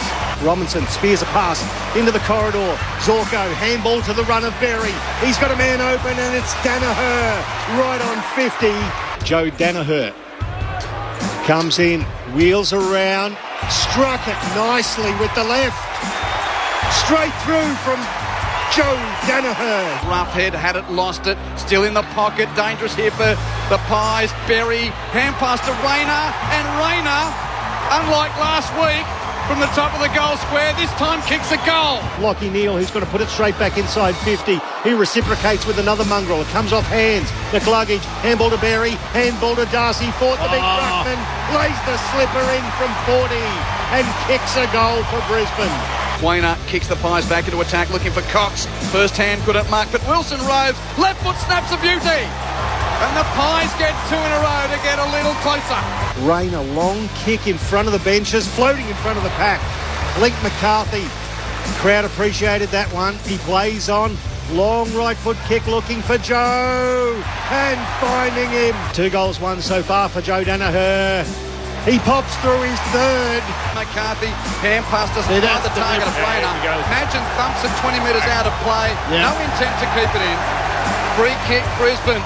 Quickly taken by Rayner, who kicks to full forward. The mark to Joe Danaher. Danaher plays on and kicks his 4th. Boundary throw in, Collingwood in attack. Brisbane leading by 22 points. De Goey picks up and snaps. He's kicked a goal. He's kicked a goal and it's still game on. Grundy taps to the forward part of the pack. No rover for Collingwood. Answorth. Boy kicks it out in the full. He roved it for Brisbane, missed his kick. It's De Goey or side bottom closest. Both of them pretty handy. Who would you want? Oh, it's De Goey. Yeah, it's De Goey. Here's De Goey, hard on the boundary, 40 metres out. Right foot banana kick. Oh, Jordan De Goey with some brilliance for his 4th goal of the night. Well read by McCluggage, got in the way, side bottom made a contest. Now at ground level, kicks a beauty to the goal square. He hits Darcy Moore, who right on the siren kicks a goal, and that is the end of the game. It's Brisbane by 7 points in an absolute Easter egg of the game. Thursday night lights here at the Gabba, the Lions. An unbelievable true story. Low-level crooks with high-level ambitions. It was a